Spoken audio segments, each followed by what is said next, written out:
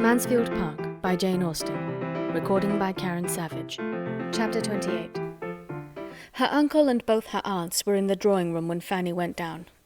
To the former she was an interesting object, and he saw with pleasure the general elegance of her appearance and her being in remarkably good looks.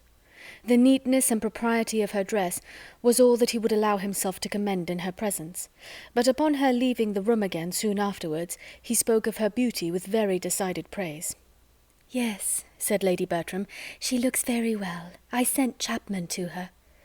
"Look well? Oh, yes," cried Mrs. Norris. "She has good reason to look well with all her advantages, brought up in this family as she has been, with all the benefits of her cousin's manners before her. Only think, my dear Sir Thomas, what extraordinary advantages you and I have been the means of giving her. The very gown you have been taking notice of is your own generous present to her when dear Mrs. Rushworth married. What would she have been if we had not taken her by the hand?" Sir Thomas said no more, but when they sat down to table the eyes of the two young men assured him that the subject might be gently touched again when the ladies withdrew, with more success. Fanny saw that she was approved, and the consciousness of looking well made her look still better. From a variety of causes she was happy, and she was soon made still happier, for in following her aunts out of the room, Edmund, who was holding open the door, said as she passed him, "You must dance with me, Fanny. You must keep 2 dances for me, any 2 that you like, except the first." She had nothing more to wish for. She had hardly ever been in a state so nearly approaching high spirits in her life. Her cousin's former gaiety on the day of a ball was no longer surprising to her. She felt it to be indeed very charming, and was actually practising her steps about the drawing-room as long as she could be safe from the notice of her Aunt Norris, who was entirely taken up at first in fresh arranging and injuring the noble fire which the butler had prepared. Half an hour followed, that would have been at least languid under any other circumstances, but Fanny's happiness still prevailed. It was but to think of her conversation with Edmund, and what was the restlessness of Mrs. Norris, what were the yawns of Lady Bertram? The gentlemen joined them, and soon after began the sweet expectation of a carriage, when a general spirit of ease and enjoyment seemed diffused, and they all stood about and talked and laughed, and every moment had its pleasure and its hope. Fanny felt there must be a struggle in Edmund's cheerfulness, but it was delightful to see the effort so successfully made. When the carriages were really heard, when the guests began really to assemble, her own gaiety of heart was much subdued. The sight of so many strangers threw her back into herself, and besides the gravity and formality of the first great circle, which the manners of neither Sir Thomas nor Lady Bertram were of a kind to do away, she found herself occasionally called on to endure something worse. She was introduced here and there by her uncle, and forced to be spoken to, and to curtsy and speak again.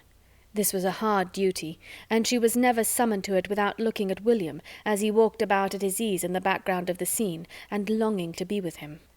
The entrance of the Grants and Crawfords was a favourable epoch. The stiffness of the meeting soon gave way before their popular manners and more diffused intimacies. Little groups were formed, and everybody grew comfortable. Fanny felt the advantage, and drawing back from the toils of civility, would have been again most happy, could she have kept her eyes from wandering between Edmund and Mary Crawford. She looked all loveliness, and what might not be the end of it? Her own musings were brought to an end on perceiving Mr. Crawford before her, and her thoughts were put into another channel by his engaging her almost instantly for the first 2 dances. Her happiness on this occasion was very much à la mortale, finely checkered. To be secure of a partner at first was a most essential good, for the moment of beginning was now growing seriously near, and she so little understood her own claims as to think that if Mr. Crawford had not asked her, she must have been the last to be sought after, and should have received a partner only through a series of inquiry and bustle and interference which would have been terrible. But at the same time there was a pointedness in his manner of asking her, which she did not like, and she saw his eye glancing for a moment at her necklace, with a smile. She thought there was a smile, which made her blush and feel wretched. And though there was no second glance to disturb her, though his object seemed then to be only quietly agreeable, she could not get the better of her embarrassment, heightened as it was by the idea of his perceiving it, and had no composure till he turned away to someone else. Then she could gradually rise up to the genuine satisfaction of having a partner, a voluntary partner, secured against the dancing began. When the company were moving into the ballroom, she found herself for the first time near Miss Crawford, whose eyes and smiles were immediately and more unequivocally directed, as her brother's had been, and who was beginning to speak on the subject, when Fanny, anxious to get the story over, hastened to give the explanation of the second necklace, the real chain. Miss Crawford listened, and all her intended compliments and insinuations to Fanny were forgotten. She felt only one thing, and her eyes, bright as they had been before, showing they could yet be brighter, she exclaimed with eager pleasure, Did Edmund? That was like himself. No other man would have thought of it. I honour him beyond expression. And she looked around as if longing to tell him so. He was not near. He was attending a party of ladies out of the room, and Mrs. Grant coming up to the two girls and taking an arm of each, they followed with the rest. Fanny's heart sunk, but there was no leisure for thinking long even of Miss Crawford's feelings. They were in the ballroom, the violins were playing, and her mind was in a flutter that forbade its fixing on anything serious. She must watch the general arrangements, and see how everything was done. In a few minutes Sir Thomas came to her, and asked if she were engaged, and the "Yes, sir, to Mr. Crawford" was exactly what he had intended to hear. Mr. Crawford was not far off. Sir Thomas brought him to her, saying something which discovered to Fanny that she was to lead the way and open the ball, an idea that had never occurred to her before. Whenever she had thought on the minutiae of the evening, it had been as a matter of course that Edmund would begin with Miss Crawford, and the impression was so strong that, though her uncle spoke the contrary, she could not help an exclamation of surprise, a hint of her unfitness, an entreaty even to be excused. To be urging her opinion against Sir Thomas's was a proof of the extremity of the case, but such was her horror at the first suggestion that she could actually look him in the face and say she hoped it might be settled otherwise. In vain, however. Sir Thomas smiled, tried to encourage her, and then looked too serious and said too decidedly, "It must be so, my dear," for her to hazard another word, and she found herself the next moment conducted by Mr. Crawford to the top of the room, and standing there to be joined by the rest of the dancers, couple after couple, as they were formed. She could hardly believe it, to be placed above so many elegant young women. The distinction was too great. It was treating her like her cousins.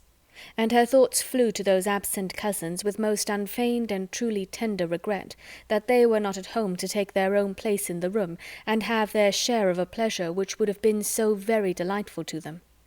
So often as she had heard them wish for a ball at home as the greatest of all felicities, and to have them away when it was given, and for her to be opening the ball, and with Mr. Crawford too, she hoped they would not envy her that distinction now. But when she looked back to the state of things in the autumn, to what they had all been to each other when once dancing in that house before, the present arrangement was almost more than she could understand herself. The ball began. It was rather honour than happiness to Fanny, for the first dance at least. Her partner was in excellent spirits, and tried to impart them to her, but she was a great deal too much frightened to have any enjoyment, till she could suppose herself no longer looked at. Young, pretty, and gentle, however, she had no awkwardnesses that were not as good as graces, and there were few persons present that were not disposed to praise her. She was attractive, she was modest, she was Sir Thomas's niece, and she was soon said to be admired by Mr. Crawford. It was enough to give her general favour. Sir Thomas himself was watching her progress down the dance with much complacency. He was proud of his niece, and without attributing all her personal beauty, as Mrs. Norris seemed to do, to her transplantation to Mansfield, he was pleased with himself for having supplied everything else. Education and manners she owed to him. Miss Crawford saw much of Sir Thomas's thoughts as he stood, and having, in spite of all his wrongs towards her, a general prevailing desire of recommending herself to him, took an opportunity of stepping aside to say something agreeable of Fanny. Her praise was warm, and he received it as she could wish, joining in it as far as discretion and politeness and slowness of speech would allow, and certainly appearing to greater advantage on the subject than his lady did soon afterwards, when Mary, perceiving her on a sofa very near, turned round before she began to dance, to compliment her on Miss Price's looks. "Yes, she does look very well," was Lady Bertram's placid reply. "Chapman helped her dress. I sent Chapman to her." Not but that she was really pleased to have Fanny admired, but she was so much more struck with her own kindness in sending Chapman to her, that she could not get it out of her head. Miss Crawford knew Mrs. Norris too well to think of gratifying her by commendation of Fanny. To her it was, as the occasion offered, "Ah, ma'am, how much we want dear Mrs. Rushworth and Julia to-night," and Mrs. Norris paid her with as many smiles and courteous words as she had time for, amid so much occupation as she found for herself in making up card-tables, giving hints to Sir Thomas, and trying to move all the chaperons to a better part of the room. Miss Crawford blundered most towards Fanny herself, in her intentions to please. She meant to be giving her little heart a happy flutter, and filling her with sensations of delightful self-consequence, and misinterpreting Fanny's blushes, still thought she must be doing so, when she went to her after the first 2 dances, and said, with a significant look, "Perhaps you can tell me why my brother goes to town to-morrow. He says he has business there, but will not tell me what. The first time he ever denied me his confidence. But this is what we all come to. All are supplanted sooner or later. Now I must apply to you for information. Pray, what is Henry going for?" Fanny protested her ignorance as steadily as her embarrassment allowed. "Well then," replied Miss Crawford, laughing, "I must suppose it to be purely for the pleasure of conveying your brother, and talking of you by the way." Fanny was confused, but it was the confusion of discontent, while Miss Crawford wondered she did not smile, and thought her over-anxious, or thought her odd, or thought her anything rather than insensible of pleasure in Henry's attentions. Fanny had a good deal of enjoyment in the course of the evening, but Henry's attentions had very little to do with it. She would much rather not have been asked by him again so very soon, and she wished she had not been obliged to suspect that his previous inquiries of Mrs. Norris about the supper hour were all for the sake of securing her at that part of the evening. But it was not to be avoided. He made her feel that she was the object of all, though she could not say that it was unpleasantly done, that there was indelicacy or ostentation in his manner. And sometimes, when he talked of William, he was really not unagreeable, and showed even a warmth of heart which did him credit. But still, his attentions made no part of her satisfaction. She was happy whenever she looked at William, and saw how perfectly he was enjoying himself in every 5 minutes that she could walk about with him and hear his account of his partners. She was happy in knowing herself admired, and she was happy in having the 2 dances with Edmund still to look forward to, during the greatest part of the evening, her hand being so eagerly sought after that her indefinite engagement with him was in continual perspective. She was happy even when they did take place, but not from any flow of spirits on his side, or any such expressions of tender gallantry as had blessed the morning. His mind was fagged, and her happiness sprung from being the friend with whom it could find repose. "I am worn out with civility," said he. "I have been talking incessantly all night, and with nothing to say. But with you, Fanny, there may be peace. You will not want to be talked to. Let us have the luxury of silence." Fanny would hardly even speak her agreement. A weariness arising probably in great measure from the same feelings which he had acknowledged in the morning was peculiarly to be respected, and they went down their 2 dances together with such sober tranquillity as might satisfy any looker-on that Sir Thomas had been bringing up no wife for his younger son. The evening had afforded Edmund little pleasure. Miss Crawford had been in gay spirits when they first danced together, but it was not her gaiety that could do him good. It rather sank than raised his comfort. And afterwards, for he found himself still impelled to seek her again, she had absolutely pained him by her manner of speaking of the profession to which he was now on the point of belonging. They had talked, and they had been silent. He had reasoned, she had ridiculed, and they had parted at last with mutual vexation. Fanny, not able to refrain entirely from observing them, had seen enough to be tolerably satisfied. It was barbarous to be happy when Edmund was suffering, yet some happiness must and would arise from the very conviction that he did suffer. When her 2 dances with him were over, her inclination and strength for more were pretty well at an end, and Sir Thomas, having seen her walk rather than dance down the shortening set, breathless and with her hand at her side, gave his orders for her sitting down entirely. From that time Mr. Crawford sat down likewise. "Poor Fanny!" cried William, coming for a moment to visit her and working away his partner's fan as if for life. "How soon she is knocked up! Why, the sport is but just begun. I hope we shall keep it up these 2 hours. How can you be tired so soon?" "So soon, my good friend," said Sir Thomas, producing his watch with all necessary caution. "It is 3 o'clock, and your sister is not used to these sort of hours." Well then, Fanny, you shall not get up to-morrow before I go. Sleep as long as you can, and never mind me." "Oh, William!" "What, did she think of being up before you set off?" "Oh, yes, sir," cried Fanny, rising eagerly from her seat to be nearer her uncle. "I must get up and breakfast with him. It will be the last time, you know, the last morning." "You had better not. He is to have breakfasted and be gone by 9:30. Mr. Crawford, I think you call for him at 9:30?" Fanny was too urgent, however, and had too many tears in her eyes for denial. It ended in a gracious "Well, well," which was permission. "Yes, 9:30, said Crawford to William, as the latter was leaving them, "and I shall be punctual, for there will be no kind sister to get up for me." And in a lower tone to Fanny, "I shall have only a desolate house to hurry from. Your brother will find my ideas of time and his own very different to-morrow." After a short consideration, Sir Thomas asked Crawford to join the early breakfast party in that house instead of eating alone. He should himself be of it, and the readiness with which his invitation was accepted convinced him that the suspicions whence, he must confess to himself, this very ball had in great measure sprung, were well founded. Mr. Crawford was in love with Fanny. He had a pleasing anticipation of what would be. His niece, meanwhile, did not thank him for what he had just done. She had hoped to have William all to herself the last morning. It would have been an unspeakable indulgence, but though her wishes were overthrown, there was no spirit of murmuring within her. On the contrary, she was so totally unused to have her pleasure consulted, or to have anything take place at all in the way she could desire, that she was more disposed to wonder and rejoice in having carried her point so far, than to repine at the counteraction which followed. Shortly afterwards, Sir Thomas was again interfering a little with her inclination by advising her to go immediately to bed.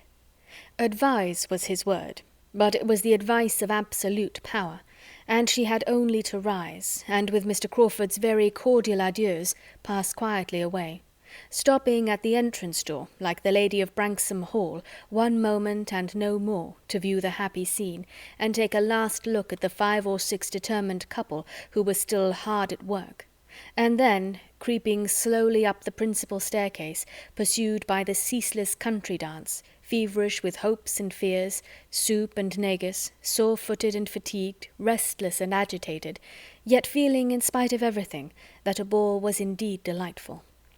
In thus sending her away, Sir Thomas perhaps might not be thinking merely of her health. It might occur to him that Mr. Crawford had been sitting by her long enough, or he might mean to recommend her as a wife by showing her persuadableness. Chapter 29. The ball was over, and the breakfast was soon over too. The last kiss was given, and William was gone. Mr. Crawford had, as he foretold, been very punctual, and short and pleasant had been the meal.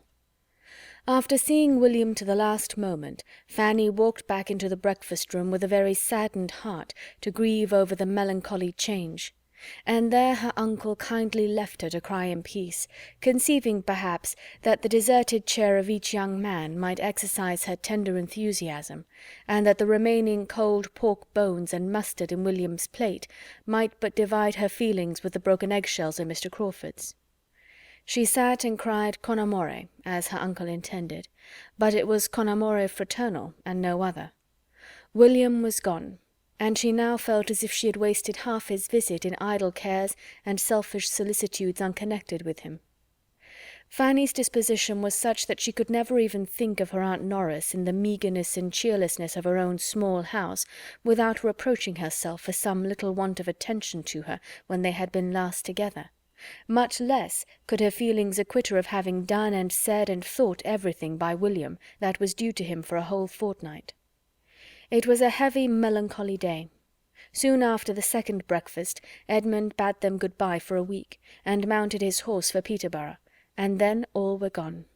Nothing remained of last night but remembrances, which she had nobody to share in. She talked to her Aunt Bertram, she must talk to somebody of the ball, but her aunt had seen so little of what passed, and had so little curiosity, that it was heavy work. Lady Bertram was not certain of anybody's dress, or anybody's place at supper but her own. She could not recollect what it was that she had heard about one of the Miss Maddixes, or what it was that Lady Prescott had noticed in Fanny. She was not sure whether Colonel Harrison had been talking of Mr. Crawford or of William when he said he was the finest young man in the room. Somebody had whispered something to her. She had forgot to ask Sir Thomas what it could be. and these were her longest speeches and clearest communications. The rest was only a languid "Yes, yes, very well. Did you? Did he? I did not see that. I should not know one from the other." This was very bad. It was only better than Mrs. Norris's sharp answers would have been, but she being gone home with all the supernumerary jellies to nurse a sick maid, there was peace and good humour in their little party, though it could not boast much beside. The evening was heavy like the day. "I cannot think what is the matter with me," said Lady Bertram, when the tea things were removed. "I feel quite stupid. It must be sitting up so late last night. Fanny, you must do something to keep me awake. I cannot work. Fetch the cards. I feel so very stupid." The cards were brought, and Fanny played at cribbage with her aunt till bedtime, and as Sir Thomas was reading to himself, no sounds were heard in the room for the next 2 hours, beyond the reckonings of the game. "And that makes 31, 4 in hand and 8 in crib. You are to deal, ma'am. Shall I deal for you?" Fanny thought and thought again of the difference which 24 hours had made in that room, and all that part of the house. Last night it had been hope and smiles, bustle and motion, noise and brilliancy in the drawing-room and out of the drawing-room and everywhere. Now it was languor, and all but solitude. A good night's rest improved her spirits. She could think of William the next day more cheerfully, and as the morning afforded her an opportunity of talking over Thursday night with Mrs. Grant and Miss Crawford in a very handsome style, with all the heightenings of imagination and all the laughs of playfulness which are so essential to the shade of a departed ball, she could afterwards bring her mind without much effort into its everyday state, and easily conform to the tranquillity of the present quiet week. They were indeed a smaller party than she had ever known there for a whole day together, and he was gone on whom the comfort and cheerfulness of every family meeting and every meal chiefly depended.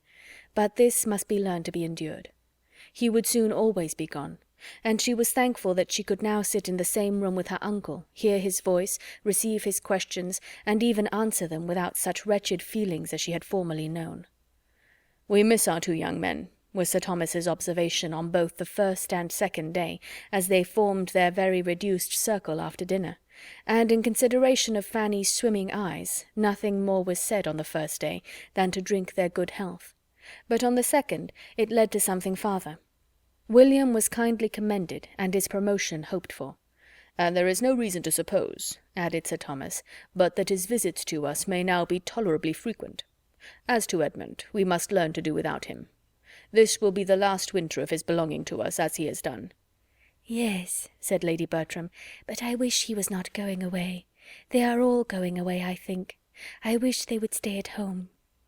This wish was levelled principally at Julia, who had just applied for permission to go to town with Maria, and as Sir Thomas thought it best for each daughter that the permission should be granted, Lady Bertram, though in her own good nature she would not have prevented it, was lamenting the change it made in the prospect of Julia's return, which would otherwise have taken place about this time. A great deal of good sense followed on Sir Thomas's side, tending to reconcile his wife to the arrangement. Everything that a considerate parent ought to feel was advanced for her use, and everything that an affectionate mother must feel in promoting her children's enjoyment was attributed to her nature. Lady Bertram agreed to it all with a calm "Yes," and at the end of a quarter of an hour's silent consideration spontaneously observed, "Sir Thomas, I have been thinking, and I am very glad we took Fanny as we did, for now the others are away, we feel the good of it." Sir Thomas immediately improved this compliment by adding, "Very true. We show Fanny what a good girl we think her by praising her to her face. She is now a very valuable companion. If we have been kind to her, she is now quite as necessary to us." "Yes," said Lady Bertram presently, "and it is a comfort to think that we shall always have her." Sir Thomas paused, half smiled, glanced at his niece, and then gravely replied, "She will never leave us, I hope, till invited to some other home that may reasonably promise her greater happiness than she knows here." "And that is not very likely to be, Sir Thomas. Who should invite her? Maria might be very glad to see her at Sotherton now and then, but she would not think of asking her to live there, and I am sure she is better off here, and besides I cannot do without her." The week which passed so quietly and peaceably at the great house in Mansfield had a very different character at the parsonage. To the young lady at least in each family it brought very different feelings. What was tranquillity and comfort to Fanny was tediousness and vexation to Mary. Something arose from difference of disposition and habit, one so easily satisfied, the other so unused to endure. But still more might be imputed to difference of circumstances. In some points of interest they were exactly opposed to each other. To Fanny's mind, Edmund's absence was really in its cause and its tendency a relief. To Mary it was every way painful. She felt the want of his society every day, almost every hour, and was too much in want of it to derive anything but irritation from considering the object for which he went. He could not have devised anything more likely to raise his consequence than this week's absence, occurring as it did at the very time of her brother's going away, of William Price's going too, and completing the sort of general break-up of a party which had been so animated. She felt it keenly. They were now a miserable trio, confined within doors by a series of rain and snow, with nothing to do and no variety to hope for. Angry as she was with Edmund for adhering to his own notions and acting on them in defiance of her, and she had been so angry that they had hardly parted friends at the ball, she could not help thinking of him continually when absent, dwelling on his merit and affection, and longing again for the almost daily meetings they lately had. His absence was unnecessarily long. He should not have planned such an absence. He should not have left home for a week, when her own departure from Mansfield was so near. Then she began to blame herself. She wished she had not spoken so warmly in their last conversation. She was afraid she had used some strong, some contemptuous expressions in speaking of the clergy, and that should not have been. It was ill-bred, it was wrong. She wished such words unsaid with all her heart. Her vexation did not end with the week.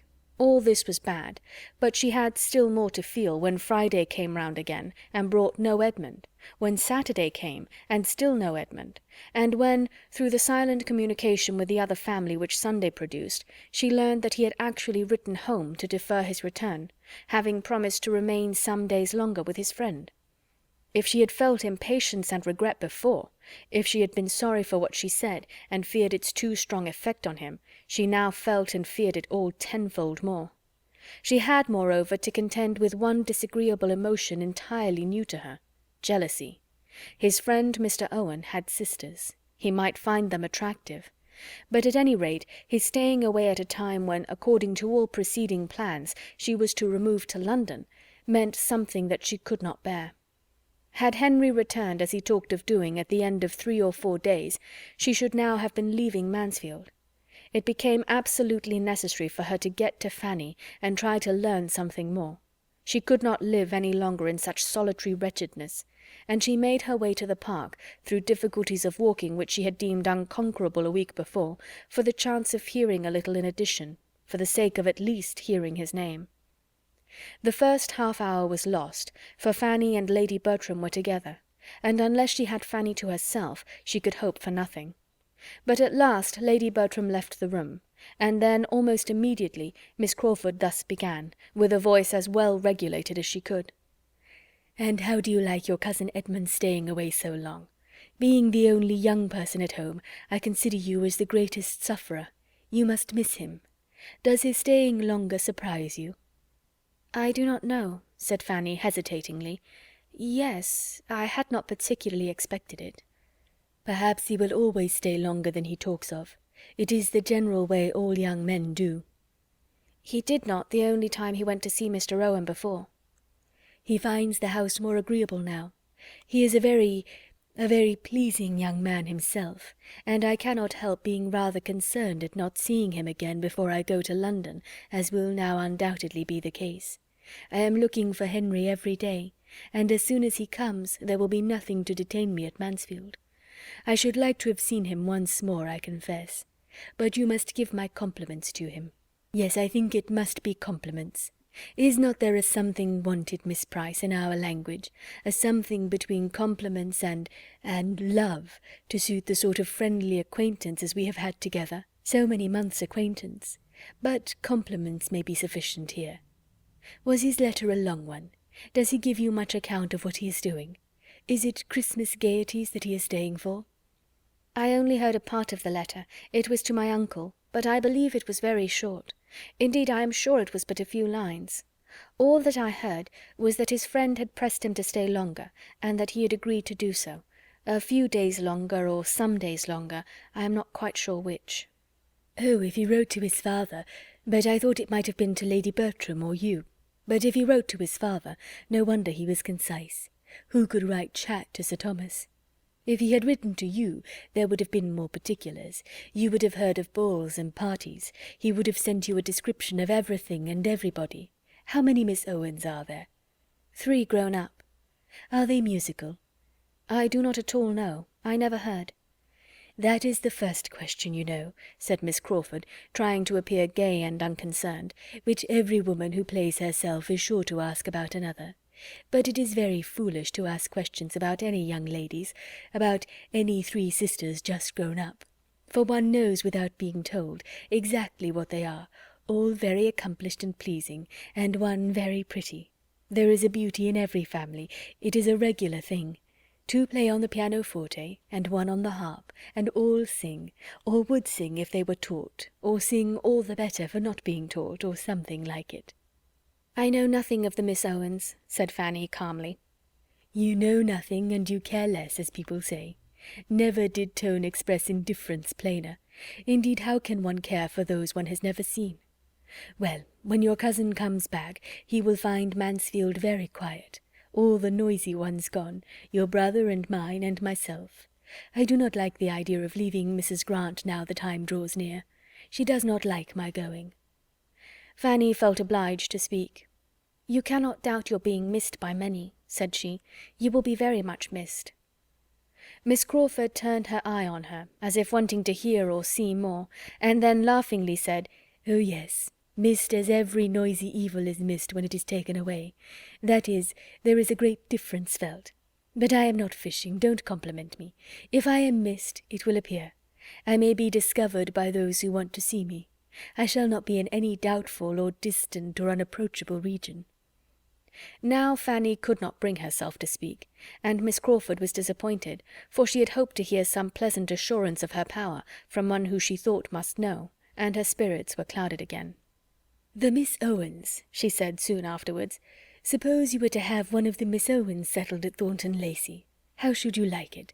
Stranger things have happened. I dare say they are trying for it, and they are quite in the right, for it would be a very pretty establishment for them.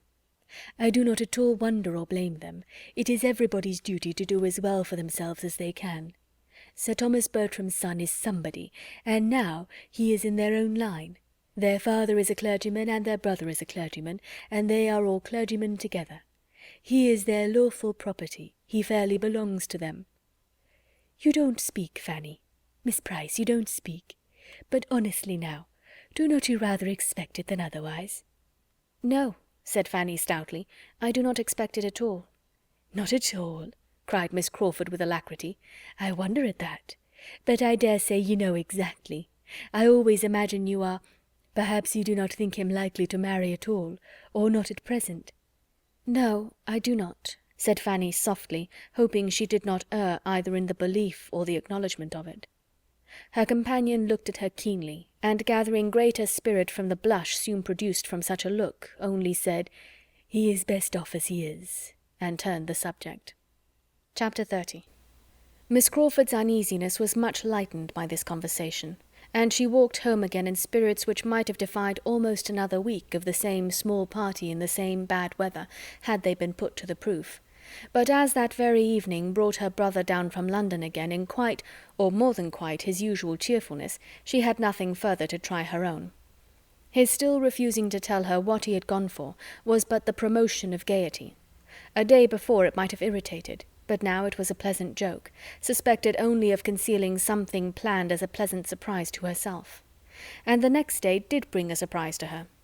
Henry had said he should just go and ask the Bertrams how they did, and be back in 10 minutes, but he was gone above an hour, and when his sister, who had been waiting for him to walk with her in the garden, met him at last most impatiently in the sweep, and cried out, "My dear Henry, where can you possibly have been all this time?" he had only to say that he had been sitting with Lady Bertram and Fanny. "Sitting with them an hour and a half!" exclaimed Mary. But this was only the beginning of her surprise. "Yes, Mary," said he, drawing her arm within his, and walking along the sweep as if not knowing where he was. "I could not get away sooner. Fanny looked so lovely. I am quite determined, Mary. My mind is entirely made up. Will it astonish you? No, you must be aware that I am quite determined to marry Fanny Price." The surprise was now complete, for in spite of whatever his consciousness might suggest, a suspicion of his having any such views had never entered his sister's imagination, and she looked so truly the astonishment she felt that he was obliged to repeat what he had said, and more fully and more solemnly. The conviction of his determination once admitted, it was not unwelcome. There was even pleasure with the surprise. Mary was in a state of mind to rejoice in a connection with the Bertram family, and not to be displeased with her brother's marrying a little beneath him. "Yes, Mary," was Henry's concluding assurance, "I am fairly caught. You know with what idle designs I began, but this is the end of them. I have, I flatter myself, made no inconsiderable progress in her affections, but my own are entirely fixed." "Lucky, lucky girl," cried Mary as soon as she could speak. "What a match for her! My dearest Henry, this must be my first feeling, but my second, which you shall have as sincerely, is that I approve your choice from my soul, and foresee your happiness as heartily as I wish and desire it. You will have a sweet little wife, all gratitude and devotion, exactly what you deserve. What an amazing match for her! Mrs. Norris often talks of her luck. What will she say now? The delight of all the family, indeed, and she has some true friends in it. How they will rejoice! But tell me all about it. Talk to me forever. When did you begin to think seriously about her?" Nothing could be more impossible than to answer such a question, though nothing be more agreeable than to have it asked. How the pleasing plague had stolen on him he could not say, and before he had expressed the same sentiment with a little variation of words 3 times over, his sister eagerly interrupted him with, "Ah, my dear Henry, and this is what took you to London. This was your business. You chose to consult the Admiral before you made up your mind." But this he stoutly denied. He knew his uncle too well to consult him on any matrimonial scheme. The Admiral hated marriage, and thought it never pardonable in a young man of independent fortune. "When Fanny is known to him," continued Henry, "he will dote on her. She is exactly the woman to do away every prejudice of such a man as the Admiral, for she is exactly such a woman as he thinks does not exist in the world. She is the very impossibility he would describe, if indeed he has now the delicacy of language enough to embody his own ideas. But till it is absolutely settled, settled beyond all interference, he shall know nothing of the matter. No, Mary, you are quite mistaken. You have not discovered my business yet." "Well, well, I am satisfied. I know now to whom it must relate, and am in no hurry for the rest. Fanny Price. Wonderful, quite wonderful. That Mansfield should have done so much for, that you should have found your fate in Mansfield. But you are quite right. You could not have chosen better. There is not a better girl in the world, and you do not want for fortune, and as to her connections, they are more than good. The Bertrams are undoubtedly some of the first people in this country. She is niece to Sir Thomas Bertram. That will be enough for the world. But go on, tell me more. What are your plans? Does she know her own happiness?" "No." "What are you waiting for?" For very little more than opportunity. Mary, she is not like her cousins, but I think I shall not ask in vain." "Oh, no, you cannot. Were you even less pleasing, supposing her not to love you already, of which, however, I can have little doubt, you would be safe. The gentleness and gratitude of her disposition would secure her all your own immediately. For my soul, I do not think she would marry you without love. That is, if there is a girl in the world capable of being uninfluenced by ambition, I can suppose it to be her. But ask her to love you, and she will never have the heart to refuse." As soon as her eagerness could rest in silence, he was as happy to tell as she could be to listen, and a conversation followed almost as deeply interesting to her as to himself, though he had in fact nothing to relate but his own sensations, nothing to dwell on but Fanny's charms. Fanny's beauty of face and figure, Fanny's graces of manner and goodness of heart, were the exhaustless theme. The gentleness, modesty, and sweetness of her character were warmly expatiated on, that sweetness which makes so essential a part of every woman's worth in the judgment of man, that though he sometimes loves where it is not, he can never believe it absent. Her temper he had good reason to depend on and to praise. He had often seen it tried. Was there one of the family, excepting Edmund, who had not in some way or other continually exercised her patience and forbearance? Her affections were evidently strong. To see her with her brother! What could more delightfully prove that the warmth of her heart was equal to its gentleness? What could be more encouraging to a man who had her love in view? Then her understanding was beyond every suspicion, quick and clear, and her manners were the mirror of her own modest and elegant mind. Nor was this all. Henry Crawford had too much sense not to feel the worth of good principles in a wife, though he was too little accustomed to serious reflection to know them by their proper name. But when he talked of her having such a steadiness and regularity of conduct, such a high notion of honour, and such an observance of decorum, as might warrant any man in the fullest dependence on her faith and integrity, he expressed what was inspired by the knowledge of her being well principled and religious. "I could so wholly and absolutely confide in her," said he, "and that is what I want." Well might his sister, believing as she really did that his opinion of Fanny Price was scarcely beyond her merits, rejoice in his prospects. "The more I think of it," she cried, "the more I am convinced that you are doing quite right, and though I should never have selected Fanny Price as the girl most likely to attach you, I am now persuaded she is the very one to make you happy. Your wicked project upon her peace turns out a clever thought indeed. You will both find your good in it." "It was bad, very bad in me against such a creature, but I did not know her then, and she shall have no reason to lament the hour that first put it into my head. I will make her very happy, Mary, happier than she has ever yet been herself, or ever seen anybody else. I will not take her from Northamptonshire. I shall let Everingham, and rent a place in this neighbourhood, perhaps Stanwix Lodge.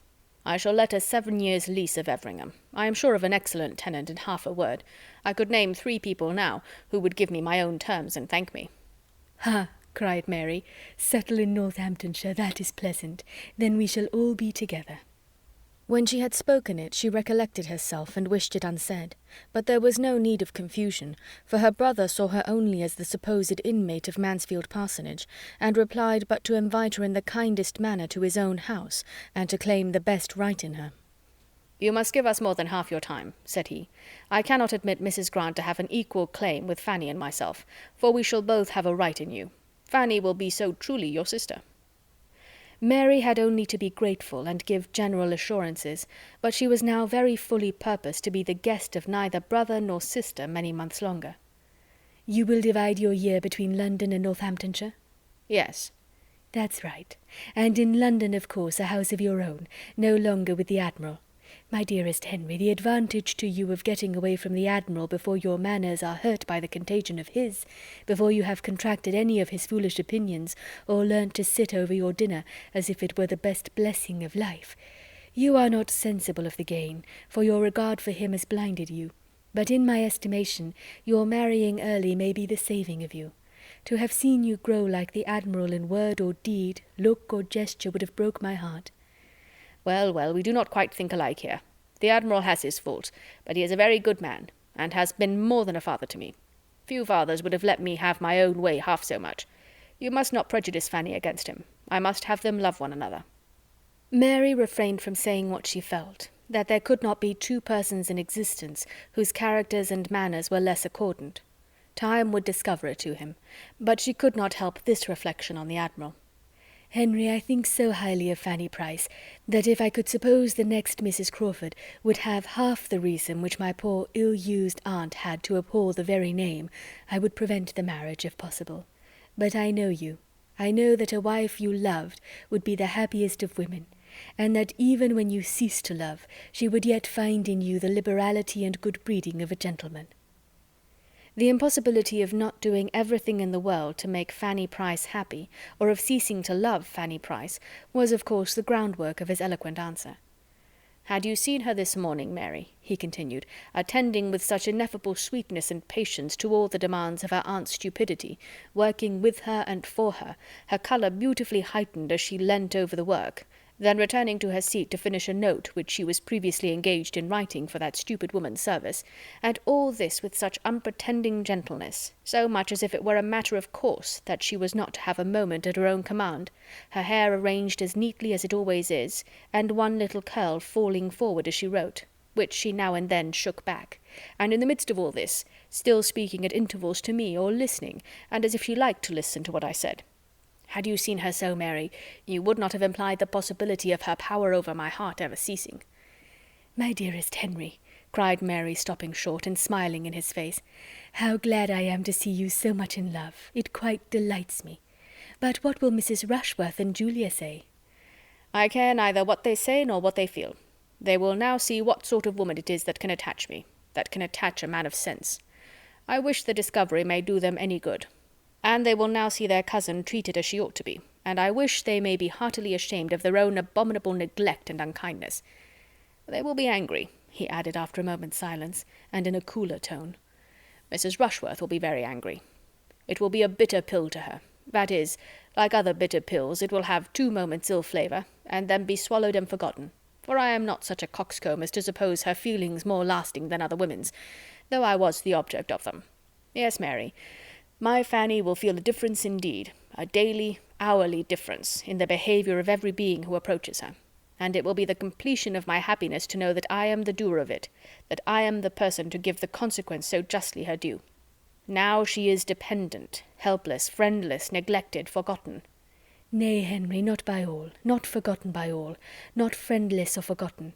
Her cousin Edmund never forgets her." "Edmund, true, I believe he is, generally speaking, kind to her, and so is Sir Thomas in his way. But it is the way of a rich, superior, long-worded, arbitrary uncle. What can Sir Thomas and Edmund together do? What do they do for her happiness, comfort, honour, and dignity in the world to what I shall do?" Chapter 31. Henry Crawford was at Mansfield Park again the next morning, and at an earlier hour than common visiting warrants. The 2 ladies were together in the breakfast-room, and fortunately for him, Lady Bertram was on the very point of quitting it as he entered. She was almost at the door, and not choosing by any means to take so much trouble in vain, she still went on, after a civil reception, a short sentence about being waited for, and a "let Sir Thomas know" to the servant. Henry, overjoyed to have her go, bowed and watched her off, and without losing another moment, turned instantly to Fanny, and taking out some letters, said, with a most animated look, "I must acknowledge myself infinitely obliged to any creature who gives me such an opportunity of seeing you alone. I have been wishing it more than you can have any idea. Knowing, as I do, what your feelings as a sister are, I could hardly have borne that any one in the house should share with you in the first knowledge of the news I now bring. He is made. Your brother is a lieutenant. I have the infinite satisfaction of congratulating you on your brother's promotion. Here are the letters which announce it this moment come to hand. You will perhaps like to see them." Fanny could not speak, but he did not want her to speak. To see the expression of her eyes, the change of her complexion, the progress of her feelings, their doubt, confusion, and felicity, was enough. She took the letters as he gave them.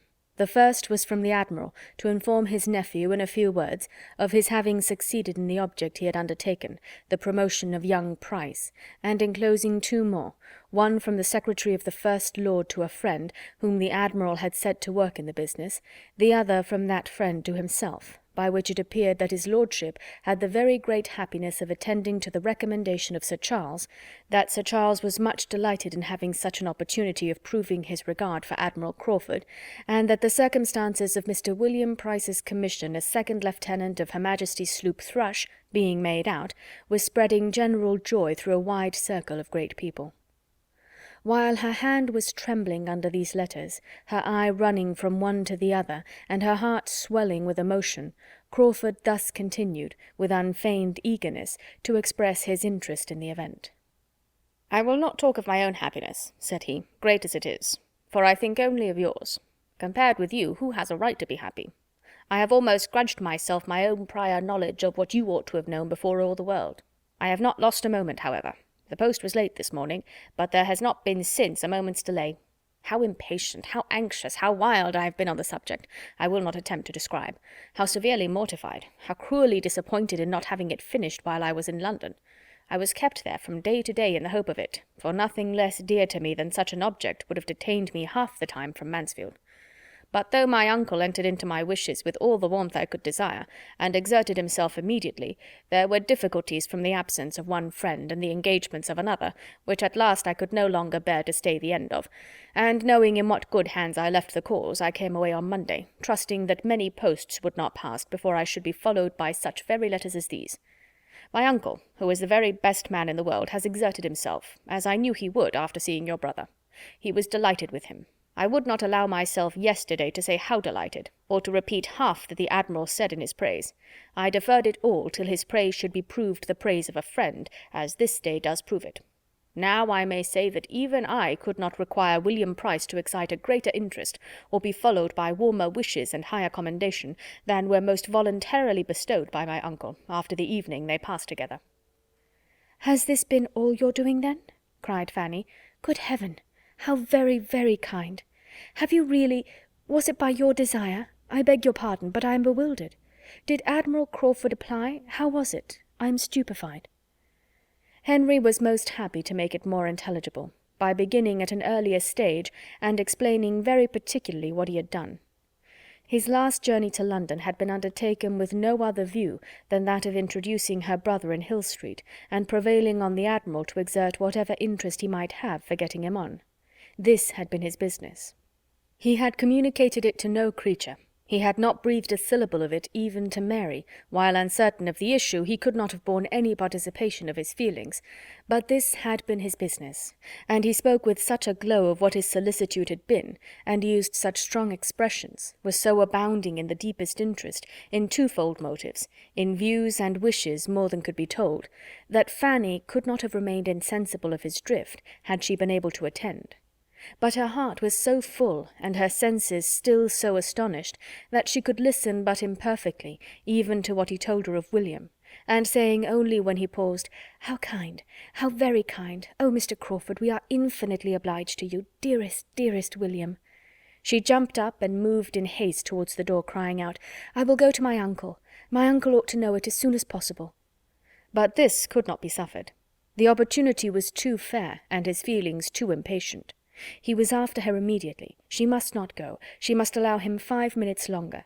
And he took her hand and led her back to her seat, and was in the middle of his further explanation before she had suspected for what she was detained. When she did understand it, however, and found herself expected to believe that she had created sensations which his heart had never known before, and that everything he had done for William was to be placed to the account of his excessive and unequalled attachment to her, she was exceedingly distressed, and for some moments unable to speak. She considered it all as nonsense, as mere trifling and gallantry, which meant only to deceive for the hour. She could not but feel that it was treating her improperly and unworthily, and in such a way as she had not deserved. But it was like himself, and entirely of a piece with what she had seen before, and she would not allow herself to show half the displeasure she felt, because he had been conferring an obligation which no want of delicacy on his part could make a trifle to her. While her heart was still bounding with joy and gratitude on William's behalf, she could not be severely resentful of anything that injured only herself, and after having twice drawn back her hand, and twice attempted in vain to turn away from him, she got up and said only, with much agitation, "Don't, Mr. Crawford, pray don't. I beg you would not. This is a sort of talking which is very unpleasant to me. I must go away. I cannot bear it." But he was still talking on, describing his affection, soliciting a return, and finally, in words so plain as to bear but one meaning, even to her, offering himself, hand, fortune, everything to her acceptance. It was so. He had said it. Her astonishment and confusion increased, and though still not knowing how to suppose him serious, she could hardly stand. He pressed for an answer. "No, no, no," she cried, hiding her face. "This is all nonsense. Do not distress me. I can hear no more of this. Your kindness to William makes me more obliged to you than words can express, but I do not want— I cannot bear— I must not listen to such— No, no, don't think of me. But you are not thinking of me. I know it is all nothing." She had burst away from him, and at that moment Sir Thomas was heard speaking to a servant in his way towards the room they were in. It was no time for further assurances or entreaty, though to part with her at a moment when her modesty alone seemed to his sanguine and preassured mind to stand in the way of the happiness he sought, was a cruel necessity. She rushed out at an opposite door from the one her uncle was approaching, and was walking up and down the east room in the utmost confusion of contrary feelings, before Sir Thomas's politeness and apologies were over, or he had reached the beginning of the joyful intelligence which his visitor came to communicate. She was feeling, thinking, trembling about everything, agitated, happy, miserable, infinitely obliged, absolutely angry. It was all beyond belief. He was inexcusable, incomprehensible. but such were his habits, that he could do nothing without a mixture of evil. He had previously made her the happiest of human beings, and now he had insulted. She knew not what to say, how to class or how to regard it. She would not have him be serious. And yet what could excuse the use of such words and offers, if they meant but to trifle? But William was a lieutenant. That was a fact beyond a doubt, and without an alloy. She would think of it for ever, and forget all the rest. Mr. Crawford would certainly never address her so again. He must have seen how unwelcome it was to her, and in that case how gratefully she could esteem him for his friendship to William. She would not stir farther from the east room than the head of the great staircase till she had satisfied herself of Mr. Crawford's having left the house, but when convinced of his being gone, she was eager to go down and be with her uncle, and have all the happiness of his joy as well as her own, and all the benefit of his information or his conjectures as to what would now be William's destination.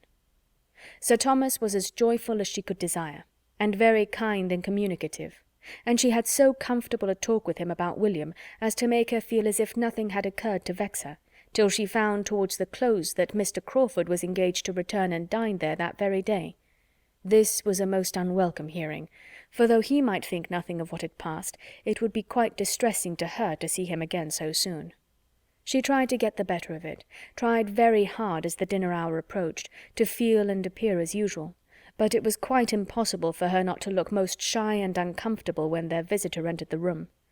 She could not have supposed it in the power of any concurrence of circumstances to give her so many painful sensations on the first day of hearing of William's promotion. Mr. Crawford was not only in the room, he was soon close to her. He had a note to deliver from his sister. Fanny could not look at him, but there was no consciousness of past folly in his voice. She opened her note immediately, glad to have anything to do, and happy, as she read it, to feel that the fidgetings of her Aunt Norris, who was also to dine there, screened her a little from view. "My dear Fanny, for so I may now always call you, to the infinite relief of a tongue that has been stumbling at Miss Price for at least the last 6 weeks, I cannot let my brother go without sending you a few lines of general congratulation, and giving my most joyful consent and approval. Go on, my dear Fanny, and without fear. There can be no difficulties worth naming. I choose to suppose that the assurance of my consent will be something, so you may smile upon him with your sweetest smiles this afternoon, and send him back to me even happier than he goes. Yours affectionately, M.C." These were not expressions to do Fanny any good, for though she read in too much haste and confusion to form the clearest judgment of Miss Crawford's meaning, it was evident that she meant to compliment her on her brother's attachment, and even to appear to believe it serious. She did not know what to do or what to think. There was wretchedness in the idea of its being serious. There was perplexity and agitation every way. She was distressed whenever Mr. Crawford spoke to her, and he spoke to her much too often, and she was afraid there was a something in his voice and manner in addressing her very different from what they were when he talked to the others. Her comfort in that day's dinner was quite destroyed. She could hardly eat anything, and when Sir Thomas good-humouredly observed that joy had taken away her appetite, she was ready to sink with shame, from the dread of Mr. Crawford's interpretation. For though nothing could have tempted her to turn her eyes to the right hand where he sat, she felt that his were immediately directed towards her. She was more silent than ever. She would hardly join even when William was the subject, for his commission came all from the right hand too, and there was pain in the connection. She thought Lady Bertram sat longer than ever, and began to be in despair of ever getting away. But at last they were in the drawing-room, and she was able to think as she would, while her aunts finished the subject of William's appointment in their own style. Mrs. Norris seemed as much delighted with the saving it would be to Sir Thomas as with any part of it. Now William would be able to keep himself, which would make a vast difference to his uncle, for it was unknown how much he had cost his uncle, and indeed it would make some difference in her presence too. She was very glad that she had given William what she did at parting, very glad indeed that it had been in her power, without material inconvenience just at that time, to give him something rather considerable, that is, for her, with her limited means, for now it would all be useful in helping to fit up his cabin. She knew he must be at some expense, that he would have many things to buy, though to be sure his father and mother would be able to put him in the way of getting everything very cheap, but she was very glad that she had contributed her mite towards it. "I am glad you gave him something considerable," said Lady Bertram, with most unsuspicious calmness, "for I gave him only £10. "Indeed!" cried Mrs. Norris, reddening. "Upon my word, he must have gone on with his pockets well lined, and at no expense for his journey to London either." "Sir Thomas told me £10 would be enough." Mrs. Norris, being not at all inclined to question its sufficiency, began to take the matter in another point. "It is amazing," said she, "how much young people cost their friends, what with bringing them up and putting them out in the world. They little think how much it comes to, or what their parents or their uncles and aunts pay for them in the course of the year. Now here are my sister Price's children, take them all together, I dare say nobody would believe what a sum they cost Sir Thomas every year, to say nothing of what I do for them." "Very true, sister, as you say. But poor things, they cannot help it. And you know it makes very little difference to Sir Thomas. Fanny, William must not forget my shawl if he goes to the East Indies, and I shall give him a commission for anything else that is worth having. I wish he may go to the East Indies, that I may have my shawl. I think I will have 2 shawls, Fanny." Fanny, meanwhile, speaking only when she could not help it, was very earnestly trying to understand what Mr. and Miss Crawford were at. There was everything in the world against their being serious, but his words and manner. Everything natural, probable, reasonable was against it, all their habits and ways of thinking, and all her own demerits. How could she have excited serious attachment in a man who had seen so many, and been admired by so many, and flirted with so many, infinitely her superiors, who seemed so little open to serious impressions, even where pains had been taken to please him, who thought so slightly, so carelessly, so unfeelingly on all such points, who was everything to everybody, and seemed to find no one essential to him? And further, how could it be supposed that his sister, with all her high and worldly notions of matrimony, would be forwarding anything of a serious nature in such a quarter? Nothing could be more unnatural in either. Fanny was ashamed of her own doubts. Everything might be possible rather than serious attachment or serious approbation of it toward her. She had quite convinced herself of this before Sir Thomas and Mr. Crawford joined them.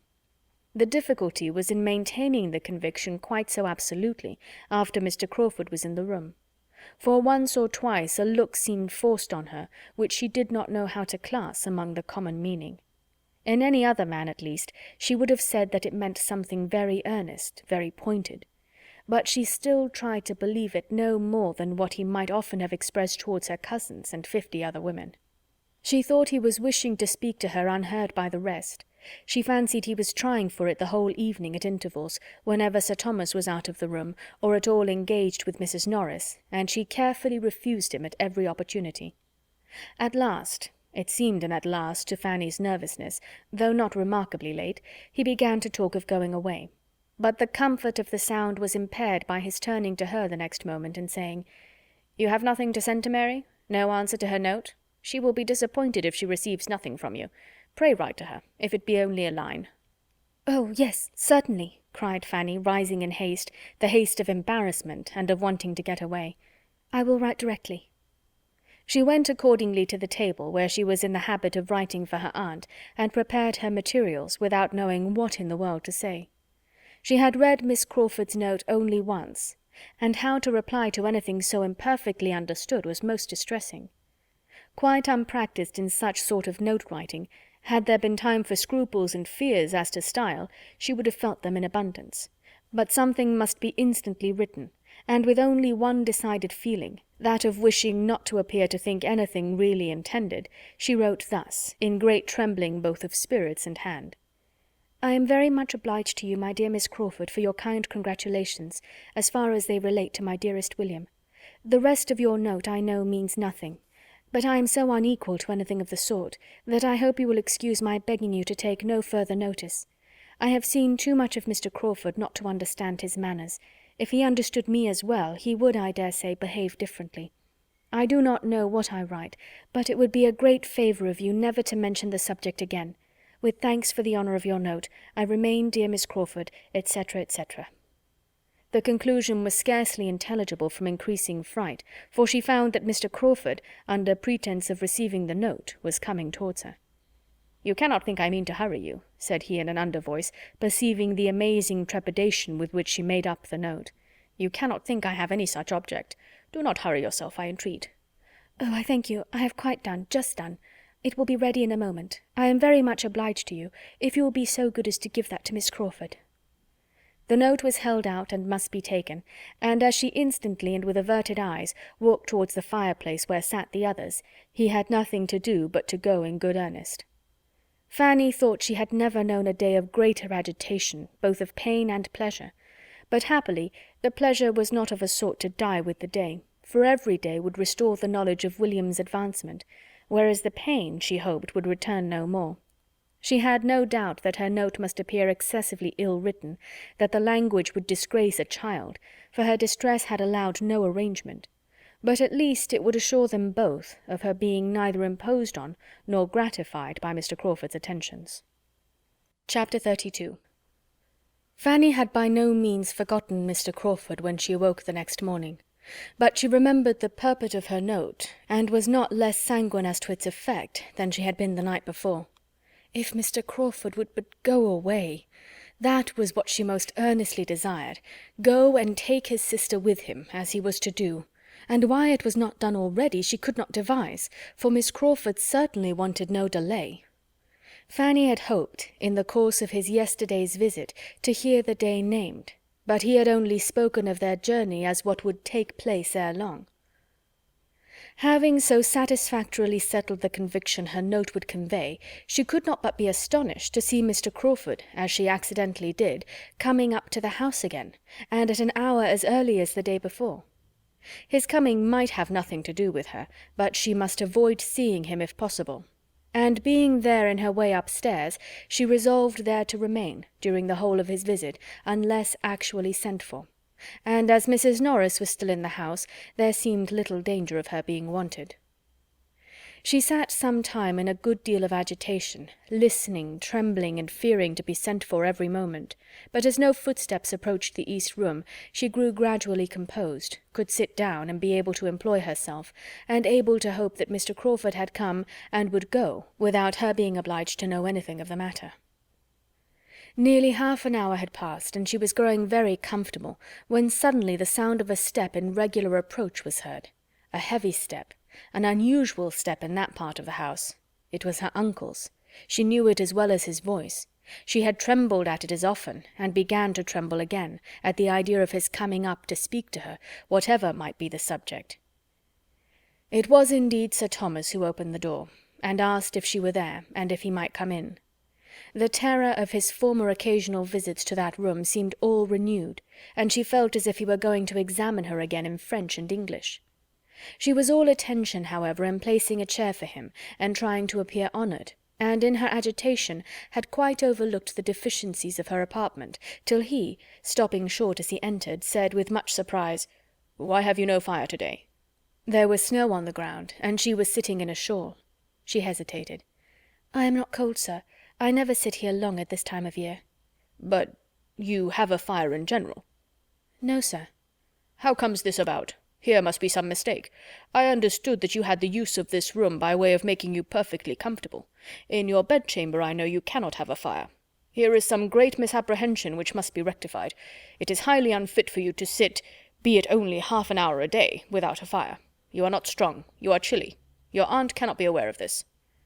Fanny would rather have been silent, but being obliged to speak, she could not forbear, in justice to the aunt she loved best, from saying something in which the words "my Aunt Norris" were distinguishable.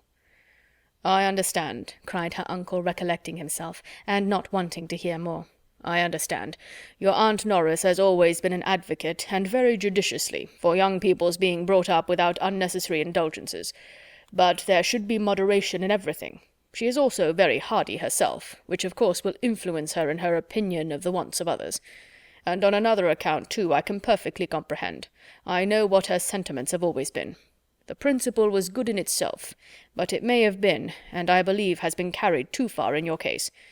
I am aware that there has been sometimes, in some points, a misplaced distinction, but I think too well of you, Fanny, to suppose you will ever harbour resentment on that account. You have an understanding which will prevent you from receiving things only in part, and judging partially by the event. You will take in the whole of the past. You will consider times, persons, and probabilities, and you will feel that they were not least your friends who were educating and preparing you for that mediocrity of condition which seemed to be your lot.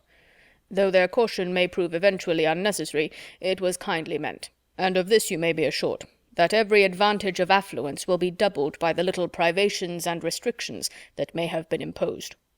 I am sure you will not disappoint my opinion of you by failing at any time to treat your Aunt Norris with the respect and attention that are due to her. But enough of this. Sit down, my dear. I must speak to you for a few minutes, but I will not detain you long." Fanny obeyed, with eyes cast down and colour rising. After a moment's pause, Sir Thomas, trying to suppress a smile, went on. "You are not aware, perhaps, that I have had a visitor this morning. I had not been long in my own room after breakfast, when Mr. Crawford was shown in. His errand you may probably conjecture." Fanny's colour grew deeper and deeper, and her uncle, perceiving that she was embarrassed to a degree that made either speaking or looking up quite impossible, turned away his own eyes, and without any farther pause, proceeded in his account of Mr. Crawford's visit. Mr. Crawford's business had been to declare himself the lover of Fanny, make decided proposals for her, and entreat the sanction of the uncle, who seemed to stand in the place of her parents.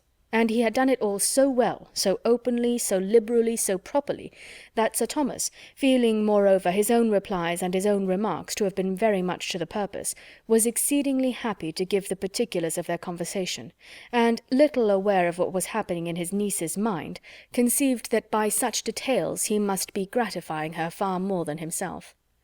He talked therefore for several minutes without Fanny's daring to interrupt him. She had hardly even attained the wish to do it. Her mind was in too much confusion.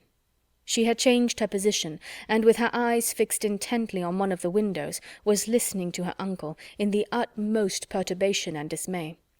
For a moment he ceased, but she had barely become conscious of it, when, rising from his chair, he said, "And now, Fanny, having performed one part of my commission, and shown you everything placed on a basis the most assured and satisfactory, I may execute the remainder by prevailing on you to accompany me downstairs, where, though I cannot but presume on having been no unacceptable companion myself, I must submit to your finding one still better worth listening to. Mr. Crawford, as you have perhaps foreseen, is yet in the house. He is in my room, and hoping to see you there." There was a look, a start, an exclamation on hearing this, which astonished Sir Thomas. But what was his increase of astonishment on hearing her exclaim, "Oh, no, sir, I cannot, indeed I cannot go down to him. Mr. Crawford ought to know, he must know that. I told him enough yesterday to convince him. He spoke to me on this subject yesterday, and I told him without disguise that it was very disagreeable to me, and quite out of my power to return his good opinion." "I do not catch your meaning," said Sir Thomas, sitting down again. "Out of your power to return his good opinion. What is all this? I know he spoke to you yesterday, and, as far as I understand, received as much encouragement to proceed as a well-judging young woman could permit herself to give. I was very much pleased with what I collected to have been your behaviour on the occasion. It showed a discretion highly to be commended. But now, when he has made his overtures so properly and honourably, what are your scruples now?" "You are mistaken, Sir Thomas," cried Fanny, forced by the anxiety of the moment even to tell her uncle that he was wrong. "You are quite mistaken. How could Mr. Crawford say such a thing? I gave him no encouragement yesterday. On the contrary, I told him, I cannot recollect my exact words, but I am sure I told him that I would not listen to him, that it was very unpleasant to me in every respect, and that I begged him never to talk to me in that manner again. I am sure I said as much as that, and more, and I should have said still more, if I had been quite certain of his meaning anything seriously, but I did not like to be, I could not bear to be imputing more than might be intended. I thought it might all pass for nothing with him." She could say no more. Her breath was almost gone. "Am I to understand," said Sir Thomas after a few moments' silence, "that you mean to refuse Mr. Crawford?" "Yes, sir." "Refuse him?" "Yes, sir." "Refuse Mr. Crawford? Upon what plea? For what reason?" I cannot like him, sir, well enough to marry him." "This is very strange," said Sir Thomas in a voice of calm displeasure. "There is something in this which my comprehension does not reach. Here is a young man wishing to pay his addresses to you, with everything to recommend him, not merely situation in life, fortune and character, but with more than common agreeableness, with address and conversation pleasing to everybody. And he is not an acquaintance of to-day, you have now known him some time. His sister, moreover, is your intimate friend, and he has been doing that for your brother, which I should suppose would have been almost sufficient recommendation to you, had there been no other. It is very uncertain when my interest might have got William on. He has done it already." "Yes," said Fanny in a faint voice, and looking down with fresh shame. And she did feel almost ashamed of herself, after such a picture as her uncle had drawn, for not liking Mr. Crawford. "You must have been aware," continued Sir Thomas presently, "you must have been some time aware of a particularity in Mr. Crawford's manners to you. This cannot have taken you by surprise. You must have observed his attentions, and though you always received them very properly, I have no accusation to make on that head, I never perceived them to be unpleasant to you. I am half inclined to think, Fanny, that you do not quite know your own feelings." "Oh, yes, sir, indeed I do. His attentions were always what I did not like." Sir Thomas looked at her with deeper surprise. "This is beyond me," said he. "This requires explanation. Young as you are, and having seen scarcely anyone, it is hardly possible that your affections—" He paused, and eyed her fixedly. He saw her lips formed into a no, though the sound was inarticulate, but her face was like scarlet. That, however, in so modest a girl, might be very compatible with innocence, and choosing at least to appear satisfied, he quickly added, "No, no, I know that is quite out of the question, quite impossible. Well, there is nothing more to be said." And for a few minutes he did say nothing. He was deep in thought. His niece was deep in thought likewise, trying to harden and prepare herself against farther questioning. She would rather die than own the truth, and she hoped by a little reflection to fortify herself beyond betraying it. "Independently of the interest which Mr. Crawford's choice seemed to justify," said Sir Thomas, beginning again, and very composedly, "his wishing to marry at all so early is recommendatory to me. I am an advocate for early marriages, where there are means in proportion, and would have every young man with a sufficient income settle as soon after 24 as he can. This is so much my opinion, that I am sorry to think how little likely my own eldest son, your cousin Mr. Bertram, is to marry early. But at present, as far as I can judge, matrimony makes no part of his plans or thoughts. I wish he were more likely to fix." Here was a glance at Fanny. "Edmund I consider from his disposition and habits as much more likely to marry early than his brother. He, indeed, I have lately thought has seen the woman he could love, which, I am convinced, my eldest son has not. Am I right? Do you agree with me, my dear?" "Yes, sir." It was gently, but it was calmly said, and Sir Thomas was easy on the score of the cousins. But the removal of his alarm did his niece no service. As her unaccountableness was confirmed, his displeasure increased, and getting up and walking about the room with a frown, which Fanny could picture to herself, though she dared not lift up her eyes, he shortly afterwards, and in a voice of authority, said, "Have you any reason, child, to think ill of Mr. Crawford's temper?" "No, sir." She longed to add, "but of his principles I have," but her heart sunk under the appalling prospect of discussion, explanation, and probably non-conviction. Her ill opinion of him was founded chiefly on observations, which, for her cousin's sake, she could scarcely dare mention to their father. Maria and Julia, especially Maria, were so closely implicated in Mr. Crawford's misconduct that she could not give his character, such as she believed it, without betraying them. She had hoped that to a man like her uncle, so discerning, so honourable, so good, the simple acknowledgment of settled dislike on her side would have been sufficient. To her infinite grief, she found it was not. Sir Thomas came towards the table where she sat in trembling wretchedness, and with a good deal of cold sternness said, "It is of no use, I perceive, to talk to you. We had better put an end to this most mortifying conference. Mr. Crawford must not be kept longer waiting. I will, therefore, only add, as thinking it my duty to mark my opinion of your conduct, that you have disappointed every expectation I had formed, and proved yourself of a character the very reverse of what I had supposed. For I had, Fanny, as I think my behaviour must have shown, formed a very favourable opinion of you from the period of my return to England. I had thought you peculiarly free from wilfulness of temper, self-conceit, and every tendency to that independence of spirit which prevails so much in modern days, even in young women. and which in young women is offensive and disgusting beyond all common offence. But you have now shown me that you can be wilful and perverse, that you can and will decide for yourself, without any consideration or deference for those who have surely some right to guide you, without even asking their advice. You have shown yourself very, very different from anything that I had imagined. The advantage or disadvantage of your family, of your parents, your brothers and sisters, never seems to have had a moment's share in your thoughts on this occasion. How they might be benefited, how they must rejoice in such an establishment for you, is nothing to you. You think only of yourself, and because you do not feel for Mr. Crawford exactly what a young, heated fancy imagines to be necessary for happiness, you resolve to refuse him at once, without wishing even for a little time to consider of it. A little more time for cool consideration, and for really examining your own inclinations, and are, in a wild fit of folly, throwing away from you such an opportunity of being settled in life, eligibly, honourably, nobly settled, as will probably never occur to you again. Here is a young man of sense, of character, of temper, of manners, and of fortune, exceedingly attached to you, and seeking your hand in the most handsome and disinterested way.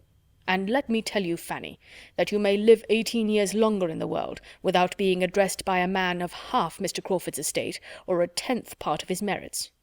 Gladly would I have bestowed either of my own daughters on him. Maria is nobly married, but had Mr. Crawford sought Julia's hand, I should have given it to him with superior and more heartfelt satisfaction than I gave Maria's to Mr. Rushworth. After half a moment's pause, and I should have been very much surprised had either of my daughters, on receiving a proposal of marriage at any time, which might carry with it only half the eligibility of this, immediately and peremptorily, and without paying my opinion or my regard the compliment of any consultation, put a decided negative on it. I should have been much surprised and much hurt by such a proceeding. I should have thought it a gross violation of duty and respect. You are not to be judged by the same rule. You do not owe me the duty of a child. But, Fanny, if your heart can acquit you of ingratitude—" He ceased. Fanny was by this time crying so bitterly that, angry as he was, he would not press that article farther.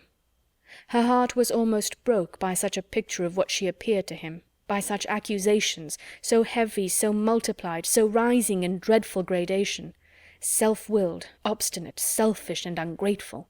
He thought her all this. She had deceived his expectations. She had lost his good opinion.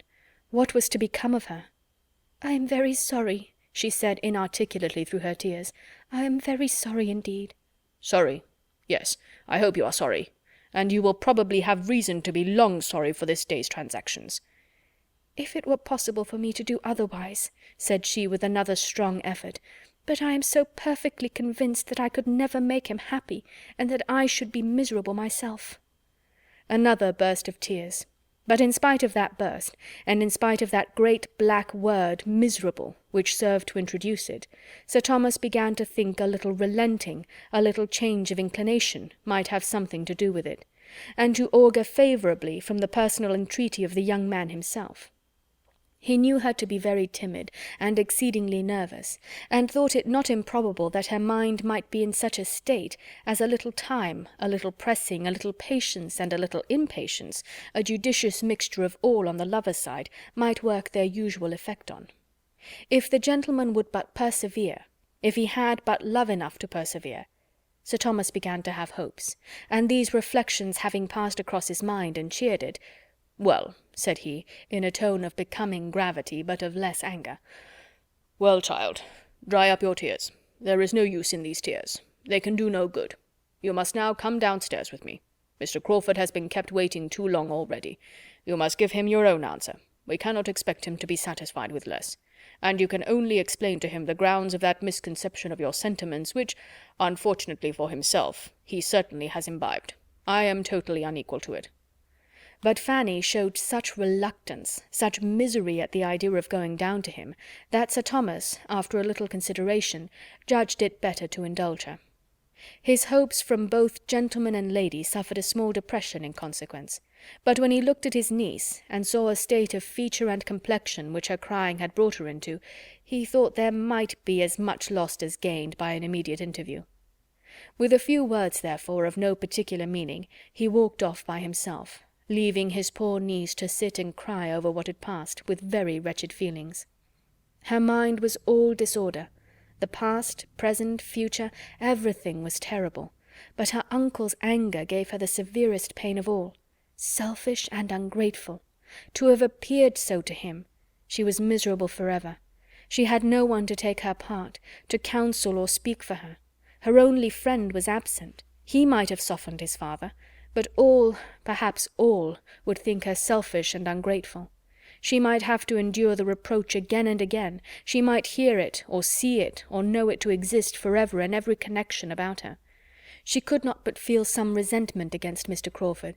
Yet if he really loved her, and were unhappy too, it was all wretchedness together. In about a quarter of an hour her uncle returned. She was almost ready to faint at the sight of him. He spoke calmly, however, without austerity, without reproach, and she revived a little. There was comfort, too, in his words, as well as his manner, for he began with, "Mr. Crawford is gone. He has just left me. I need not repeat what is past. I do not want to add to anything you may now be feeling, by an account of what he has felt. Suffice it that he has behaved in the most gentlemanlike and generous manner, and has confirmed me in a most favourable opinion of his understanding, heart, and temper. Upon my representation of what you were suffering, he immediately, and with the greatest delicacy, ceased to urge to see you for the present." Here Fanny, who had looked up, looked down again. "Of course," continued her uncle, "it cannot be supposed but that he should request to speak with you alone, be it only for 5 minutes, a request too natural, a claim too just to be denied. But there is no time fixed, perhaps tomorrow, or whenever your spirits are composed enough. For the present, you have only to tranquillize yourself. Check these tears, they do but exhaust you. If, as I am willing to suppose, you wish to show me any observance, you will not give way to these emotions, but endeavour to reason yourself into a stronger frame of mind. I advise you to go out. The air will do you good. Go out for an hour on the gravel. You will have the shrubbery to yourself, and will be the better for air and exercise. And Fanny," turning back again for a moment, "I shall make no mention below of what has passed. I shall not even tell your Aunt Bertram. There is no occasion for spreading the disappointment. Say nothing about it yourself." This was an order to be most joyfully obeyed. This was an act of kindness which Fanny felt at her heart. To be spared from her Aunt Norris's interminable reproaches! He left her in a glow of gratitude. Anything might be bearable rather than such reproaches. Even to see Mr. Crawford would be less overpowering. She walked out directly as her uncle recommended, and followed his advice throughout as far as she could, did check her tears, did earnestly try to compose her spirits, and strengthen her mind. She wished to prove to him that she did desire his comfort, and sought to regain his favour, and he had given her another strong motive for exertion in keeping the whole affair from the knowledge of her aunts. Not to excite suspicion by her look or manner was now an object worth attaining, and she felt equal to almost anything that might save her from her Aunt Norris. She was struck, quite struck, when on returning from her walk and going into the east room again, the first thing which caught her eye was a fire lighted and burning. A fire! It seemed too much. Just at that time to be giving her such an indulgence was exciting even painful gratitude. She wondered that Sir Thomas could have leisure to think of such a trifle again, but she soon found, from the voluntary information of the housemaid who came in to attend it, that so it was to be every day. Sir Thomas had given orders for it. "I must be a brute indeed if I can be really ungrateful," said she in soliloquy. "Heaven defend me from being ungrateful." She saw nothing more of her uncle, nor of her Aunt Norris, till they met at dinner. Her uncle's behaviour to her was then nearly as possible what it had been before. She was sure he did not mean there should be any change, and that it was only her own conscience that could fancy any. But her aunt was soon quarrelling with her, and when she found how much and how unpleasantly her having only walked out without her aunt's knowledge could be dwelt on, she felt all the reason she had to bless the kindness which saved her from the same spirit of reproach exerted on a more momentous subject. "If I had known you were going out, I should have got you just to go as far as my house with some orders for Nanny," said she, "which I have since, to my very great inconvenience, been obliged to go and carry myself. I could very ill spare the time, and you might have saved me the trouble, if you would only have been so good as to let us know you were going out. It would have made no difference to you, I suppose, whether you had walked in the shrubbery or gone to my house." "I recommended the shrubbery to Fanny as the driest place," said Sir Thomas. "Oh, said Mrs. Norris, with a moment's check. "That was very kind of you, Sir Thomas. But you do not know how dry the path is to my house. Fanny would have got quite as good a walk there, I assure you, with the advantage of being some use, and obliging her aunt. It is all her fault. If she would have but let us know she was going out. But there is a something about Fanny. I have often observed it before. She likes to go her own way to work. She does not like to be dictated to. She takes her own independent walk whenever she can. She certainly has a little spirit of secrecy and independence and nonsense about her, which I would advise her to get the better of." As a general reflection on Fanny, Sir Thomas thought nothing could be more unjust, though he had been so lately expressing the same sentiments himself. And he tried to turn the conversation, tried repeatedly before he could succeed, for Mrs. Norris had not discernment enough to perceive, either now or at any other time, to what degree he thought well of his niece, or how very far he was from wishing to have his own children's merit set off by the depreciation of hers. She was talking at Fanny, and resenting this private walk, half through the dinner. It was over, however, at last, and the evening set in with more composure to Fanny and more cheerfulness of spirits than she could have hoped for after so stormy a morning. But she trusted in the first place that she had done right, that her judgment had not misled her. For the purity of her intention she could answer, and she was willing to hope, secondly, that her uncle's displeasure was abating, and would abate farther as he considered the matter with more impartiality, and felt, as a good man must feel, how wretched and how unpardonable, how hopeless and how wicked it was, to marry without affection. When the meeting with which she was threatened for the morrow was past, she could not but flatter herself that the subject would be finally concluded, and Mr. Crawford once gone from Mansfield, that everything would soon be as if no such subject had existed. She would not, could not believe that Mr. Crawford's affection for her could distress him long. His mind was not of that sort. London would soon bring its cure. In London he would soon learn to wonder at his infatuation, and be thankful for the right reason in her which had saved him from its evil consequences. While Fanny's mind was engaged in these sort of hopes, her uncle was soon after tea called out of the room, an occurrence too common to strike her, and she thought nothing of it till the butler reappeared 10 minutes afterwards, and advancing decidedly towards herself, said, "Sir Thomas wishes to speak with you, ma'am, in his own room." Then it occurred to her what might be going on. A suspicion rushed over her mind which drove the colour from her cheeks. But instantly rising, she was preparing to obey, when Mrs. Norris called out, "Stay, stay, Fanny. What are you about? Where are you going? Don't be in such a hurry. Depend upon it, it is not you that are wanted. Depend upon it, it is me," looking at the butler. "But you are so very eager to put yourself forward. What should Sir Thomas want you for? It is me badly, you mean. I am coming this moment. You mean me badly, I am sure. Sir Thomas wants me, not Miss Price." But badly was stout. "No, ma'am, it is Miss Price. I am certain of its being Miss Price." And there was a half smile with the words, which meant, "I do not think you would answer the purpose at all."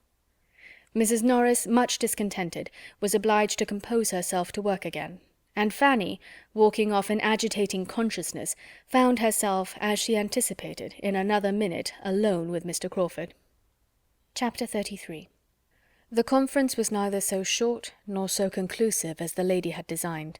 The gentleman was not so easily satisfied. He had all the disposition to persevere that Sir Thomas could wish him. He had vanity, which strongly inclined him in the first place to think she did love him, though she might not know it herself, and which, secondly, when constrained at last to admit that she did know her own present feelings, convinced him that he should be able in time to make those feelings what he wished. He was in love, very much in love, and it was a love which, operating on an active, sanguine spirit, of more warmth than delicacy, made her affection appear of greater consequence, because it was withheld, and determined him to have the glory, as well as the felicity, of forcing her to love him. He would not despair, he would not desist. He had every well-grounded reason for solid attachment. He knew her to have all the worth that could justify the warmest hopes of lasting happiness with her. Her conduct at this very time, by speaking the disinterestedness and delicacy of her character, qualities which he believed most rare indeed, was of a sort to heighten all his wishes and confirm all his resolutions. He knew not that he had a pre-engaged heart to attack. Of that he had no suspicion. He considered her rather as one who had never thought on the subject enough to be in danger, who had been guarded by youth, a youth of mind as lovely as of person, whose modesty had prevented her from understanding his attentions, and who was still overpowered by the suddenness of addresses so wholly unexpected, and the novelty of a situation which her fancy had never taken into account. Must it not follow, of course, that when he was understood he should succeed? He believed it fully. Love such as his, in a man like himself, must with perseverance secure a return, and at no great distance; and he had so much delight in the idea of obliging her to love him in a very short time, that her not loving him now was scarcely regretted. A little difficulty to be overcome was no evil to Henry Crawford. He rather derived spirits from it. He had been apt to gain hearts too easily. His situation was new and animating. To Fanny, however, who had known too much opposition all her life to find any charm in it, all this was unintelligible. She found that he did mean to persevere. But how he could, after such language from her as she felt herself obliged to use, was not to be understood. She told him that she did not love him, could not love him, was sure she never should love him, that such a change was quite impossible, that the subject was most painful to her, that she must entreat him never to mention it again, to allow her to leave him at once, and let it be considered as concluded for ever; and when farther pressed, had added, that in her opinion their dispositions were so totally dissimilar as to make mutual affection incompatible, and that they were unfitted for each other by nature, education, and habit. All this she had said, and with the earnestness of sincerity. Yet this was not enough, for he immediately denied there being anything uncongenial in their characters, or anything unfriendly in their situations, and positively declared that he would still love and still hope. Fanny knew her own meaning, but was no judge of her own manner. Her manner was incurably gentle, and she was not aware how much it concealed the sternness of her purpose. Her diffidence, gratitude, and softness made every expression of indifference seem almost an effort of self-denial, seem at least to be giving nearly as much pain to herself as to him. Mr. Crawford was no longer the Mr. Crawford who, as the clandestine, insidious, treacherous admirer of Maria Bertram, had been her abhorrence, whom she had hated to see or to speak to, in whom she could believe no good quality to exist, and whose power, even of being agreeable, she had barely acknowledged. He was now the Mr. Crawford who was addressing herself with ardent, disinterested love, whose feelings were apparently become all that was honourable and upright, whose views of happiness were all fixed on a marriage of attachment, who was pouring out his sense of her merits, describing and describing again his affection, proving as far as words could prove it, and in the language, tone, and spirit of a man of talent too, that he sought her for her gentleness and her goodness, and to complete the whole, he was now the Mr. Crawford who had procured William's promotion. Here was a change, and here were claims which could not but operate. She might have disdained him in all the dignity of angry virtue, in the grounds of Southerton, or at the theatre at Mansfield Park, but he approached her now with rights that demanded different treatment. She must be courteous, and she must be compassionate. She must have a sensation of being honoured, and whether thinking of herself or her brother, she must have a strong feeling of gratitude.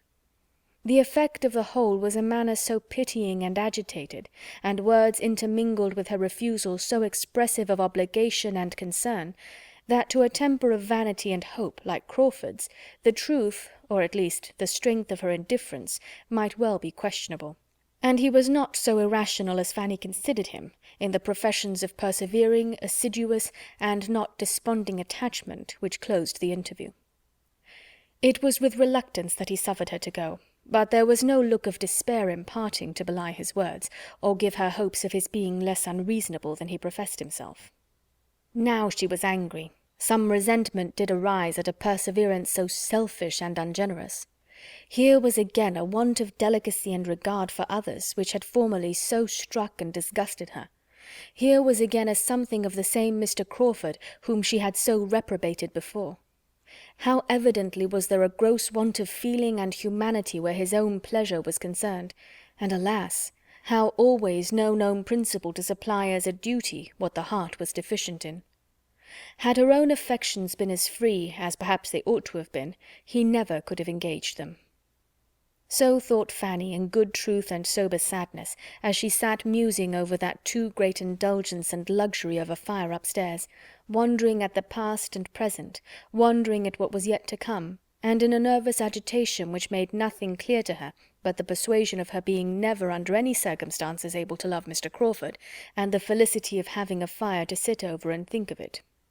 Sir Thomas was obliged, or obliged himself, to wait till the morrow for a knowledge of what had happened between the young people.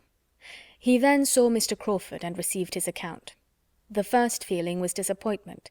He had hoped better things.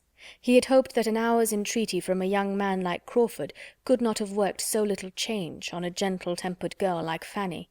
But there was speedy comfort in the determined views and sanguine perseverance of the lover, and when seeing such confidence of success in the principal, Sir Thomas was soon able to depend on it himself. Nothing was omitted on his side of civility, compliment, or kindness that might assist the plan. Mr. Crawford's steadiness was honoured, and Fanny was praised, and the connection was still the most desirable in the world. At Mansfield Park Mr. Crawford would always be welcome. He had only to consult his own judgment and feelings as to the frequency of his visits, at present or in future. In all his niece's family and friends there could be but one opinion, one wish on the subject. The influence of all who loved her must incline one way. Everything was said that could encourage, every encouragement received with grateful joy, and the gentlemen parted the best of friends.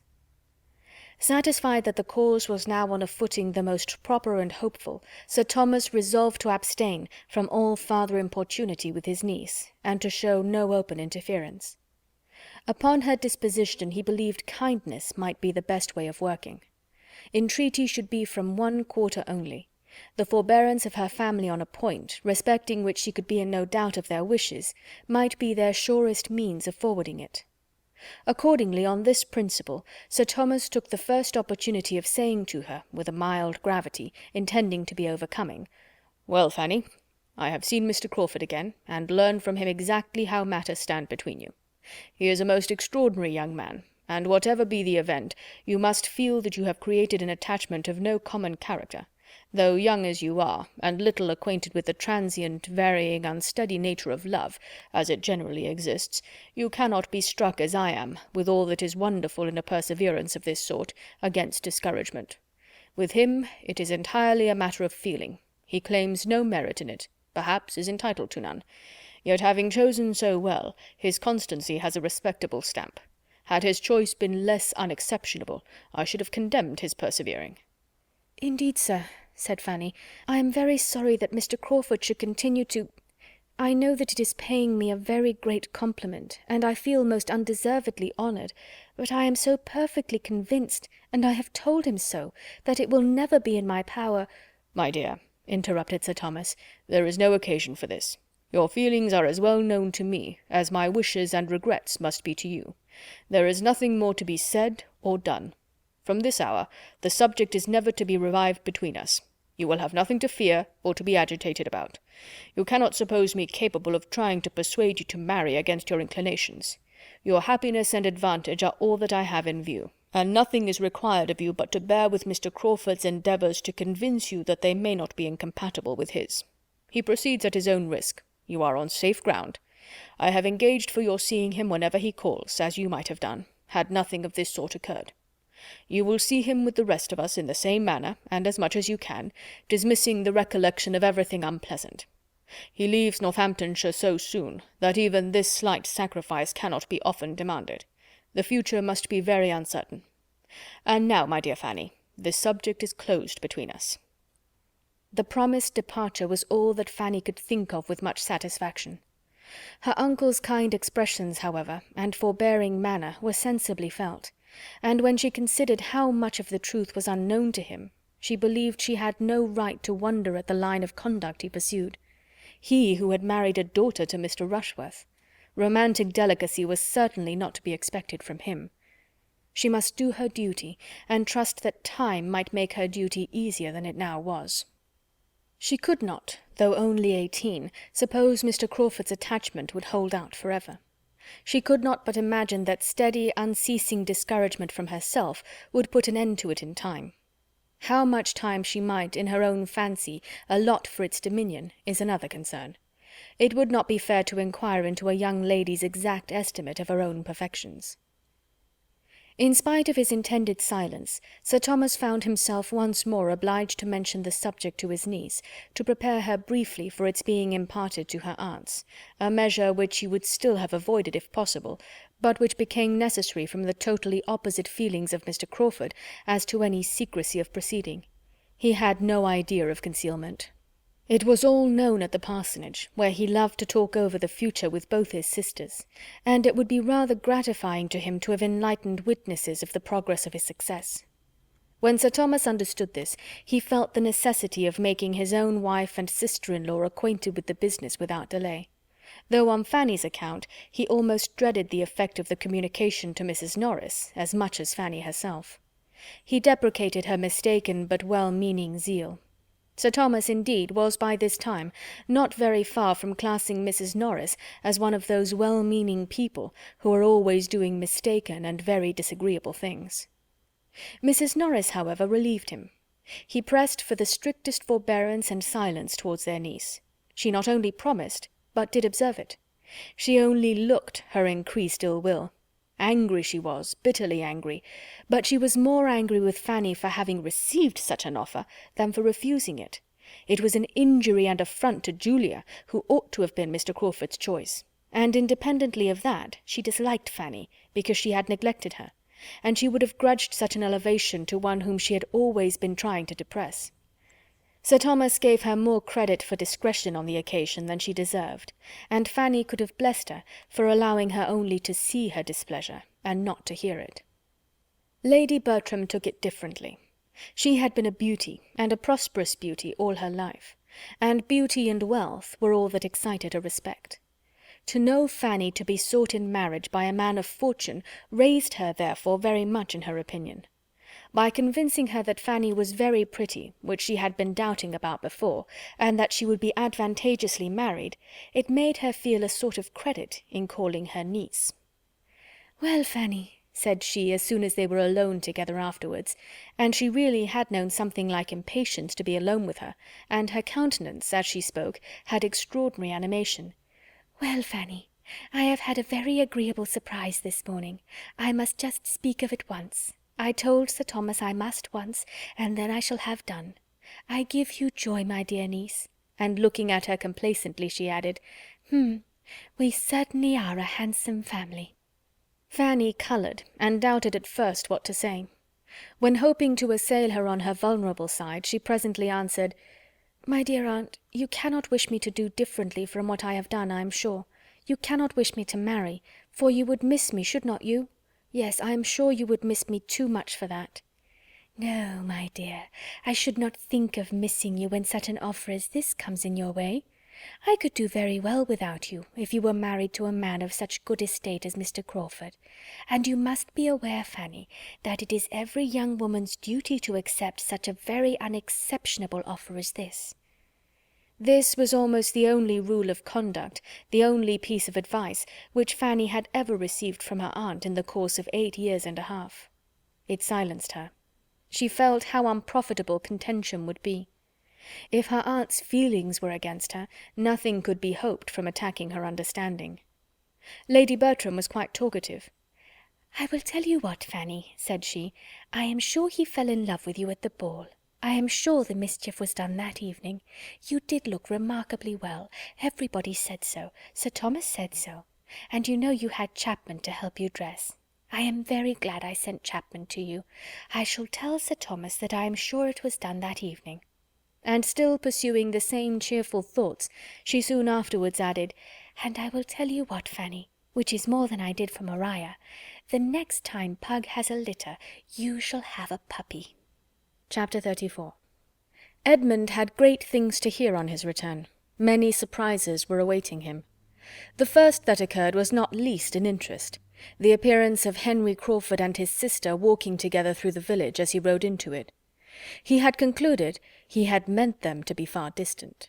His absence had been extended beyond a fortnight purposely to avoid Miss Crawford.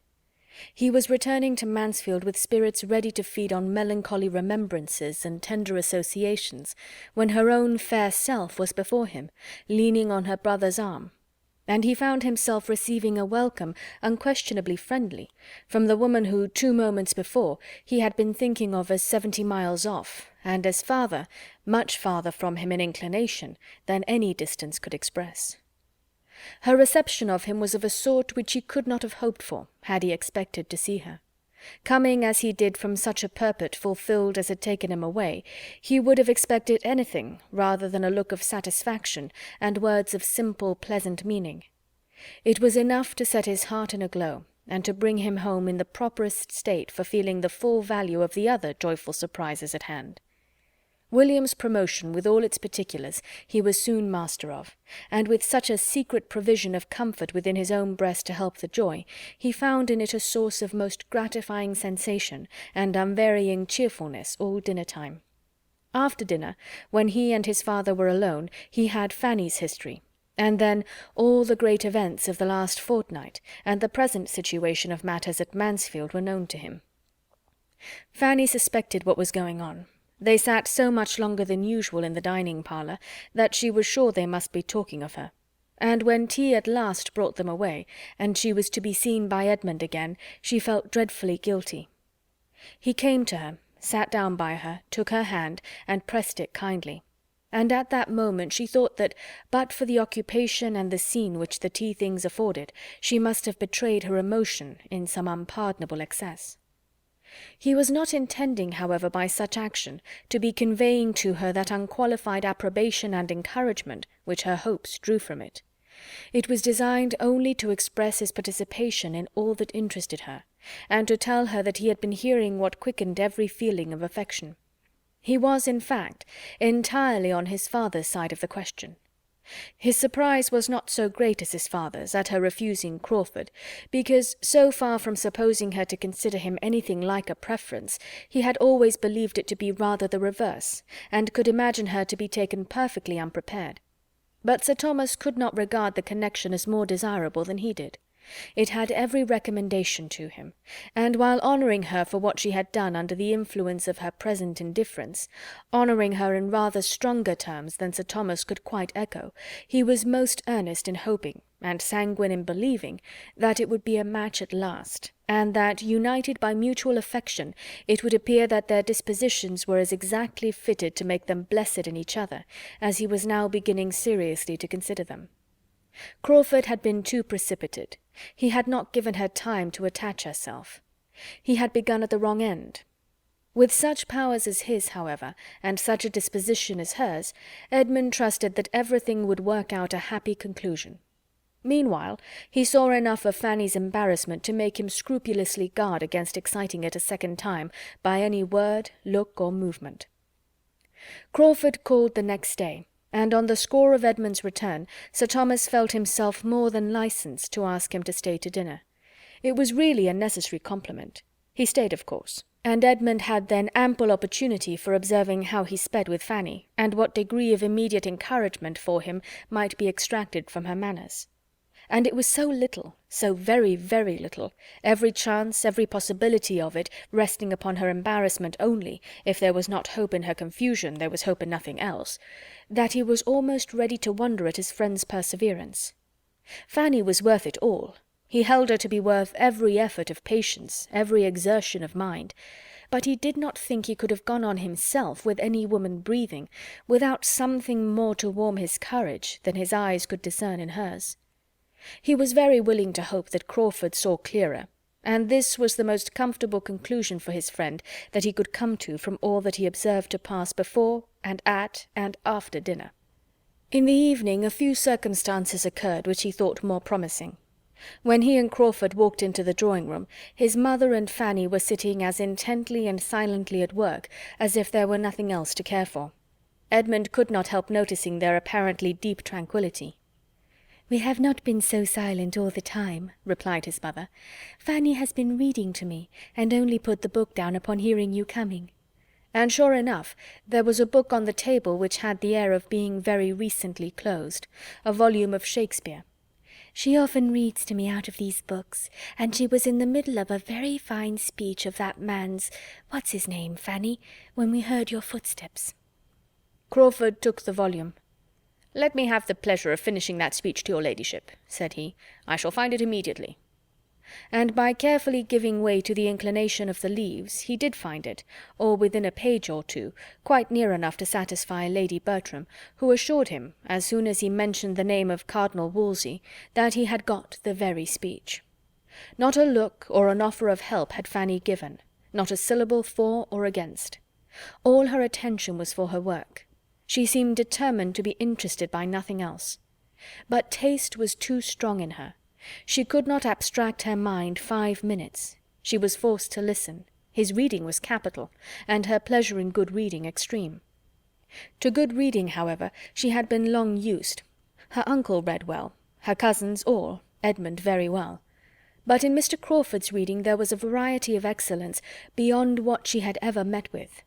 The King, the Queen, Buckingham, Wolsey, Cromwell, all were given in turn, for with the happiest knack, the happiest power of jumping and guessing, he could always light at will on the best scene or the best speeches of each, and whether it were dignity or pride, or tenderness or remorse, or whatever were to be expressed, he could do it with equal beauty. It was truly dramatic. His acting had first taught Fanny what pleasure a play might give, and his reading brought all his acting before her again. Nay, perhaps with greater enjoyment, for it came unexpectedly, and with no such drawback as she had been used to suffer in seeing him on the stage with Miss Bertram. Edmund watched the progress of her attention, and was amused and gratified by seeing how she gradually slackened in the needlework, which at the beginning seemed to occupy her totally. How it fell from her hand while she sat motionless over it, and at last how the eyes which had appeared so studiously to avoid him throughout the day were turned and fixed on Crawford, fixed on him for minutes, fixed on him, in short, till the attraction drew Crawford's upon her, and the book was closed, and the charm was broken. Then she was shrinking again into herself, and blushing and working as hard as ever. But it had been enough to give Edmund encouragement for his friend, and as he cordially thanked him, he hoped to be expressing Fanny's secret feelings too.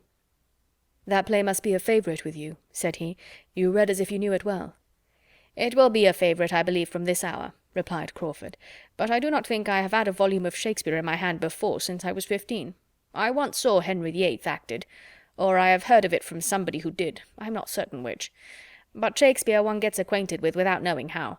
It is part of an Englishman's constitution. His thoughts and beauties are so spread abroad that one touches them everywhere. One is intimate with him by instinct. No man of any brain can open at a good part one of his plays without falling into the flow of his meaning immediately." "No doubt one is familiar with Shakespeare in a degree," said Edmund, "from one's earliest years. His celebrated passages are quoted by everybody. They are in half the books we open, and we all talk Shakespeare, use his similes, and describe with his descriptions. But this is totally distinct from giving his sense as you gave it. To know him in bits and scraps is common enough. To know him pretty thoroughly is perhaps not uncommon, but to read him well aloud is no everyday talent." "Sir, you do me honour," was Crawford's answer with a bow of mock gravity. Both gentlemen had a glance at Fanny to see if a word of accordant praise could be extorted from her, yet both feeling that it could not be. Her praise had been given in her attention, and that must content them. Lady Bertram's admiration was expressed, and strongly too. "It was really like being at a play," said she. "I wish Sir Thomas had been here." Crawford was excessively pleased. If Lady Bertram, with all her incompetency and languor, could feel this, the inference of what her niece, alive and enlightened as she was, must feel, was elevating. "You have a great turn for acting, I am sure, Mr. Crawford," said her ladyship soon afterwards, "and I will tell you what, I think you will have a theatre some time or other at your house in Norfolk. I mean, when you are settled there. I do indeed. I think you will fit up a theatre at your house in Norfolk." "Do you, ma'am?" cried he with quickness. "No, no, that will never be. Your ladyship is quite mistaken. No theatre at Everingham. Oh, no." And he looked at Fanny with an expressive smile, which evidently meant, "That lady will never allow a theatre at Everingham." Edmund saw it all, and saw Fanny so determined not to see it as to make it clear that the voice was enough to convey the full meaning of the protestation. And such a quick consciousness of compliment, such a ready comprehension of a hint, he thought, was rather favourable than not. The subject of reading aloud was farther discussed. The two young men were the only talkers, but they, standing by the fire, talked over the too common neglect of the qualification, the total inattention to it in the ordinary school system for boys, and the consequently natural, yet in some instances almost unnatural degree of ignorance and uncouthness of men, of sensible and well-informed men, when suddenly called to the necessity of reading aloud, which had fallen within their notice, giving instances of blunders and failures with their secondary causes, the want of management of the voice, of proper modulation and emphasis, of foresight and judgment, all proceeding from the first cause, want of early attention and habit. And Fanny was listening again with great entertainment. "Even in my profession," said Edmund with a smile, "how little the art of reading has been studied! How little a clear manner and good delivery have been attended to! I speak rather of the past, however, than the present. There is now a spirit of improvement abroad, but among those who were ordained 20, 30, 40 years ago, the larger number, to judge by their performance, must have thought reading was reading, and preaching was preaching. It is different now. The subject is more justly considered. It is felt that distinctness and energy may have weight in recommending the most solid truths. And besides, there is more general observation and taste, a more critical knowledge diffused, than formerly. In every congregation there is a larger proportion who know a little of the matter, and who can judge and criticize." Edmund had already gone through the service once since his ordination, and upon this being understood, he had a variety of questions from Crawford as to his feelings and success, questions which, being made, though with the vivacity of friendly interest and quick taste, without any touch of that spirit of banter or air of levity which Edmund knew to be most offensive to Fanny, he had true pleasure in satisfying. And when Crawford proceeded to ask his opinion and give his own as to the properest manner in which particular passages in the service should be delivered, showing it to be a subject on which he had thought before, and thought with judgment, Edmund was still more and more pleased. This would be the way to Fanny's heart. She was not to be won by all that gallantry and wit and good nature together could do, or at least she could not be won by them nearly so soon without the assistance of sentiment and feeling and seriousness on serious subjects. "Our liturgy," observed Crawford, "has beauties which not even a careless, slovenly style of reading can destroy. But it has also redundancies and repetitions which require good reading not to be felt. For myself, at least, I must confess being not always so attentive as I ought to be." Here was a glance at Fanny. "That 19 times out of 20 I am thinking how such a prayer ought to be read, and longing to have it to read myself. Did you speak?" stepping eagerly to Fanny, and addressing her in a softened voice, and upon her saying, "No," he added, "Are you sure you did not speak? I saw your lips move. I fancied you might be going to tell me I ought to be more attentive, and not allow my thoughts to wander. Are not you going to tell me so?" "No, indeed. You know your duty too well for me to... even supposing..." She stopped, felt herself getting into a puzzle, and could not be prevailed on to add another word, not by dint of several minutes of supplication and waiting. He then returned to his former station, and went on as if there had been no such tender interruption. "A sermon, well delivered, is more uncommon even than prayers well read. A sermon, good in itself, is no rare thing. It is more difficult to speak well than to compose well. That is, the rules and trick of composition are oftener an object of study. A thoroughly good sermon, thoroughly well delivered, is a capital gratification. I can never hear such a one without the greatest admiration and respect, and more than half a mind to take orders and preach myself. There is something in the eloquence of the pulpit, when it is really eloquence, which is entitled to the highest praise and honour. The preacher who can touch and affect such an heterogeneous mass of hearers on subjects limited and long worn threadbare in all common hands, who can say anything new or striking, anything that rouses the attention without offending the taste, or wearing out the feelings of his hearers, is a man whom one could not, in his public capacity, honour enough. I should like to be such a man." Edmund laughed. "I should indeed. I never listened to a distinguished preacher in my life without a sort of envy. But then I must have a London audience. I could not preach but to the educated, to those who were capable of estimating my composition, and I do not know that I should be fond of preaching often. Now and then, perhaps, once or twice in the spring, after being anxiously expected for 6 Sundays together, but not for a constancy. It would not do for a constancy. Here Fanny, who could not but listen, involuntarily shook her head, and Crawford was instantly by her side again, entreating to know her meaning, and as Edmund perceived, by his drawing in a chair and sitting down close by her, that it was to be a very thorough attack, that looks and undertones were to be well tried, he sank as quietly as possible into a corner, turned his back, and took up a newspaper, very sincerely wishing that dear little Fanny might be persuaded into explaining away that shake of the head to the satisfaction of her ardent lover, and as earnestly trying to bury every sound of the business from himself in murmurs of his own over the various advertisements of a most desirable estate in South Wales, to parents and guardians, and a capital seasoned hunter. Fanny, meanwhile, vexed with herself for not having been as motionless as she was speechless, and grieved to the heart to see Edmund's arrangements, was trying, by everything in the power of her modest, gentle nature, to repulse Mr. Crawford, and avoid both his looks and inquiries, and he, unrepulsable, was persisting in both. "What did that shake of the head mean?" said he. "What was it meant to express? Disapprobation, I fear. But of what? What had I been saying to displease you? Did you think me speaking improperly, lightly, irreverently on the subject? Only tell me if I was. Only tell me if I was wrong. I want to be set right. Nay, nay, I entreat you, for one moment put down your work. What did that shake of the head mean?" In vain was her "Pray, sir, don't. Pray, Mr. Crawford," repeated twice over, and in vain did she try to move away. In the same low, eager voice, and the same close neighbourhood, he went on, re-urging the same questions as before. She grew more agitated and displeased. "How can you, sir? You quite astonish me. I wonder how you can—" "Do I astonish you?" said he. "Do you wonder? Is there anything in my present entreaty that you do not understand? I will explain to you instantly all that makes me urge you in this manner, all that gives me an interest in what you look and do, and excites my present curiosity. I will not leave you to wonder long."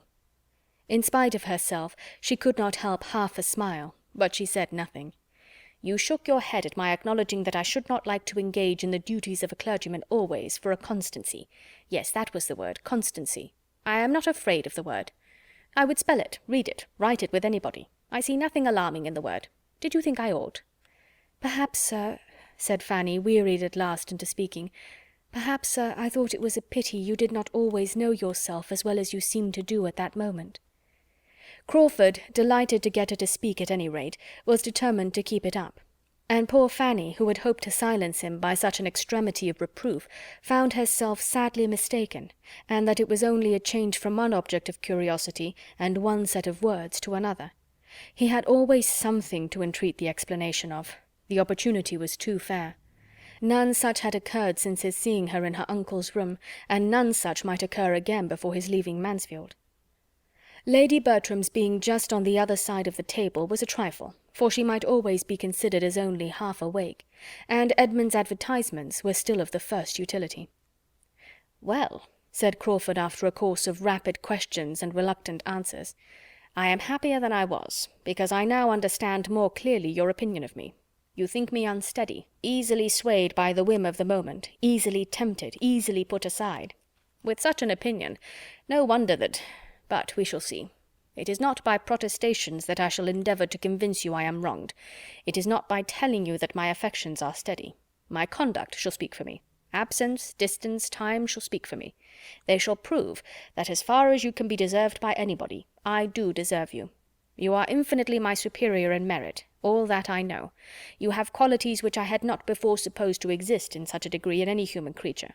You have some touches of the angel in you, beyond what— not merely beyond what one sees, because one never sees anything like it, but beyond what one fancies might be. But still I am not frightened. It is not by a quality of merit that you can be won. That is out of the question. It is he who sees and worships your merit the strongest, who loves you most devotedly, that has the best right to a return. There I build my confidence.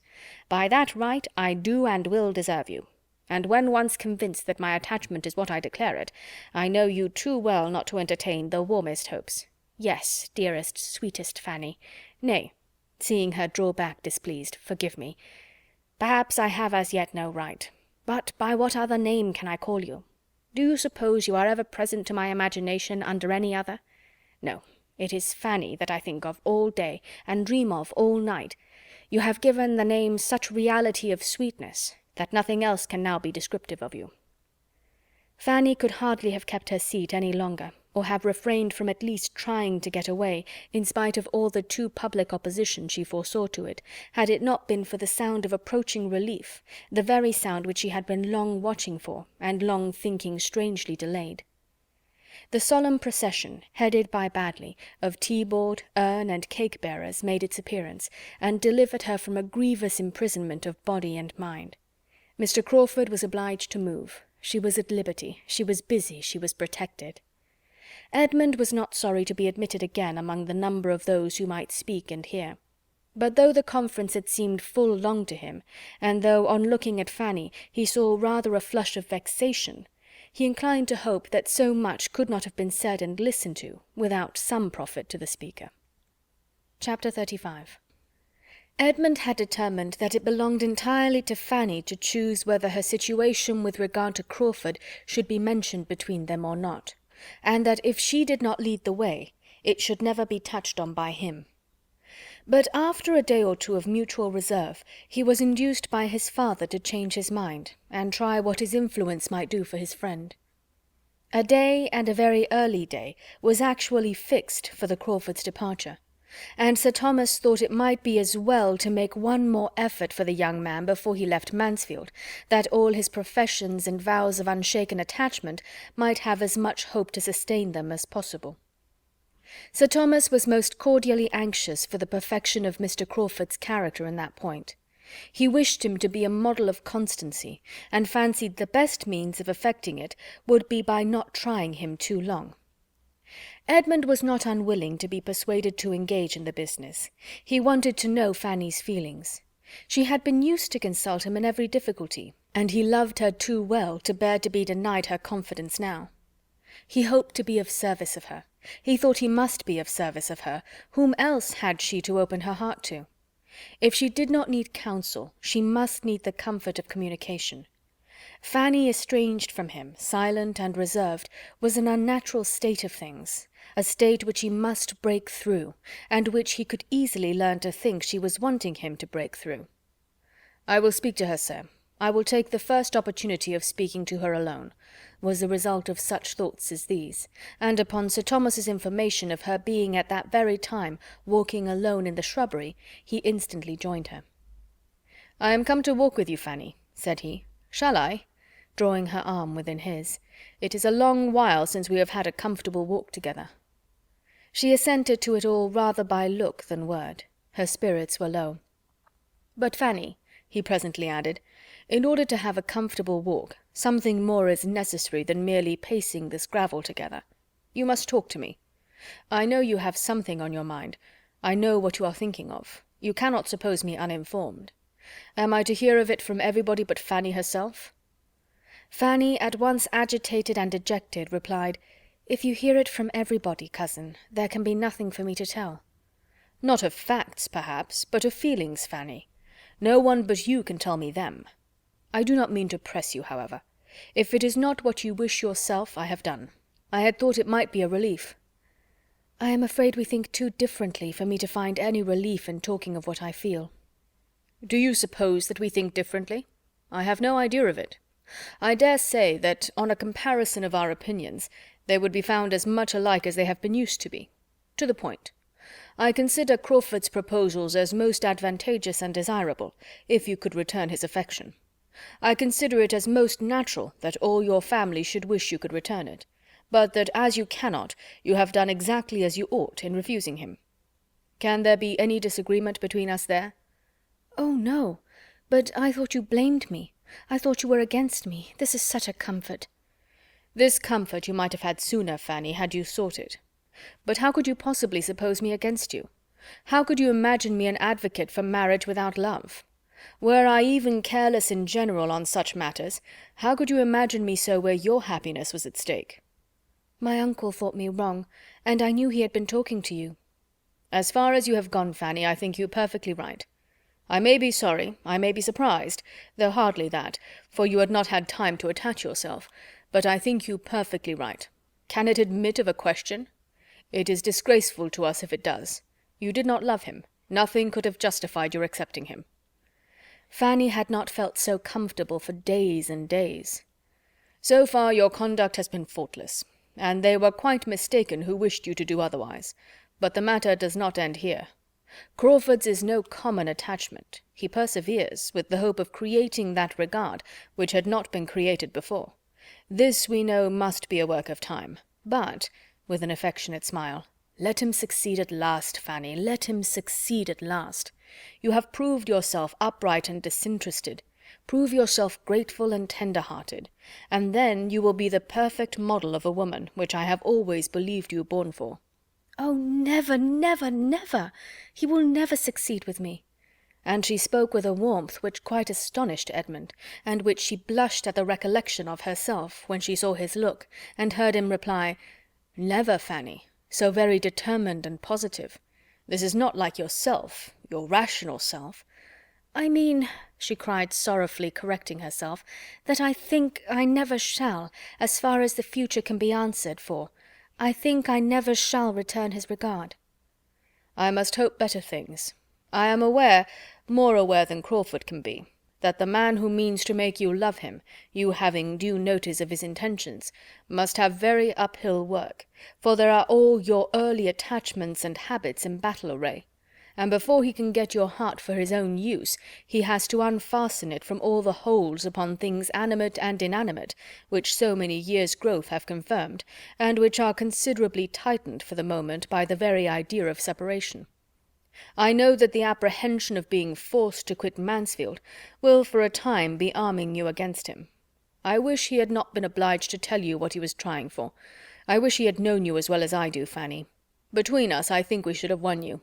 My theoretical and his practical knowledge together could not have failed. He should have worked upon my plans.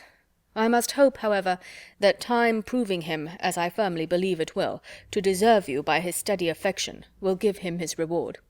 I cannot suppose that you have not the wish to love him, the natural wish of gratitude. You must have some feeling of that sort. You must be sorry for your own indifference." "We are so totally unlike," said Fanny, avoiding a direct answer. "We are so very, very different in all our inclinations and ways, that I consider it as quite impossible we should ever be tolerably happy together, even if I could like him. There never were two people more dissimilar. We have not one taste in common. We should be miserable." "You are mistaken, Fanny. The dissimilarity is not so strong. You are quite enough alike. You have tastes in common. You have moral and literary tastes in common. You have both warm hearts and benevolent feelings, and, Fanny, who that heard him read and saw you listen to Shakespeare the other night will think you unfitted as companions? You forget yourself. There is a decided difference in your tempers, I allow. He is lively, you are serious, but so much the better. His spirits will support yours. It is your disposition to be easily dejected, and to fancy difficulties greater than they are. His cheerfulness will counteract this. He sees difficulties nowhere, and his pleasantness and gaiety will be a constant support to you. Your being so far unlike, Fanny, does not in the smallest degree make against the probability of your happiness together. Do not imagine it. I am myself convinced that it is rather a favourable circumstance. I am perfectly persuaded that the tempers had better be unlike. I mean, unlike in the flow of the spirits, in the manners, in the inclination for much or little company, in the propensity to talk or to be silent, to be grave or to be gay. Some opposition here is, I am thoroughly convinced, friendly to matrimonial happiness. I exclude extremes, of course, and a very close resemblance in all those points would be the likeliest way to produce an extreme. A counteraction, gentle and continual, is the best safeguard of manners and conduct. Full well could Fanny guess where his thoughts were now. Miss Crawford's power was all returning. He had been speaking of her cheerfully from the hour of his coming home. His avoiding her was quite at an end. He had dined at the parsonage only the preceding day. After leaving him to his happier thoughts for some minutes, Fanny, feeling it due to herself, returned to Mr. Crawford and said, It is not merely in temper that I consider him as totally unsuited to myself, though in that respect I think the difference between us too great, infinitely too great. His spirits often oppress me, but there is something in him which I object to still more. I must say, cousin, that I cannot approve his character. I have not thought well of him from the time of the play. I then saw him behaving, as it appeared to me, so very improperly and unfeelingly, I may speak of it now, because it is all over, so improperly by poor Mr. Rushworth, not seeming to care how he exposed or hurt him, and paying attentions to my cousin Maria, which... In short, at the time of the play, I received an impression which will never be got over. My dear Fanny, replied Edmund, scarcely hearing her to the end, let us not any of us be judged by what we appeared at that period of general folly. The time of the play is a time which I hate to recollect. Maria was wrong. Crawford was wrong. We were all wrong together, but none so wrong as myself. Compared with me, all the rest were blameless. I was playing the fool with my eyes open. As a bystander, said Fanny, perhaps I saw more than you did, and I do think that Mr. Rushworth was sometimes very jealous. Very possibly. No wonder. Nothing could be more improper than the whole business. I am shocked whenever I think that Maria could be capable of it. But if she could undertake the part, we must not be surprised at the rest. Before the play, I am much mistaken if Julia did not think he was paying her attentions. Julia? I have heard before from someone of his being in love with Julia, but I could never see anything of it. And Fanny, though I hope I do justice to my sister's good qualities, I think it very possible that they might, one or both, be more desirous of being admired by Crawford, and might show that desire rather more unguardedly than was perfectly prudent. I can remember that they were evidently fond of his society, and with such encouragement a man like Crawford, lively, and it may be a little unthinking, might be led on to... There could be nothing very striking, because it is clear that he had no pretensions. His heart was reserved for you. And I must say that its being for you has raised him inconceivably in my opinion. It does him the highest honor. It shows his proper estimation of the blessing of domestic happiness and pure attachment. It proves him unspoiled by his uncle. It proves him, in short, everything that I had been used to wish to believe him, and feared he was not. I am persuaded that he does not think as he ought on serious subjects. Say rather that he has not thought at all upon serious subjects, which I believe to be a good deal the case. How could it be otherwise, with such an education and adviser? Under the disadvantages, indeed, which both have had, is it not wonderful that they should be what they are? Crawford's feelings, I am ready to acknowledge, have hitherto been too much his guides. Happily those feelings have generally been good. You will supply the rest, and a most fortunate man he is to attach himself to such a creature, to a woman who, firm as a rock in her own principles, has a gentleness of character so well adapted to recommend them. He has chosen his partner indeed with rare felicity. He will make you happy, Fanny. I know he will make you happy. But you will make him everything.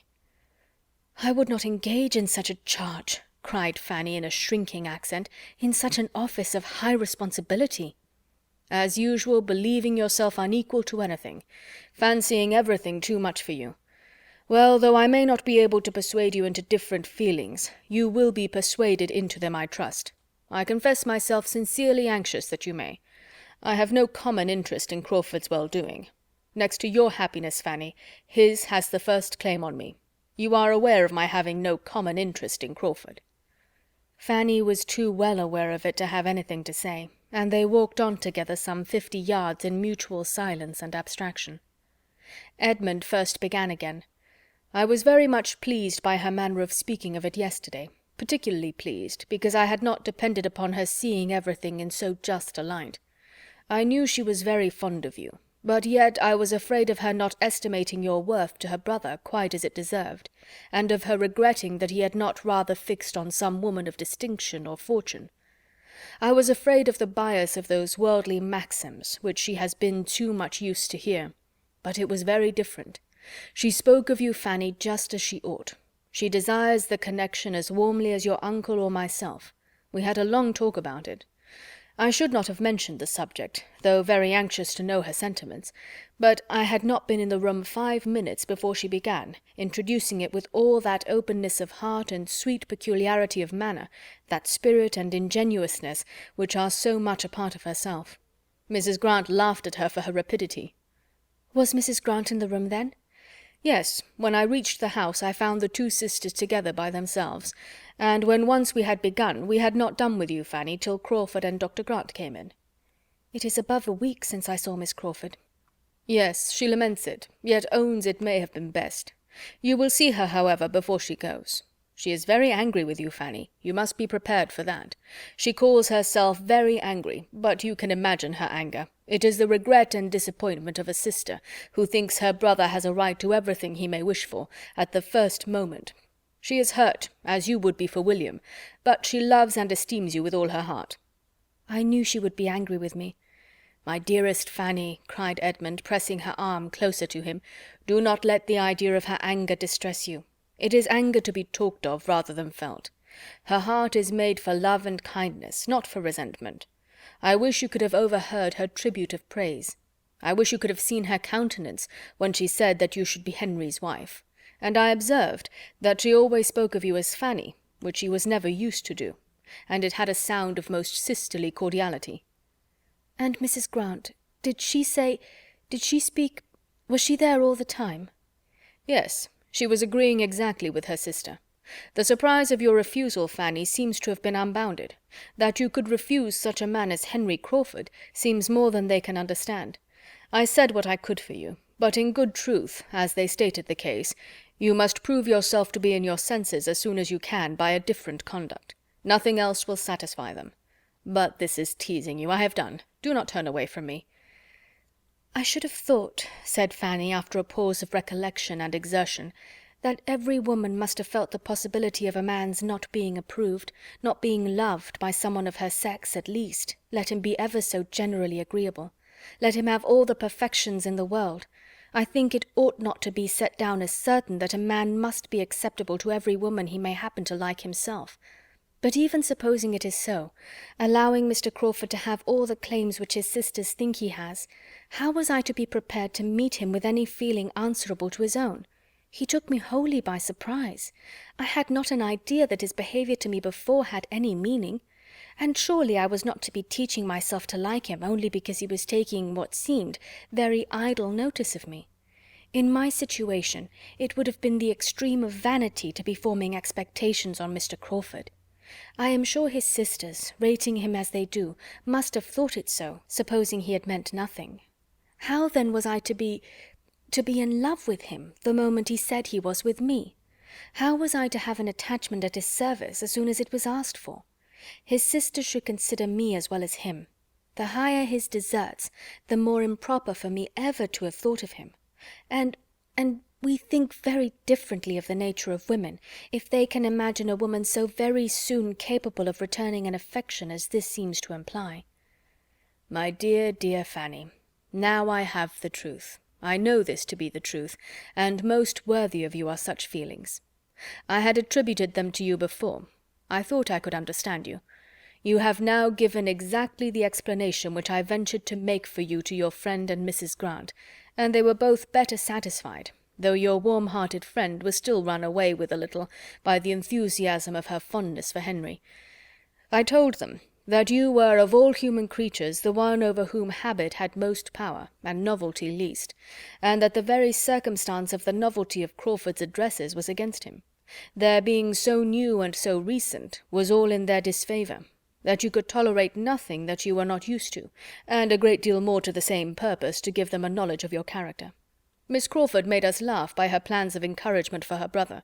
She meant to urge him to persevere in the hope of being loved in time, and of having his addresses most kindly received at the end of about 10 years' happy marriage. Fanny could with difficulty give the smile that was here asked for. Her feelings were all in revolt. She feared she had been doing wrong, saying too much, overacting the caution which she had been fancying necessary in guarding against one evil, laying herself open to another, and to have Miss Crawford's liveliness repeated to her at such a moment, and on such a subject, was a bitter aggravation. Edmund saw weariness and distress in her face, and immediately resolved to forbear all farther discussion, and not even to mention the name of Crawford again, except as what might be connected with what must be agreeable to her.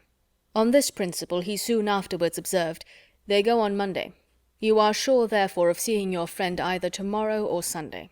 They really go on Monday, and I was within a trifle of being persuaded to stay at Lessingby till that very day. I had almost promised it. What a difference it might have made! Those 5 or 6 days more at Lessingby might have been felt all my life." "You were near staying there?" "Very. I was most kindly pressed, and had nearly consented. Had I received any letter from Mansfield to tell me how you were all going on, I believe I should certainly have stayed. But I knew nothing that had happened here for a fortnight, and felt that I had been away long enough." "You spent your time pleasantly there?" "Yes. That is, it was all the fault of my own mind if I did not. They were all very pleasant. I doubt their finding me so. I took uneasiness with me, and there was no getting rid of it till I was in Mansfield again." "The Miss Owens, you liked them, did not you?" "Yes, very well. Pleasant, good-humoured, unaffected girls. But I am spoilt, Fanny, for common female society. Good-humoured, unaffected girls will not do for a man who has been used to sensible women. They are two distinct orders of being. You and Miss Crawford have made me too nice." Still, however, Fanny was oppressed and wearied. He saw it in her looks. It could not be talked away. And attempting it no more, he led her directly, with the kind authority of a privileged guardian, into the house. Chapter 36. Edmund now believed himself perfectly acquainted with all that Fanny could tell or could leave to be conjectured of her sentiments, and he was satisfied. It had been, as he before presumed, too hasty a measure on Crawford's side, and time must be given to make the idea first familiar and then agreeable to her. She must be used to the consideration of his being in love with her, and then a return of affection might not be very distant. He gave this opinion as the result of the conversation to his father, and recommended there being nothing more said to her, no farther attempts to influence or persuade, but that everything should be left to Crawford's assiduities and the natural workings of her own mind. Sir Thomas promised that it should be so.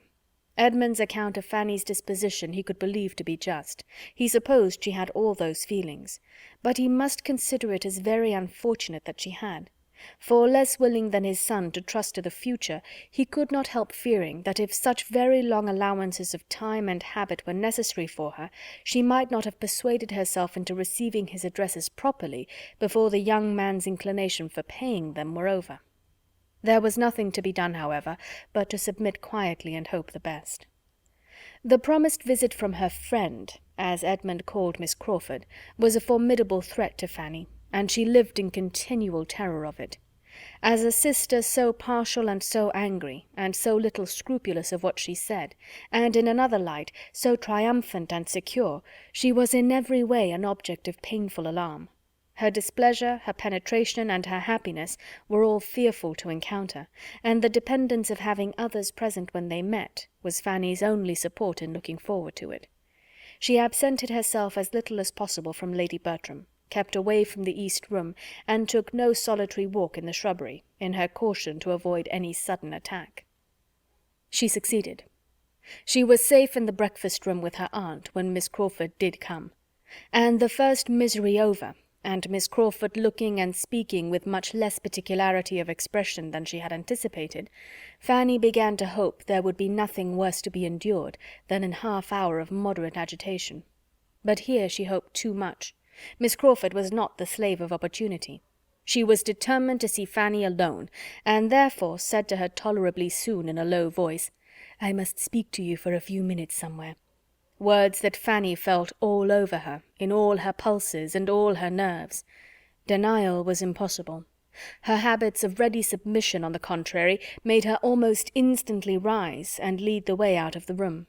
She did it with wretched feelings, but it was inevitable. They were no sooner in the hall than all restraint of countenance was over on Miss Crawford's side. She immediately shook her head at Fanny with arch yet affectionate reproach, and taking her hand, seemed hardly able to help beginning directly. She said nothing, however, but "Sad, sad girl, I do not know when I shall have done scolding you. and had discretion enough to reserve the rest till they might be secure of having 4 walls to themselves. Fanny naturally turned upstairs, and took her guest to the apartment which was now always fit for comfortable use. Opening the door, however, with a most aching heart, and feeling that she had a more distressing scene before her than ever that spot had yet witnessed. But the evil ready to burst on her was at least delayed by the sudden change in Miss Crawford's ideas, by the strong effect on her mind which the finding herself in the east room again produced. "Ah!" she cried, with instant animation, "am I here again? The east room. Once only was I in this room before." And after stopping to look about her, and seemingly to retrace all that had then passed, she added, "Only once before. Do you remember it? I came to rehearse. Your cousin came too, and we had a rehearsal. You were our audience and prompter. A delightful rehearsal. I shall never forget it. Here we were, just in this part of the room. Here was your cousin, here was I, here were the chairs. Oh, why will such things ever pass away?" Happily for her companion, she wanted no answer. Her mind was entirely self-engrossed.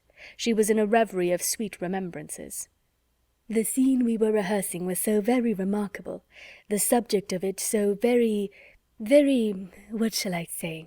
He was to be describing and recommending matrimony to me. I think I see him now, trying to be as demure and composed as Anhalt ought, through the 2 long speeches. When 2 sympathetic hearts meet in the marriage state, matrimony may be called a happy life. I suppose no time can ever wear out the impression I have of his looks and voice as he said those words. It was curious, very curious, that we should have such a scene to play. If I had the power of recalling any one week of my existence, it should be that week, that acting week. Say what you would, Fanny, it should be that, for I never knew such exquisite happiness in any other. His sturdy spirit to bend as it did, oh, it was sweet beyond expression. But alas, that very evening destroyed it all. That very evening brought your most unwelcome uncle, poor Sir Thomas, who was glad to see you. Yet, Fanny, do not imagine that I would now speak disrespectfully of Sir Thomas, though I certainly did hate him for many a week. No, I do him justice now. He is just what the head of such a family should be. Nay, in sober sadness, I believe I now love you all." And having said so, with a degree of tenderness and consciousness which Fanny had never seen in her before, and now thought only too becoming, she turned away for a moment to recover herself. "I have had a little fit since I came into this room, as you may perceive," she said presently with a playful smile, "but it is over now. So let us sit down and be comfortable. For as to scolding you, Fanny, which I came fully intending to do, I have not the heart for it when it comes to the point." And embracing her very affectionately, "Good, gentle Fanny, when I think of this being the last time of seeing you, for I do not know how long, I feel it quite impossible to do anything but love you." Fanny was affected. She had not foreseen anything of this, and her feelings could seldom withstand the melancholy influence of the word last. She cried as if she had loved Miss Crawford more than she possibly could, and Miss Crawford, yet farther softened by the sight of such emotion, hung about her with fondness and said, "I hate to leave you. I shall see no one half so amiable where I am going. Who says we shall not be sisters? I know we shall. I feel that we are born to be connected, and those tears convince me that you feel it too, dear Fanny." Fanny roused herself, and replying only in part, said, "But you are only going from one set of friends to another. You are going to a very particular friend." "Yes, very true. Mrs. Fraser has been my intimate friend for years, but I have not the least inclination to go near her. I can think only of the friends I am leaving, my excellent sister, yourself, and the Bertrams in general. You have all so much more heart among you than one finds in the world at large.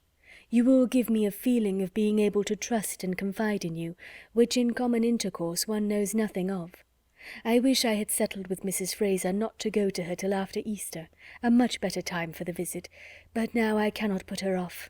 And when I have done with her, I must go to her sister, Lady Stornoway, because she was rather my most particular friend of the two, but I have not cared much for her these 3 years." After this speech the 2 girls sat many minutes silent, each thoughtful. Fanny meditating on the different sorts of friendship in the world, Mary on something of less philosophic tendency. She first spoke again. "How perfectly I remember my resolving to look for you upstairs, and setting off to find my way to the east room, without having an idea whereabouts it was. How well I remember what I was thinking of as I came along, and my looking in and seeing you here, sitting at this table at work, and then your cousin's astonishment, when he opened the door, at seeing me here. To be sure, your uncle's returning that very evening. There never was anything quite like it." Another short fit of abstraction followed, when, shaking it off, she thus attacked her companion. "Why, Fanny, you are absolutely in a reverie, thinking, I hope, of one who is always thinking of you. Oh, that I could transport you for a short time into our circle in town, that you might understand how your power over Henry is thought of there. Oh, the envyings and heartburnings of dozens and dozens, the wonder, the incredulity that will be felt at hearing what you have done. For as to secrecy, Henry is quite the hero of an old romance, and glories in his chains. You should come to London to know how to estimate your conquest. If you were to see how he is courted, and how I am courted for his sake. Now I am well aware that I shall not be half so welcome to Mrs. Fraser in consequence of his situation with you. When she comes to know the truth, she will very likely wish me in Northamptonshire again, for there is a daughter of Mr. Fraser by a first wife, whom she is wild to get married, and wants Henry to take. Oh, she has been trying for him to such a degree. Innocent and quiet as you sit here, you cannot have an idea of the sensation that you will be occasioning, of the curiosity there will be to see you, of the endless questions I shall have to answer. Poor Margaret Fraser will be at me for ever about your eyes and your teeth, and how you do your hair, and who makes your shoes. I wish Margaret were married for my poor friend's sake, for I look upon the Frasers to be about as unhappy as most other married people, and yet it was a most desirable match for Janet at the time. We were all delighted. She could not do otherwise than accept him, for he was rich, and she had nothing. But he turns out ill-tempered and exigent, and wants a young woman, a beautiful young woman of 25, to be as steady as himself, and my friend does not manage him well. She does not seem to know how to make the best of it. There is a spirit of irritation, which, to say nothing worse, is certainly very ill-bred. In their house I shall call to mind the conjugal manners of Mansfield Parsonage with respect.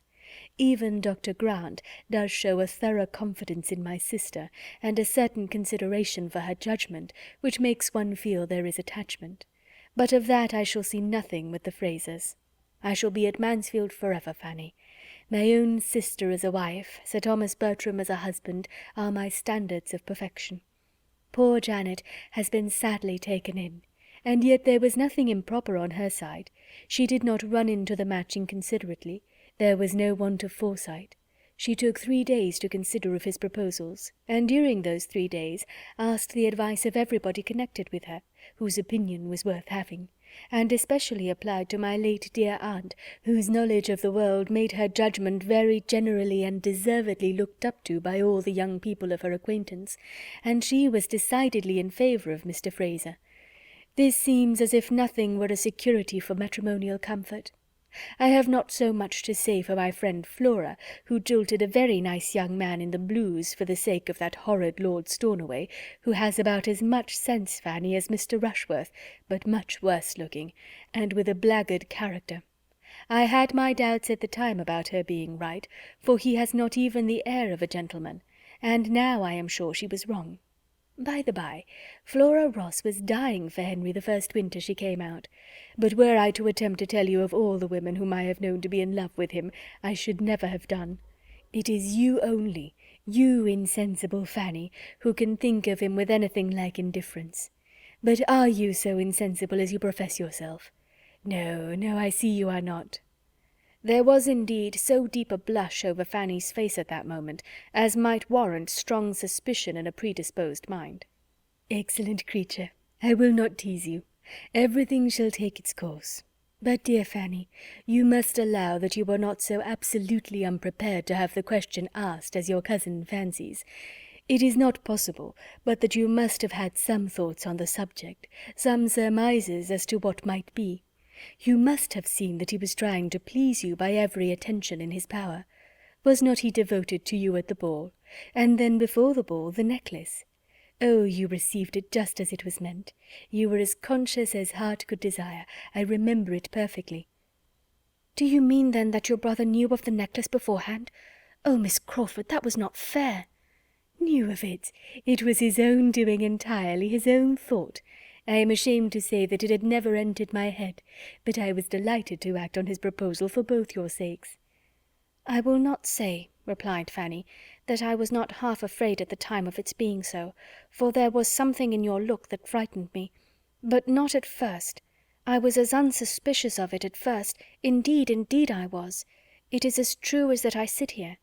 And had I had an idea of it, nothing should have induced me to accept the necklace.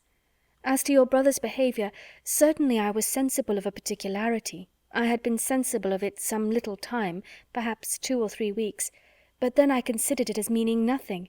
I put it down as simply being his way, and was as far from supposing as from wishing him to have any serious thoughts on me.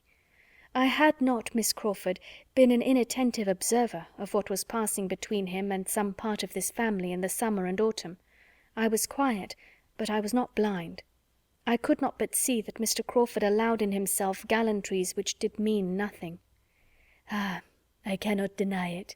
He has now and then been a sad flirt, and cared very little for the havoc he might be making in young ladies' affections. I have often scolded him for it, but it is his only fault. And there is this to be said, that very few young ladies have any affections worth caring for. And then, Fanny, the glory of fixing one who has been shot at by so many, of having it in one's power to pay off the debts of one's sex. Oh, I am sure it is not in woman's nature to refuse such a triumph." Fanny shook her head. "I cannot think well of a man who sports with any woman's feelings, and there may often be a great deal more suffered than a stander-by can judge of." "I do not defend him. I leave him entirely to your mercy. And when he has got you at Everingham, I do not care how much you lecture him. But this I will say, that his fault, the liking to make girls a little in love with him, is not half so dangerous to a wife's happiness as a tendency to fall in love himself, which he has never been addicted to. And I do seriously and truly believe that he is attached to you in a way he never was to any woman before, and that he loves you with all his heart, and will love you as nearly forever as possible.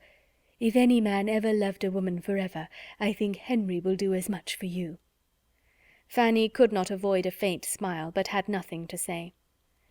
"I cannot imagine Henry ever to have been happier," continued Mary presently, "than when he had succeeded in getting your brother's commission." She had made a sure push at Fanny's feelings here. "Oh, yes, how very, very kind of him." "I know he must have exerted himself very much, for I know the parties he had to move. The Admiral hates trouble and scorns asking favours, and there are so many young men's claims to be attended to in the same way, that a friendship and energy not very determined is easily put by. What a happy creature William must be! I wish we could see him." Poor Fanny's mind was thrown into the most distressing of all its varieties. The recollection of what had been done for William was always the most powerful disturber of every decision against Mr. Crawford, and she sat thinking deeply of it till Mary, who had been first watching her complacently and then musing on something else, suddenly called her attention by saying, "I should like to sit talking with you here all day, but we must not forget the ladies below. And so good-bye, my dear, my amiable, my excellent Fanny, for though we shall nominally part in the breakfast-parlour, I must take leave of you here. And I do take leave, longing for a happy reunion, and trusting that when we meet again it will be under circumstances which may open our hearts to each other without any remnant of shadow or reserve." A very, very kind embrace, and some agitation of manner, accompanied these words. "I shall see your cousin in town soon. He talks of being there tolerably soon, and Sir Thomas, I dare say, in the course of the spring, and your eldest cousin and the Rushworths and Julia I am sure of meeting again and again, and all but you. I have 2 favours to ask, Fanny. One is your correspondence. You must write to me. And the other, that you will often call on Mrs. Grant, and make her amends for my being gone." The first, at least, of these favours Fanny would rather not have been asked, but it was impossible for her to refuse the correspondence. It was impossible for her even not to accede to it more readily than her own judgment authorized. There was no resisting so much apparent affection.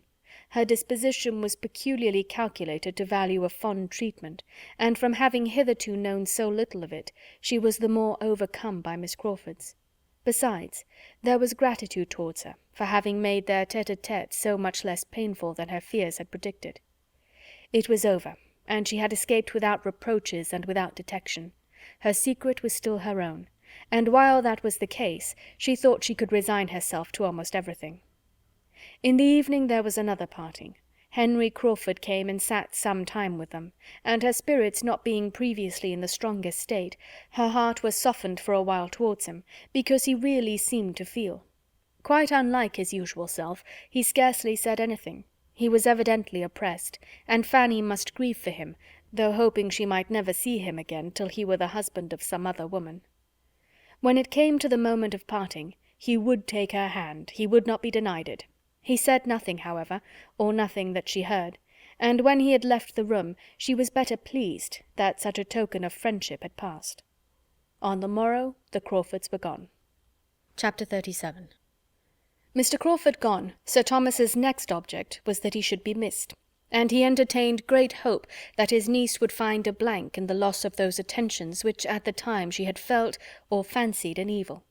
She had tasted of consequence in its most flattering form, and he did hope that the loss of it, the sinking again into nothing, would awaken very wholesome regrets in her mind. He watched her with this idea, but he could hardly tell with what success. He hardly knew whether there were any difference in her spirits or not. She was always so gentle and retiring that her emotions were beyond his discrimination. He did not understand her. He felt that he did not, and therefore applied to Edmund to tell him how she stood affected on the present occasion, and whether she were more or less happy than she had been. Edmund did not discern any symptoms of regret, and thought his father a little unreasonable in supposing the first 3 or 4 days could produce any. What chiefly surprised Edmund was that Crawford's sister, the friend and companion who had been so much to her, should not be more visibly regretted. He wondered that Fanny spoke so seldom of her, and had so little voluntarily to say of her concern at this separation. Alas! it was this sister, this friend and companion, who was now the chief bane of Fanny's comfort.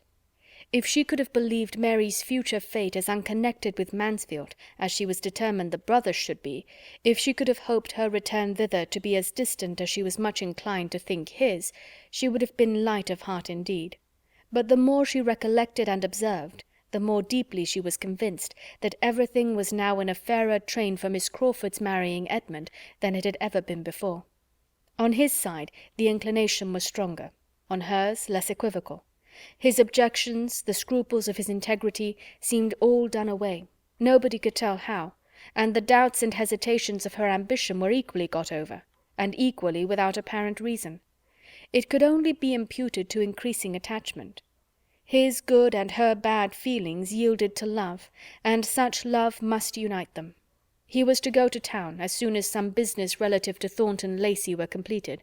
Perhaps within a fortnight. He talked of going, he loved to talk of it, and when once with her again, Fanny could not doubt the rest.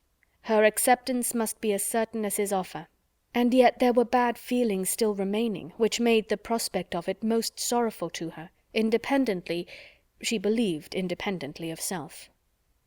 In their very last conversation, Miss Crawford, in spite of some amiable sensations and much personal kindness, had still been Miss Crawford, still shown a mind led astray and bewildered, and without any suspicion of being so, darkened, yet fancying itself light.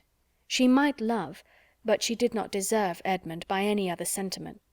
Fanny believed there was scarcely a second feeling in common between them. And she may be forgiven by older sages for looking on the chance of Miss Crawford's future improvement as nearly desperate, for thinking that if Edmund's influence in this season of love had already done so little in clearing her judgment and regulating her notions, his worth would be finally wasted on her, even in years of matrimony. Experience might have hoped more for any young people so circumstanced, and impartiality would not have denied to Miss Crawford's nature that participation of the general nature of women which would lead her to adopt the opinions of the man she loved and respected as her own. But as such were Fanny's persuasions, she suffered very much from them, and could never speak of Miss Crawford without pain. Sir Thomas, meanwhile, went on with his own hopes and his own observations, still feeling a right, by all his knowledge of human nature, to expect to see the effect of the loss of power and consequence on his niece's spirits, and the past attentions of the lover producing a craving for their return. And he was soon afterwards able to account for his not yet completely and indubitably seeing all this by the prospect of another visitor, whose approach he could allow to be quite enough to support the spirits he was watching. William had obtained a 10 days' leave of absence, to be given to Northamptonshire, and was coming, the happiest of lieutenants, because the latest made, to show his happiness and describe his uniform. He came, and he would have been delighted to show his uniform there too, had not cruel custom prohibited its appearance except on duty. So the uniform remained at Portsmouth, and Edmund conjectured that before Fanny had any chance of seeing it, all its own freshness and all the freshness of its wearer's feelings must be worn away. It would be sunk into a badge of disgrace, for what can be more unbecoming or more worthless than the uniform of a lieutenant who has been a lieutenant a year or two, and sees others made commanders before him? So reasoned Edmund, till his father made him the confidant of a scheme which placed Fanny's chance of seeing the second lieutenant of HMS Thrush in all his glory in another light. This scheme was that she should accompany her brother back to Portsmouth and spend a little time with her own family. It had occurred to Sir Thomas, in one of his dignified musings, as a right and desirable measure, but before he absolutely made up his mind, he consulted his son. Edmund considered it every way, and saw nothing but what was right. The thing was good in itself, and could not be done at a better time, and he had no doubt of it being highly agreeable to Fanny. This was enough to determine Sir Thomas, and a decisive "Then so it shall be," closed that stage of the business. Sir Thomas retiring from it with some feelings of satisfaction, and views of good over and above what he had communicated to his son, for his prime motive in sending her away had very little to do with the propriety of her seeing her parents again, and nothing at all with any idea of making her happy. He certainly wished her to go willingly, but he as certainly wished her to be heartily sick of home before her visit ended, and that a little abstinence from the elegancies and luxuries of Mansfield Park would bring her mind into a sober state and incline her to a juster estimate of the value of that home of greater permanence and equal comfort of which she had the offer. It was a medicinal project upon his niece's understanding, which he must consider as at present diseased. A residence of 8 or 9 years in the abode of wealth and plenty had a little disordered her powers of comparing and judging. Her father's house would in all probability teach her the value of a good income, and he trusted that she would be the wiser and happier woman all her life for the experiment he had devised. Had Fanny been at all addicted to raptures, she must have had a strong attack of them when she first understood what was intended, when her uncle first made her the offer of visiting the parents and brothers and sisters from whom she had been divided almost half her life, of returning for a couple of months to the scenes of her infancy, with William for the protector and companion of her journey, and the certainty of continuing to see William to the last hour of his remaining on land. Had she ever given way to bursts of delight, it must have been then, for she was delighted, but her happiness was of a quiet, deep, heart-swelling sort, and though never a great talker, she was always more inclined to silence when feeling most strongly. At the moment she could only thank and accept. Afterwards, when familiarized with the visions of enjoyment so suddenly opened, she could speak more largely to William and Edmund of what she felt. But still there were emotions of tenderness that could not be clothed in words. The remembrance of all her earliest pleasures, and of what she had suffered in being torn from them, came over her with renewed strength, and it seemed as if to be at home again would heal every pain that had since grown out of the separation. To be in the centre of such a circle, loved by so many, and more loved by all than she had ever been before, to feel affection without fear or restraint, to feel herself the equal of those who surrounded her, to be at peace from all mention of the Crawfords, safe from every look which could be fancied a reproach on their account. This was a prospect to be dwelt on with a fondness that could be but half acknowledged. Edmund, too, to be but 2 months from him, and perhaps she might be allowed to make her absence 3, must do her good. At a distance unassailed by his looks or his kindness, and safe from the perpetual irritation of knowing his heart, and striving to avoid his confidence, she should be able to reason herself into a proper estate. She should be able to think of him as in London, and arranging everything there without wretchedness. What might have been hard to bear at Mansfield was to become a slight evil at Portsmouth. The only drawback was the doubt of her aunt Bertram's being comfortable without her.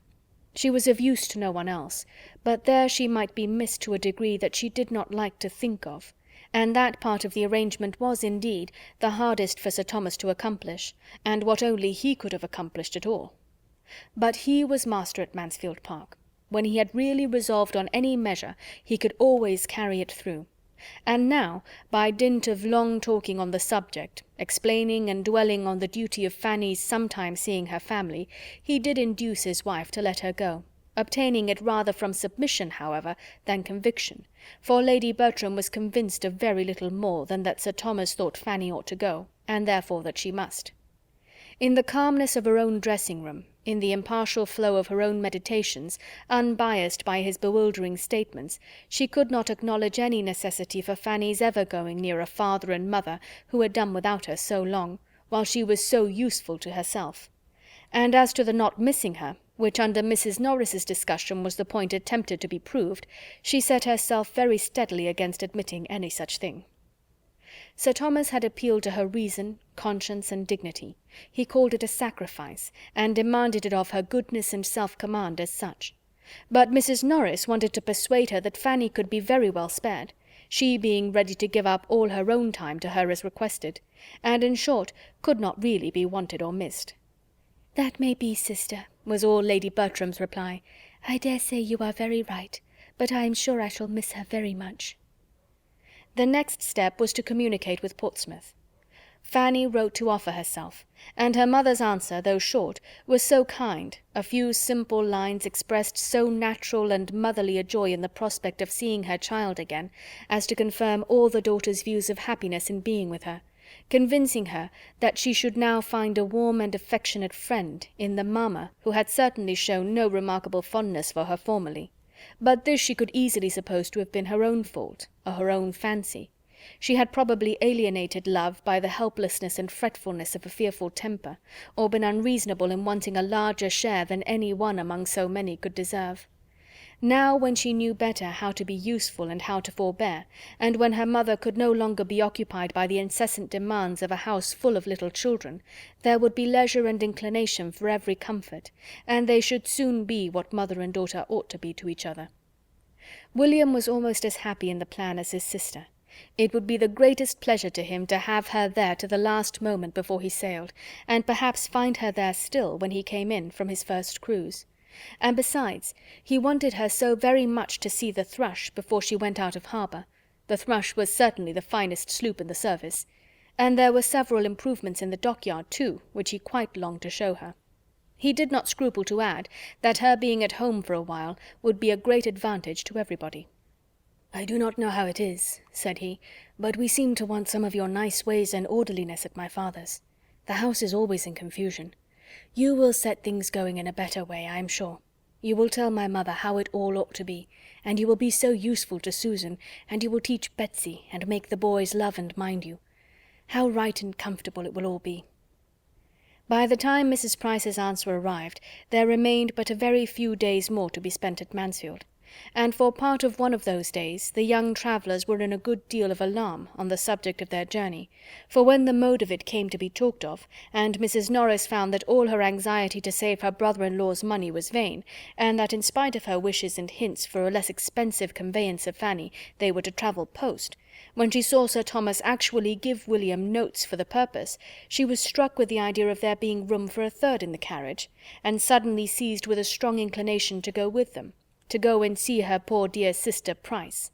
She proclaimed her thoughts. She must say that she had more than half a mind to go with the young people.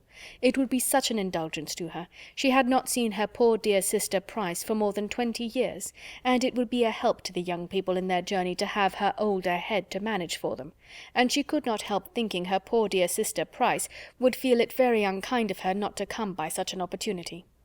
William and Fanny were horror-struck at the idea. All the comfort of their comfortable journey would be destroyed at once. With woeful countenances they looked at each other. Their suspense lasted an hour or two.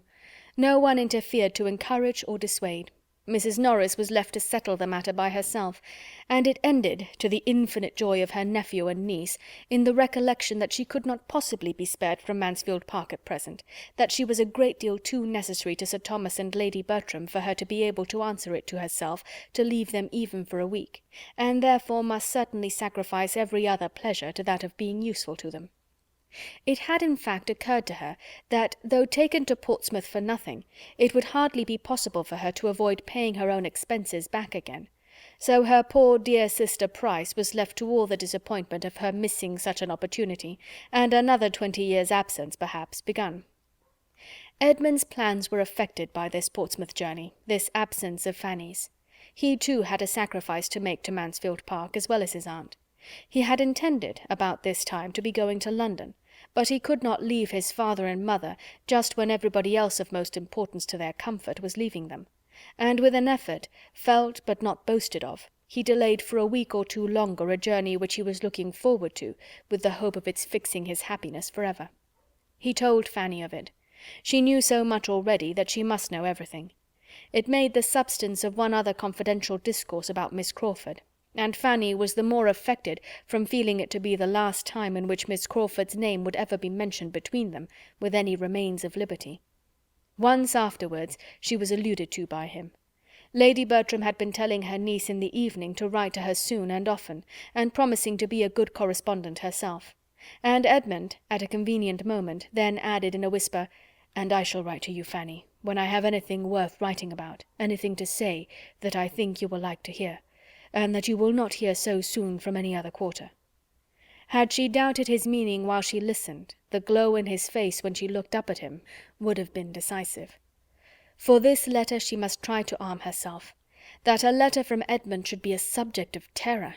She began to feel that she had not yet gone through all the changes of opinion and sentiment which the progress of time and variation of circumstances occasion in this world of changes. The vicissitudes of the human mind had not yet been exhausted by her. Poor Fanny! Though going, as she did, willingly and eagerly, the last evening at Mansfield Park must still be wretchedness. Her heart was completely sad at parting. She had tears for every room in the house, much more for every beloved inhabitant. She clung to her aunt, because she would miss her. She kissed the kind hand of her uncle with struggling sobs, because she had displeased him; and as for Edmund, she could neither speak, nor look, nor think, when the last moment came with him, and it was not till it was over that she knew he was giving her the affectionate farewell of a brother. All this passed overnight, for the journey was to begin very early in the morning, and when the small diminished party met at breakfast, William and Fanny were talked of as already advanced one stage. Chapter 38. The novelty of travelling and the happiness of being with William soon produced their natural effect on Fanny's spirits when Mansfield Park was fairly left behind, and by the time their first stage was ended and they were to quit Sir Thomas's carriage, she was able to take leave of the old coachman and send back proper messages with cheerful looks. Of pleasant talk between the brother and sister there was no end. Everything supplied an amusement to the high glee of William's mind, and he was full of frolic and joke in the intervals of their higher-toned subjects, all of which ended, if they did not begin, in praise of the thrush, conjectures how she would be employed, schemes for an action with some superior force, which, supposing the first lieutenant out of the way, and William was not very merciful to the first lieutenant, was to give himself the next step as soon as possible, or speculations upon prize money, which was to be generously distributed at home, with only the reservation of enough to make the little cottage comfortable in which he and Fanny were to pass all their middle and latter life together. Fanny's immediate concerns, as far as they involved Mr. Crawford, made no part of their conversation. William knew what had passed, and from his heart lamented that his sister's feelings should be so cold towards a man whom he must consider as the first of human characters, but he was of an age to be all for love, and therefore unable to blame; and knowing her wish on the subject, he would not distress her by the slightest allusion. She had reason to suppose herself not yet forgotten by Mr. Crawford. She had heard repeatedly from his sister within the 3 weeks which had passed since their leaving Mansfield, and in each letter there had been a few lines from himself, warm and determined like his speeches. It was a correspondence which Fanny found quite as unpleasant as she had feared. Miss Crawford's style of writing, lively and affectionate, was itself an evil, independent of what she was thus forced into reading from the brother's pen, for Edmund would never rest till she had read the chief of the letter to him, and then she had to listen to his admiration of her language and the warmth of her attachments. There had, in fact, been so much of message, of allusion, of recollection, so much of Mansfield in every letter, that Fanny could not but suppose it meant for him to hear, and to find herself forced into a purpose of that kind, compelled into a correspondence which was bringing her the addresses of the man she did not love, and obliging her to administer to the adverse passion of the man she did, was cruelly mortifying. Here too her present removal promised advantage.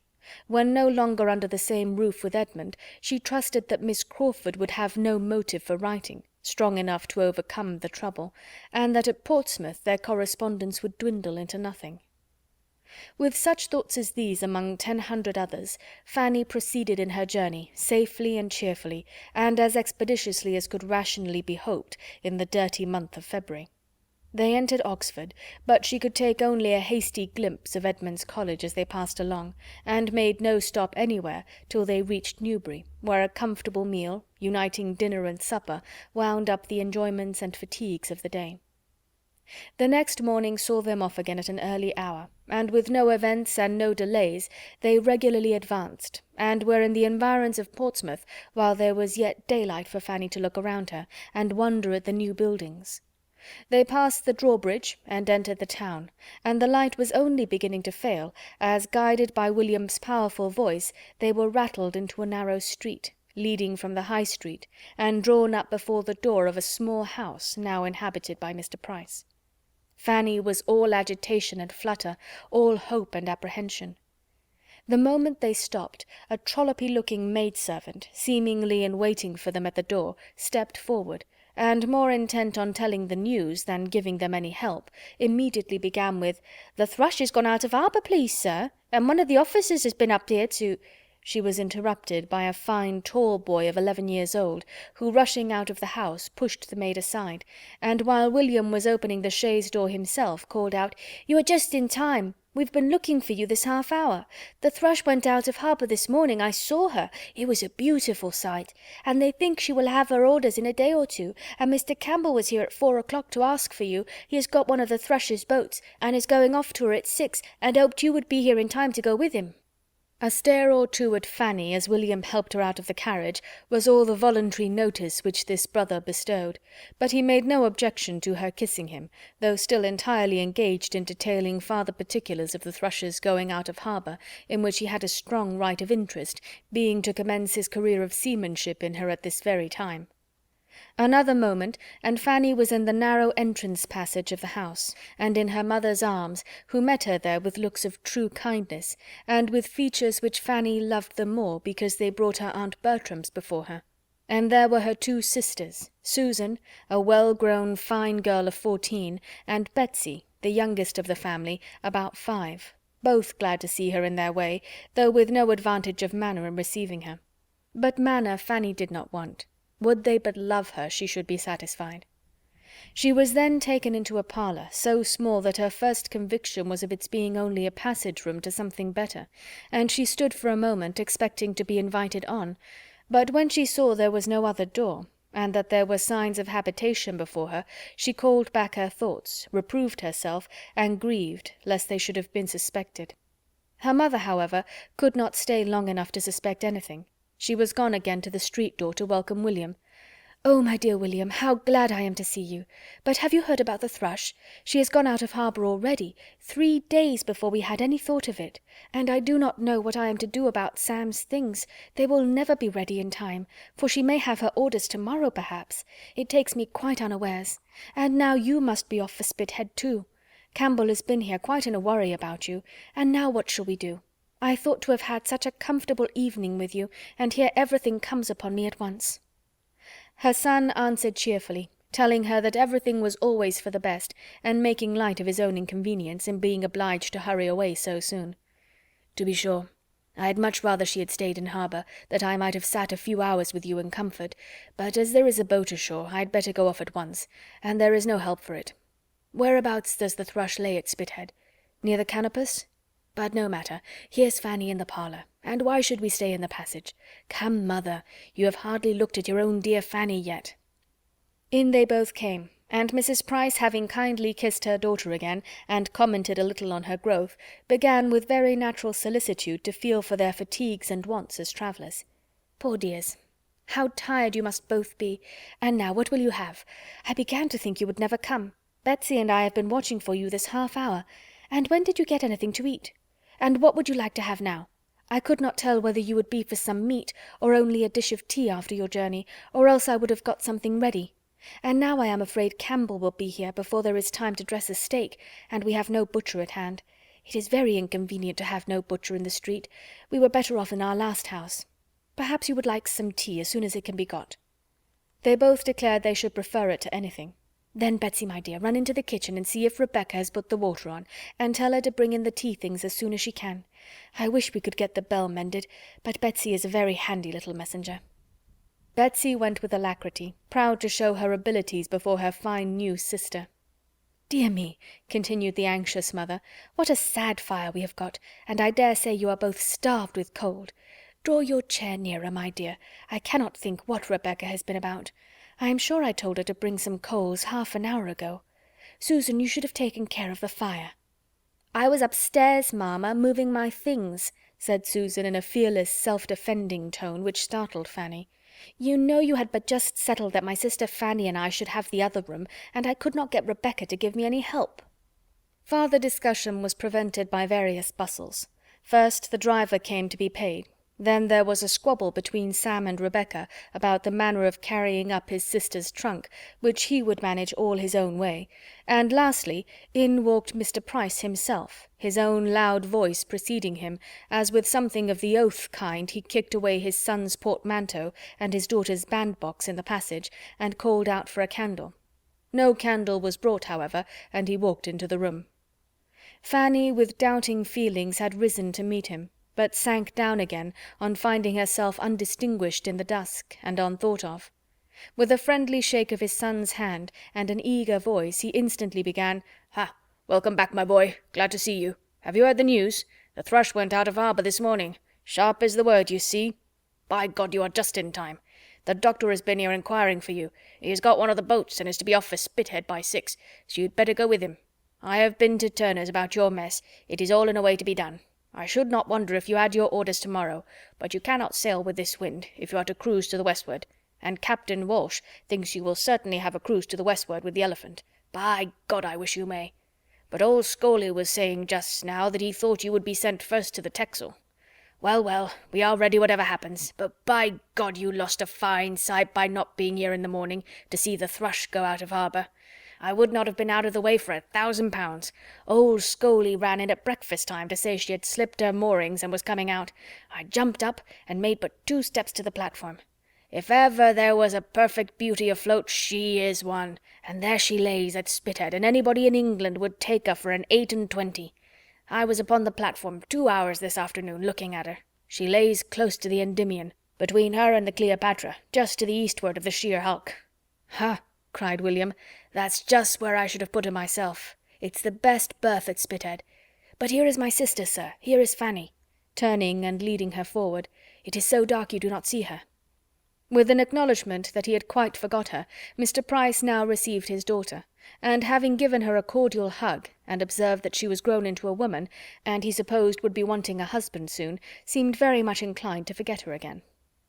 Fanny shrunk back to her seat, with feelings sadly pained by his language and his smell of spirits, and he talked on only to his son, and only of the Thrush, though William, warmly interested as he was in that subject, more than once tried to make his father think of Fanny, and her long absence and long journey. After sitting some time longer, a candle was obtained, But as there was still no appearance of tea, nor from Betsy's reports from the kitchen much hope of any under a considerable period, William determined to go and change his dress and make the necessary preparations for his removal on board directly, that he might have his tea in comfort afterwards. As he left the room, two rosy-faced boys, ragged and dirty, about 8 and 9 years old, rushed into it just released from school, and coming eagerly to see their sister and tell that the Thrush was gone out of harbour. Tom and Charles. Charles had been born since Fanny's going away, but Tom she had often helped to nurse, and now felt a particular pleasure in seeing again. Both were kissed very tenderly, but Tom she wanted to keep by her, to try to trace the features of the baby she had loved, and talk to him of his infant preference of herself. Tom, however, had no mind for such treatment. He came home not to stand and be talked to, but to run about and make a noise, and both boys had soon burst away from her and slammed the parlour door till her temples ached. She had now seen all that were at home. There remained only 2 brothers between herself and Susan, one of whom was a clerk in a public office in London, and the other midshipman on board an Indiaman. But though she had seen all the members of the family, she had not yet heard all the noise they could make. Another quarter of an hour brought her a great deal more. William was soon calling out from the landing-place of the 2nd story for his mother and for Rebecca. He was in distress for something that he had left there and did not find again. A key was mislaid, Betsy accused of having got at his new hat, and some slight but essential alteration of his uniform waistcoat, which he had been promised to have done for him, entirely neglected. Mrs. Price, Rebecca, and Betsy all went up to defend themselves, all talking together, but Rebecca loudest, and the job was to be done as well as it could in a great hurry. William trying in vain to send Betsy down again, or keep her from being troublesome where she was. The whole of which, as almost every door in the house was open, could be plainly distinguished in the parlour, except when drowned at intervals by the superior noise of Sam, Tom, and Charles chasing each other up and down stairs, and tumbling about and hallooing. Fanny was almost stunned.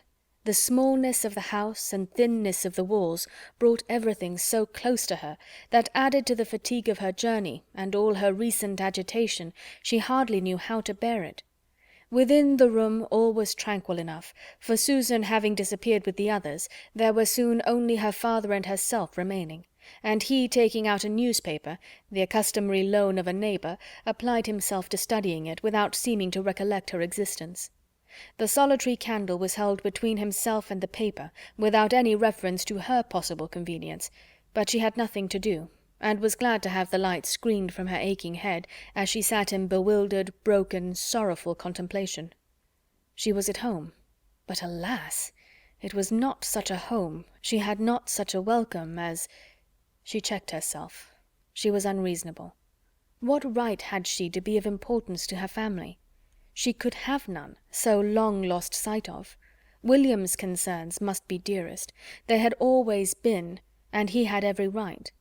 Yet to have so little said or asked about herself, to have scarcely an inquiry made after Mansfield. It did pain her to have Mansfield forgotten. The friends who had done so much, the dear, dear friends. But here one subject swallowed up all the rest. Perhaps it must be so. The destination of the Thrush must be now preeminently interesting. A day or 2 might show the difference. She only was to blame. Yet she thought it would not have been so at Mansfield.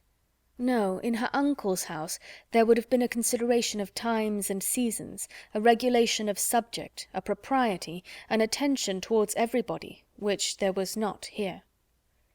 The only interruption which thoughts like these received for nearly half an hour was from a sudden burst of her father's, not at all calculated to compose them.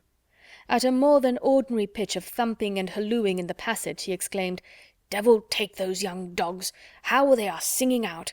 Aye, Sam's voice louder than all the rest. That boy is fit for a boatswain. Holla! You there, Sam! Stop your confounded pipe, or I shall be after you." This threat was so palpably disregarded that, though within 5 minutes afterwards the 3 boys all burst into the room together and sat down, Fanny could not consider it as a proof of anything more than their being for the time thoroughly fagged, which their hot faces and panting breaths seemed to prove, especially as they were still kicking each other's shins, and hallooing out at sudden starts immediately under their father's eye. The next opening of the door brought something more welcome. It was for the tea things, which she had begun almost to despair of seeing that evening. Susan and an attendant girl, whose inferior appearance informed Fanny to her great surprise that she had previously seen the upper servant, brought in everything necessary for the meal. Susan looking as she put the kettle on the fire and glanced at her sister, as if divided between the agreeable triumph of showing her activity and usefulness, and the dread of being thought to demean herself by such an office.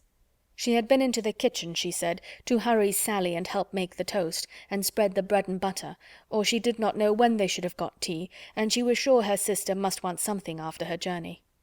Fanny was very thankful. She could not but own that she should be very glad of a little tea, and Susan immediately set about making it, as if pleased to have the employment all to herself, and with only a little unnecessary bustle, and some few injudicious attempts at keeping her brothers in better order than she could, acquitted herself very well. Fanny's spirit was as much refreshed as her body. Her head and heart were soon the better for such well-timed kindness. Susan had an open, sensible countenance. She was like William, and Fanny hoped to find her like him in disposition and good-will towards herself. In this more placid state of things William re-entered, followed not far behind by his mother and Betsy. He, complete in his lieutenant's uniform, looking and moving all the taller, firmer, and more graceful for it, and with the happiest smile over his face, walked up directly to Fanny, who, rising from her seat, looked at him for a moment in speechless admiration, and then threw her arms round his neck to sob out her various emotions of pain and pleasure. Anxious not to appear unhappy, she soon recovered herself, and wiping away her tears, was able to notice and admire all the striking parts of his dress, listening with reviving spirits to his cheerful hopes of being on shore some part of every day before they sailed, and even of getting her to Spithead to see the sloop. The next bustle brought in Mr. Campbell, the surgeon of the Thrush, a very well-behaved young man, who came to call for his friend, and for whom there was with some contrivance found a chair, and with some hasty washing of the young tea-makers, a cup and saucer. And after another quarter of an hour of earnest talk between the gentlemen, noise rising upon noise, and bustle upon bustle, men and boys at last all in motion together, the moment came for setting off. Everything was ready. William took leave, and all of them were gone, for the three boys, in spite of their mother's entreaty, determined to see their brother and Mr. Campbell to the Sallyport, and Mr. Price walked off at the same time to carry back his neighbour's newspaper. Something like tranquillity might now be hoped for, and accordingly, when Rebecca had been prevailed on to carry away the tea-things, and Mrs. Price had walked about the room some time looking for a shirt-sleeve, which Betsy at last hunted out from a drawer in the kitchen, the small party of females were pretty well composed, and the mother, having lamented again over the impossibility of getting Sam ready in time, was at leisure to think of her eldest daughter and the friends she had come from. A few inquiries began, but one of the earliest, how did her sister Bertram manage about her servants, was she as much plagued as herself to get tolerable servants, soon led her mind away from Northamptonshire, and fixed it on her own domestic grievances, and the shocking character of all the Portsmouth servants, of whom she believed her own two were the very worst, engrossed her completely. The Bertrams were all forgotten in detailing the faults of Rebecca, against whom Susan had also much to depose, and little Betsy a great deal more, and who did seem so thoroughly without a single recommendation that Fanny could not help modestly presuming that her mother meant to part with her when her year was up. "Her year!" cried Mrs. Price. "I am sure I shall be rid of her before she has stayed a year, for that will not be up till November. Servants are come to such a pass, my dear, in Portsmouth, that it is quite a miracle if one keeps them more than half a year. I have no hope of ever being settled, and if I was to part with Rebecca, I should only get something worse. And yet I do not think I am a very difficult mistress to please, and I am sure the place is easy enough, for there is always a girl under her, and I often do half the work myself." Fanny was silent, but not from being convinced that there might not be a remedy found for some of these evils. As she now sat looking at Betsy, she could not but think particularly of another sister, a very pretty little girl, whom she had left there not much younger when she went into Northamptonshire, who had died a few years afterwards. There had been something remarkably amiable about her. Fanny, in those early days, had preferred her to Susan, and when the news of her death had at last reached Mansfield, had for a short time been quite afflicted. The sight of Betsy brought the image of little Mary back again, but she would not have pained her mother by alluding to her for the world. While considering her with these ideas, Betsy, at a small distance, was holding out something to catch her eyes, meaning to screen it at the same time from Susan's. "What have you got there, my love?" said Fanny. "Come and show it to me." It was a silver knife. Up jumped Susan, claiming it as her own, and trying to get it away, but the child ran to her mother's protection, and Susan could only reproach, which she did very warmly, and evidently hoping to interest Fanny on her side. It was very hard that she was not to have her own knife. It was her own knife. Little sister Mary had left it to her upon her deathbed, and she ought to have had it to keep herself long ago, but mamma kept it from her, and was always letting Betsy get hold of it. And the end of it would be that Betsy would spoil it and get it for her own, though mamma had promised her that Betsy should not have it in her own hands. Fanny was quite shocked. Every feeling of duty, honour, and tenderness was wounded by her sister's speech and her mother's reply. "Now, Susan," cried Mrs. Price in a complaining voice, "now how can you be so cross? You are always quarrelling about that knife. I wish you would not be so quarrelsome. Poor little Betsy! How cross Susan is to you! But you should not have taken it out, my dear, when I sent you to the drawer.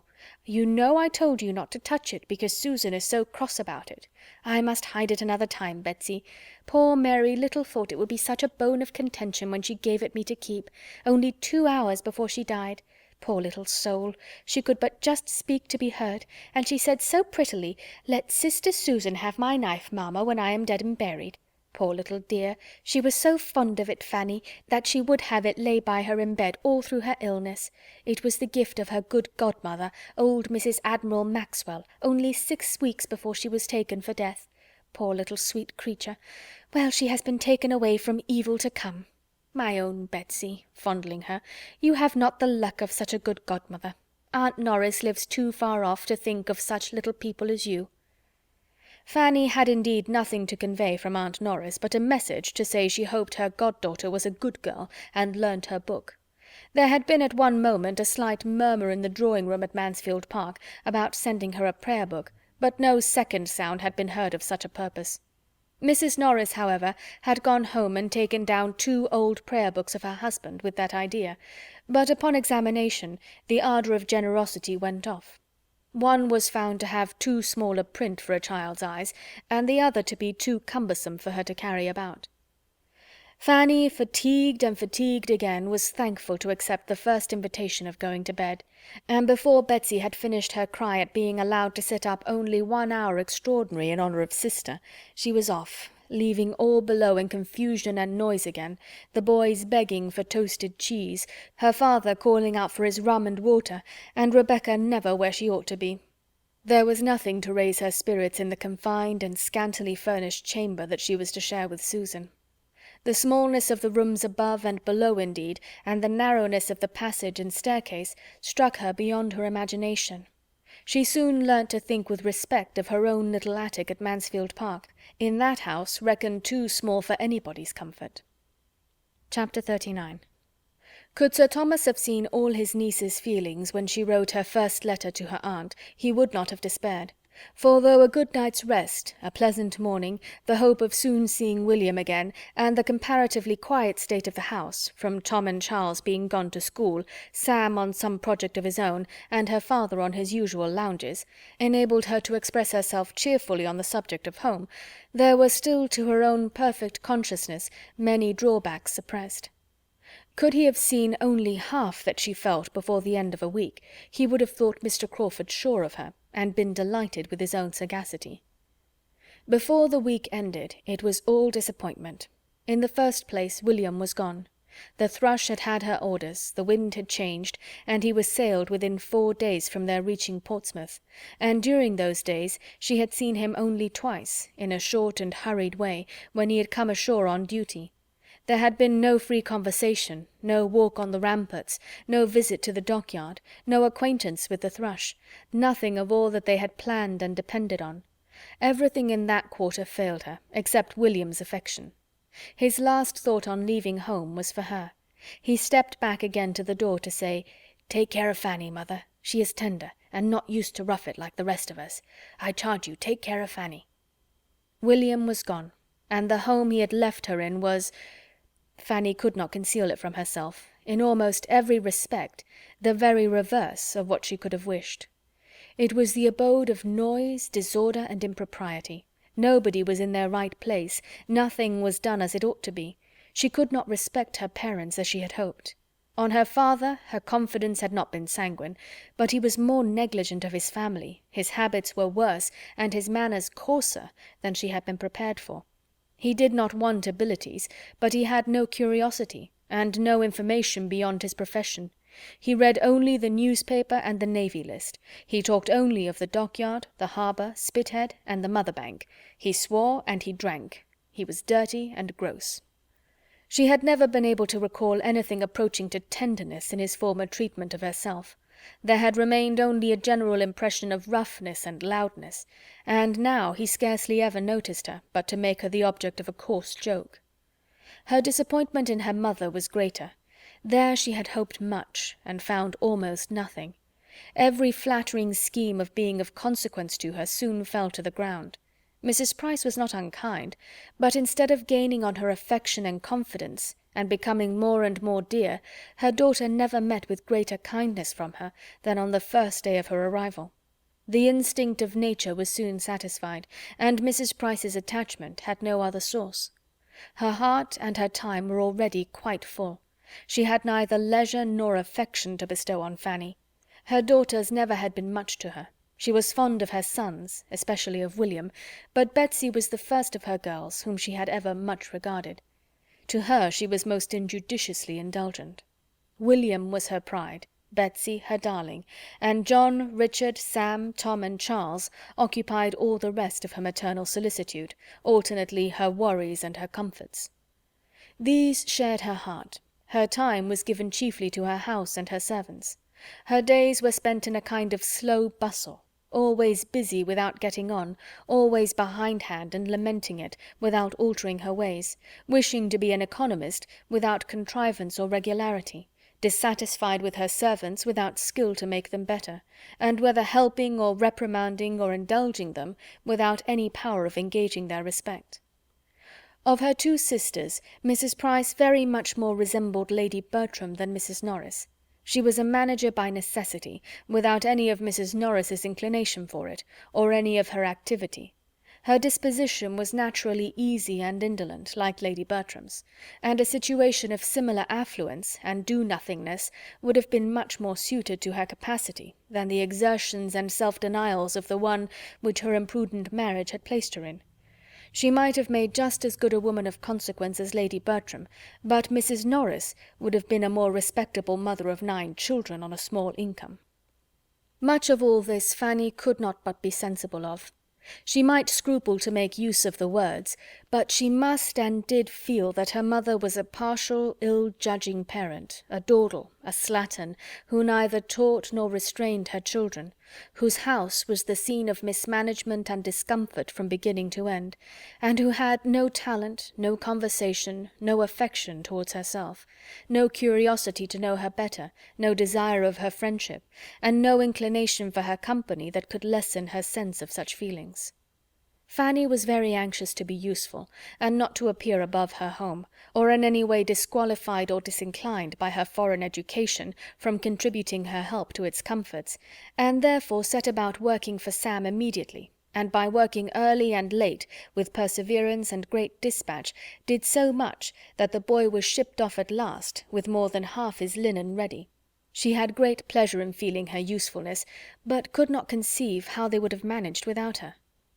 Sam, loud and overbearing as he was, she rather regretted when he went, for he was clever and intelligent, and glad to be employed in any errand in the town, and though spurning the remonstrances of Susan, given as they were, though very reasonable in themselves, with ill-timed and powerless warmth, was beginning to be influenced by Fanny's services and gentle persuasions, and she found that the best of the 3 younger ones was gone in him. Tom and Charles being at least as many years as they were his juniors distant from that age of feeling and reason which might suggest the expediency of making friends and of endeavouring to be less disagreeable. Their sister soon despaired of making the smallest impression on them. They were quite untamable by any means of address which she had spirits or time to attempt. Every afternoon brought a return of their riotous games all over the house, and she very early learnt to sigh at the approach of Saturday's constant half-holiday. Betsy, too, a spoilt child, trained up to think the alphabet her greatest enemy, left to be with the servants at her pleasure, and then encouraged to report any evil of them, she was almost as ready to despair of being able to love or assist. And of Susan's temper she had many doubts. Her continual disagreements with her mother, her rash squabbles with Tom and Charles, and petulance with Betsy, were at least so distressing to Fanny that, though admitting they were by no means without provocation, she feared the disposition that could push them to such length must be far from amiable, and from affording any repose to herself. Such was the home which was to put Mansfield out of her head, and teach her to think of her cousin Edmund with moderated feelings. On the contrary, she could think of nothing but Mansfield, its beloved inmates, its happy ways. Everything where she was now was in full contrast to it. The elegance, propriety, regularity, harmony, and perhaps above all, the peace and tranquillity of Mansfield, were brought to her remembrance every hour of the day by the prevalence of everything opposite to them here. The living and incessant noise was to a frame and temper delicate and nervous like Fanny's an evil which no superadded elegance or harmony could have entirely atoned for. It was the greatest misery of all. At Mansfield no sounds of contention, no raised voice, no abrupt bursts, no tread of violence was ever heard. All proceeded in a regular course of cheerful orderliness. Everybody had their due importance, everybody's feelings were consulted. If tenderness could be ever supposed wanting, good sense and good breeding supplied its place. And as to the little irritations, sometimes introduced by Aunt Norris, they were short, they were trifling, they were as a drop of water to the ocean, compared with the ceaseless tumult of her present abode. Here everybody was noisy, every voice was loud, excepting perhaps her mother's, which resembled the soft monotony of Lady Bertram's, only worn into fretfulness. Whatever was wanted was hallooed for, and the servants hallooed out their excuses from the kitchen. The doors were in constant banging, the stairs were never at rest, nothing was done without a clatter, nobody sat still, and nobody could command attention when they spoke. In a review of the two houses, as they appeared to her before the end of a week, Fanny was tempted to apply to them Dr. Johnson's celebrated judgment as to matrimony and celibacy, and say that though Mansfield Park might have some pains, Portsmouth could have no pleasures. Chapter 40. Fanny was right enough in not expecting to hear from Miss Crawford now at the rapid rate in which their correspondence had begun. Mary's next letter was after a decidedly longer interval than the last, but she was not right in supposing that such an interval would be felt a great relief to herself. Here was another strange revolution of mind. She was really glad to receive the letter when it did come. In her present exile from good society, and distance from everything that had been wont to interest her, a letter from one belonging to the set where her heart lived, written with affection and some degree of elegance, was thoroughly acceptable. The usual plea of increasing engagements was made an excuse for not having written to her earlier. "And now that I have begun," she continued, "my letter will not be worth your reading, for there will be no little offering of love at the end, no 3 or 4 lines passionnées from the most devoted H.C. in the world, for Henry is in Norfolk. Business called him to Everingham 10 days ago, or perhaps he only pretended the call for the sake of being travelling at the same time that you were.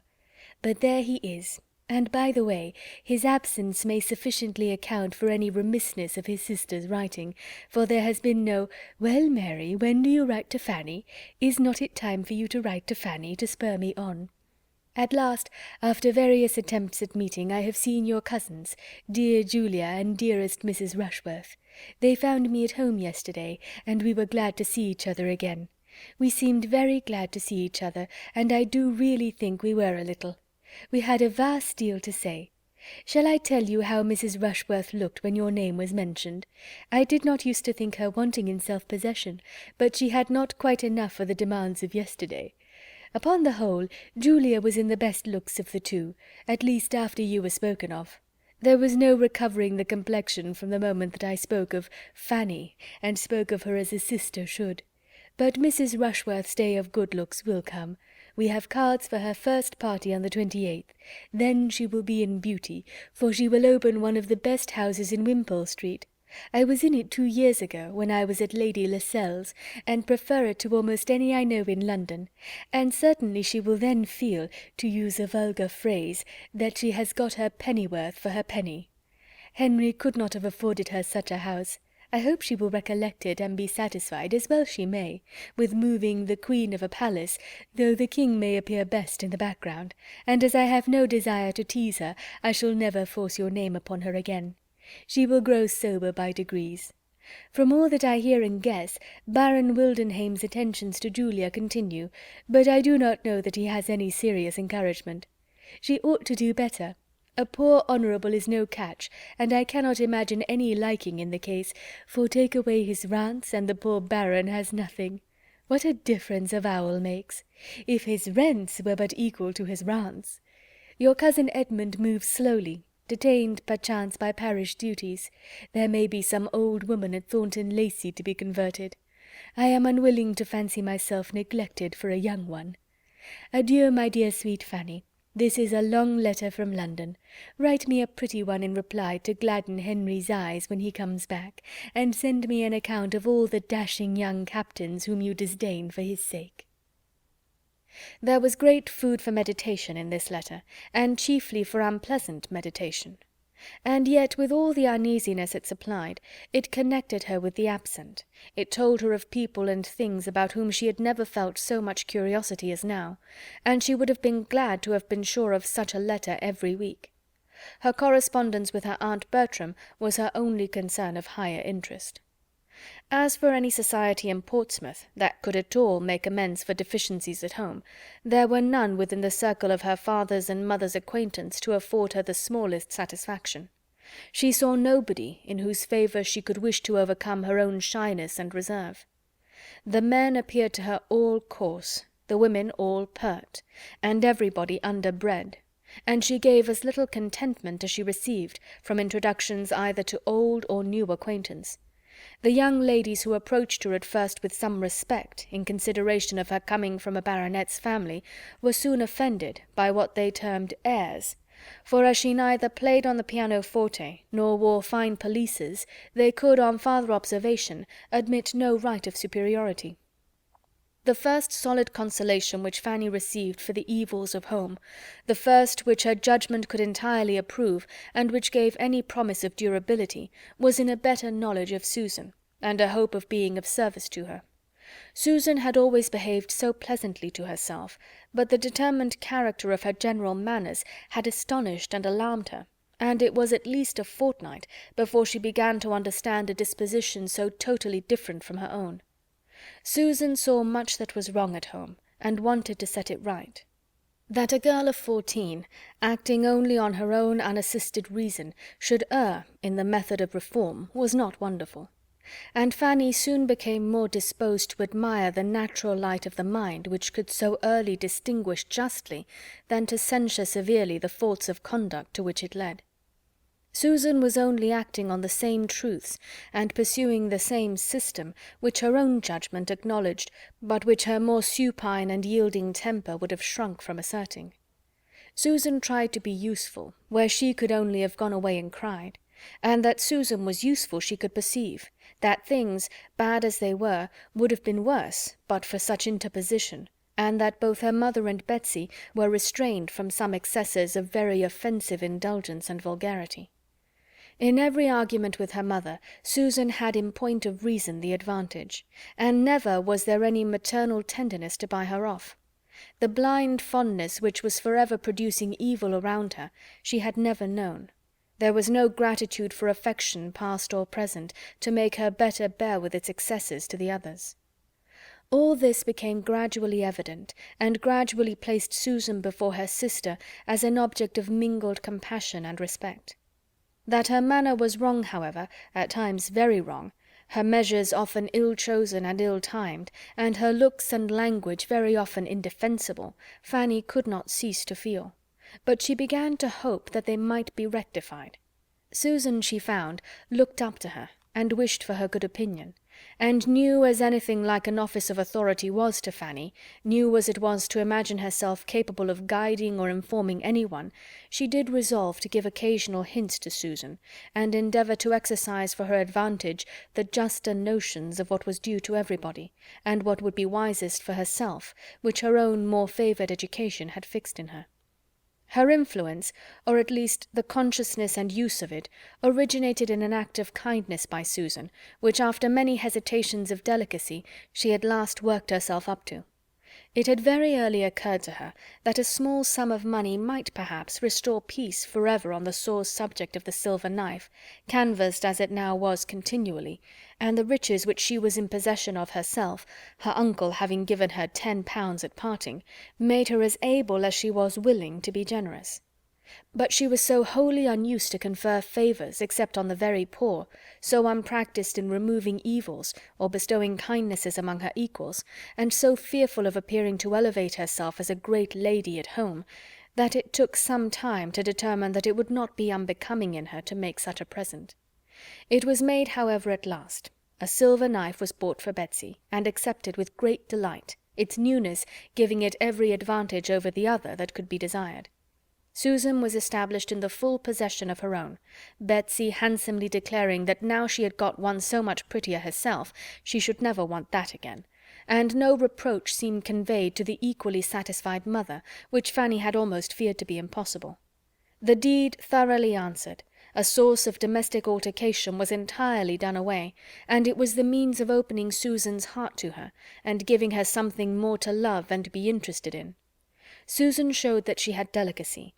Pleased as she was to be mistress of property, which she had been struggling for at least 2 years, she yet feared that her sister's judgment had been against her, and that a reproof was designed for her for having so struggled as to make the purchase necessary for the tranquillity of the house. Her temper was open. She acknowledged her fears, blamed herself for having contended so warmly, and from that hour Fanny, understanding the worth of her disposition, and perceiving how fully she was inclined to seek her good opinion and refer to her judgment, began to feel again the blessing of affection, and to entertain the hope of being useful to a mind so much in need of help, and so much deserving it. She gave advice too sound to be resisted by a good understanding, and given so mildly and considerately as not to irritate an imperfect temper. And she had the happiness of observing its good effects not unfrequently.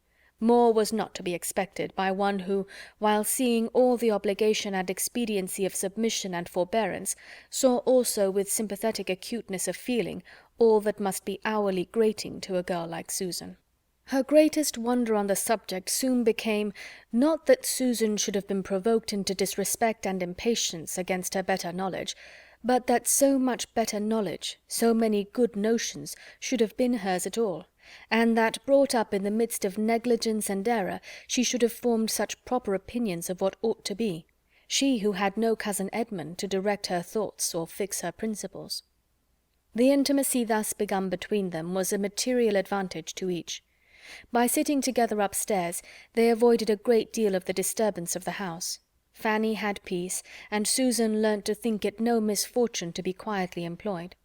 They sat without a fire, but that was a privation familiar even to Fanny, and she suffered the less because reminded by it of the east room. It was the only point of resemblance. In space, light, furniture, and prospect there was nothing alike in the two apartments, and she often heaved a sigh at the remembrance of all her books and boxes and various comforts there. By degrees the girls came to spend the chief of the morning upstairs, at first only in working and talking, but after a few days the remembrance of the said books grew so potent and stimulative that Fanny found it impossible not to try for books again.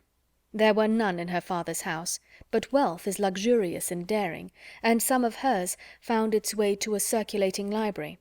She became a subscriber, amazed at being anything in propria persona, amazed at her own doings in every way, to be a renter, a chooser of books, and to be having any one's improvement in view in her choice. But so it was.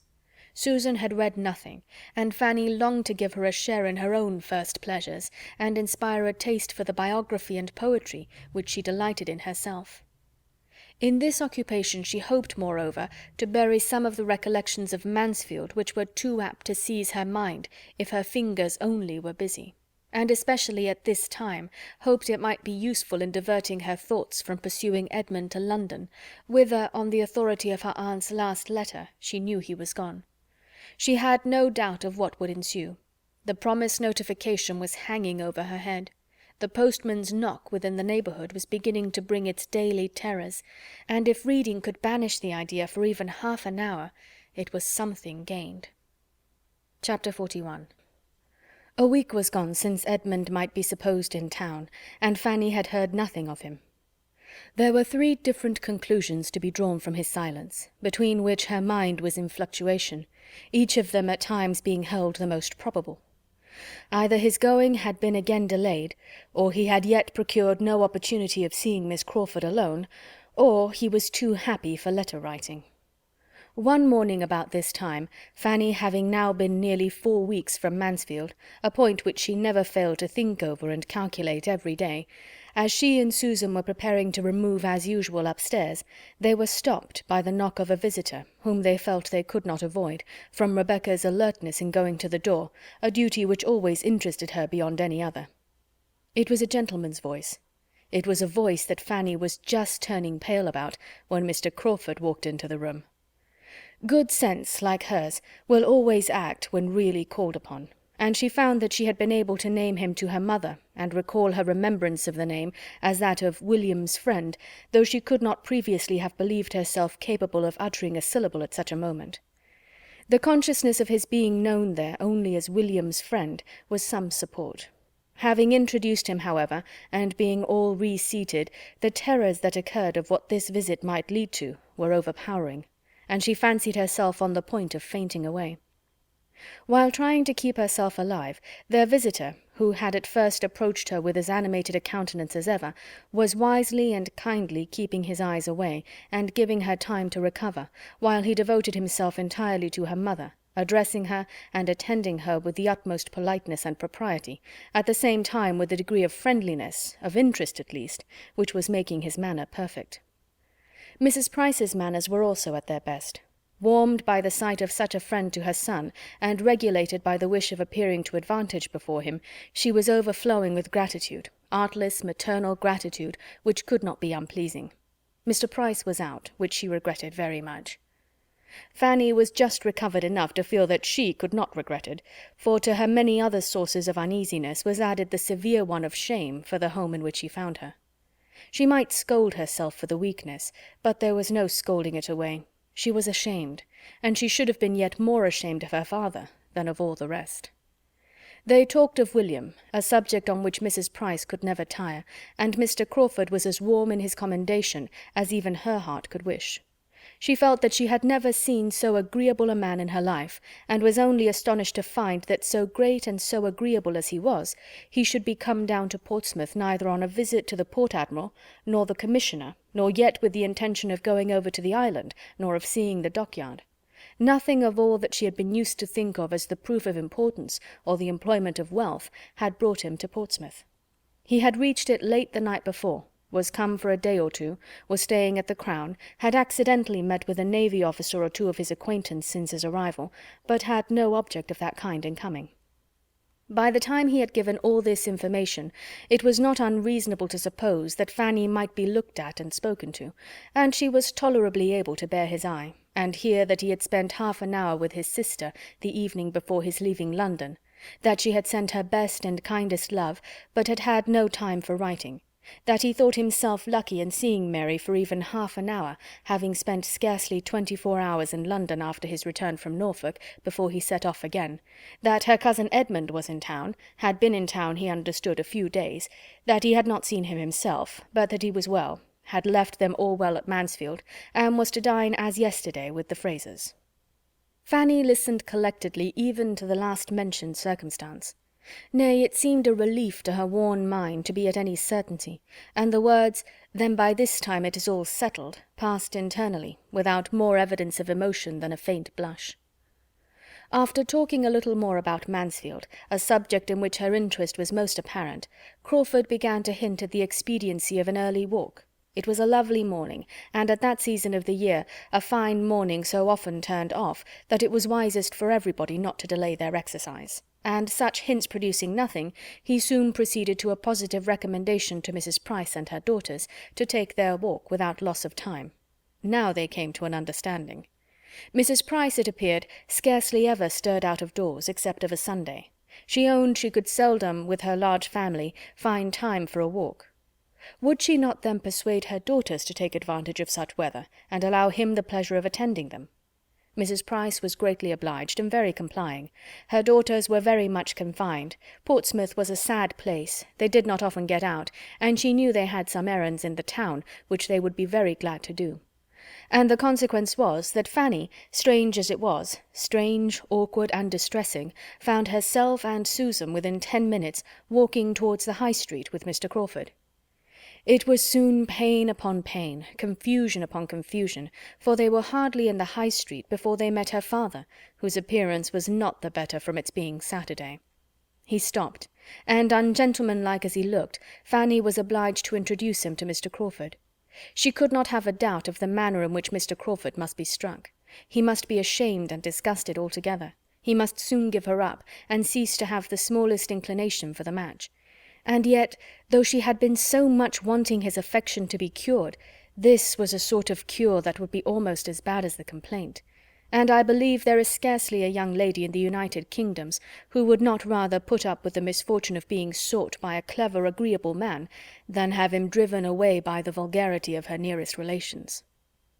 Mr. Crawford probably could not regard his future father-in-law with any idea of taking him for a model in dress, but as Fanny instantly and to her great relief discerned, her father was a very different man, a very different Mr. Price in his behaviour to this most highly respected stranger from what he was in his own family at home. His manners now, though not polished, were more than passable. They were grateful, animated, manly. His expressions were those of an attached father and a sensible man. His loud tones did very well in the open air, and there was not a single oath to be heard. Such was his instinctive compliment to the good manners of Mr. Crawford, and be the consequence what it might, Fanny's immediate feelings were infinitely soothed. The conclusion of the two gentlemen's civilities was an offer of Mr. Price's to take Mr. Crawford into the dockyard, which Mr. Crawford, desirous of accepting as a favour what was intended as such, though he had seen the dockyard again and again, and hoping to be so much the longer with Fanny, was very gratefully disposed to avail himself of, if the Miss Prices were not afraid of the fatigue, and as it was somehow or other ascertained or inferred, or at least acted upon, that they were not at all afraid, to the dockyard they were all to go. And but for Mr. Crawford, Mr. Price would have turned thither directly, without the smallest consideration for his daughter's errands in the High Street. He took care, however, that they should be allowed to go to the shops they came out expressly to visit, and it did not delay them long, for Fanny could so little bear to excite impatience or be waited for, that before the gentlemen, as they stood at the door, could do more than begin upon the last naval regulations, or settle the number of 3-deckers now in commission, their companions were ready to proceed.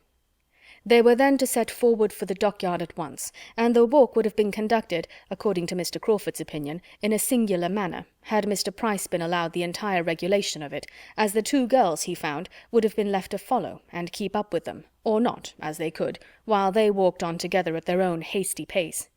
He was able to introduce some improvement occasionally, though by no means to the extent he wished. He absolutely would not walk away from them, and at any crossing or any crowd, when Mr. Price was only calling out, "Come, girls, come, Fan, come, Sue, take care of yourselves, keep a sharp lookout," he would give them his particular attendance. Once fairly in the dockyard, he began to reckon upon some happy intercourse with Fanny, as they were very soon joined by a brother lounger of Mr. Price's, who was come to take his daily survey of how things went on, and who must prove a far more worthy companion than himself. And after a time the two officers seemed very well satisfied in going about together and discussing matters of equal and never-failing interest, while the young people sat down upon some timbers in the yard, or found a seat on board a vessel in the stocks, which they all went to look at. Fanny was most conveniently in want of rest. Crawford could not have wished her more fatigued or more ready to sit down, but he could have wished her sister away. A quick-looking girl of Susan's age was the very worst third in the world, totally different from Lady Bertram, all eyes and ears, and there was no introducing the main point before her. He must content himself with being only generally agreeable, and letting Susan have her share of entertainment, with the indulgence now and then of a look or hint for the better informed and conscious Fanny. Norfolk was what he had mostly to talk of. There he had been some time, and everything there was rising in importance from his present schemes. Such a man could come from no place, no society, without importing something to amuse. His journeys and his acquaintance were all of use, and Susan was entertained in a way quite new to her. For Fanny, something more was related than the accidental agreeableness of the parties he had been in. For her approbation, the particular reason of his going into Norfolk at all, at this unusual time of year, was given. It had been real business, relative to the renewal of a lease in which the welfare of a large, and, he believed, industrious family was at stake. He had suspected his agent of some underhand dealing, of meaning to bias him against the deserving, and he had determined to go himself and thoroughly investigate the merits of the case. He had done even more good than he had foreseen, had been useful to more than his first plan had comprehended, and was now able to congratulate himself upon it, and to feel that in performing a duty he had secured agreeable recollections for his own mind. He had introduced himself to some tenants, whom he had never seen before, had begun making acquaintance with cottages whose very existence, though on his own estate, had been hitherto unknown to him. This was aimed, and well aimed, at Fanny. It was pleasing to hear him speak so properly. Here he had been acting as he ought to do.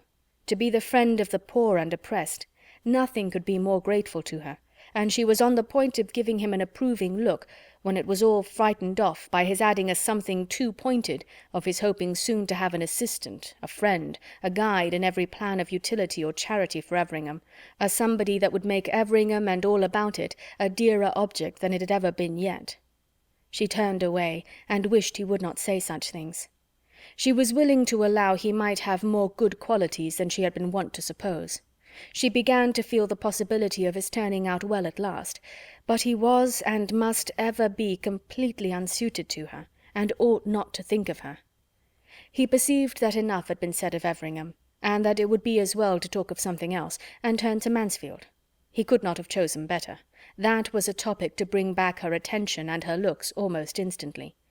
It was a real indulgence to her to hear or to speak of Mansfield. Now so long divided from everybody who knew the place, she felt it quite the voice of a friend when he mentioned it, and led the way to her fond exclamations in praise of its beauties and comforts, and by his honourable tribute to its inhabitants allowed her to gratify her own heart in the warmest eulogium, in speaking of her uncle as all that was clever and good, and her aunt as having the sweetest of all sweet tempers. He had a great attachment to Mansfield himself. He said so. He looked forward with hope of spending much, very much, of his time there, always there or in the neighbourhood. He particularly built upon a very happy summer and autumn there this year. He felt that it would be so. He depended upon it. A summer and autumn infinitely superior to the last. As animated, as diversified, as social, but with circumstances of superiority indescribable. "Mansfield, Southerton, Thornton Lacey," he continued, "what a society will be comprised in those houses! And at Michaelmas, perhaps, a fourth may be added, some small hunting-box in the vicinity of everything so dear. For as to any partnership in Thornton Lacey, as Edmund Bertram once good-humouredly proposed, I hope I foresee two objections, two fair, excellent, irresistible objections to that plan." Fanny was doubly silenced here, though when the moment was past, could regret that she had not forced herself into the acknowledged comprehension of one half of his meaning, and encouraged him to say something more of his sister and Edmund. It was a subject which she must learn to speak of, and the weakness that shrunk from it would soon be quite unpardonable. When Mr. Price and his friend had seen all that they wished, or had time for, the others were ready to return, and in the course of their walk back, Mr. Crawford contrived a minute's privacy for telling Fanny that his only business in Portsmouth was to see her, that he was come down for a couple of days on her account and hers only, and because he could not endure a longer total separation. She was sorry, really sorry, and yet in spite of this, and the 2 or 3 other things which she wished he had not said, she thought him altogether improved since she had seen him. He was much more gentle, obliging, and attentive to other people's feelings than he had ever been at Mansfield. She had never seen him so agreeable, so near being agreeable. His behaviour to her father could not offend, and there was something particularly kind and proper in the notice he took of Susan. He was decidedly improved. She wished the next day over. She wished he had come only for one day, but it was not so very bad as she would have expected. The pleasure of talking of Mansfield was so very great. Before they parted, she had to thank him for another pleasure, and one of no trivial kind. Her father asked him to do them the honour of taking his mutton with them, and Fanny had time for only one thrill of horror before he declared himself prevented by a prior engagement. He was engaged to dinner already both for that day and the next. He had met with some acquaintance at the Crown, who would not be denied. He should have the honour, however, of waiting on them again on the morrow, etc. And so they parted, Fanny in a state of actual felicity from escaping so horrible an evil. To have had him join their family dinner-party, and see all their deficiencies, would have been dreadful. Rebecca's cookery, and Rebecca's waiting, and Betsy's eating at table without restraint, and pulling everything about as she chose, were what Fanny herself was not yet enough inured to for her often to make a tolerable meal.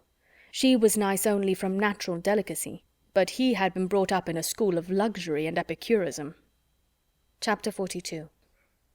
The Prices were just setting off for church the next day when Mr. Crawford appeared again. He came, not to stop, but to join them. He was asked to go with them to the garrison chapel, which was exactly what he had intended, and they all walked thither together. The family were now seen to advantage. Nature had given them no inconsiderable share of beauty, and every Sunday dressed them in their cleanest skins and best attire.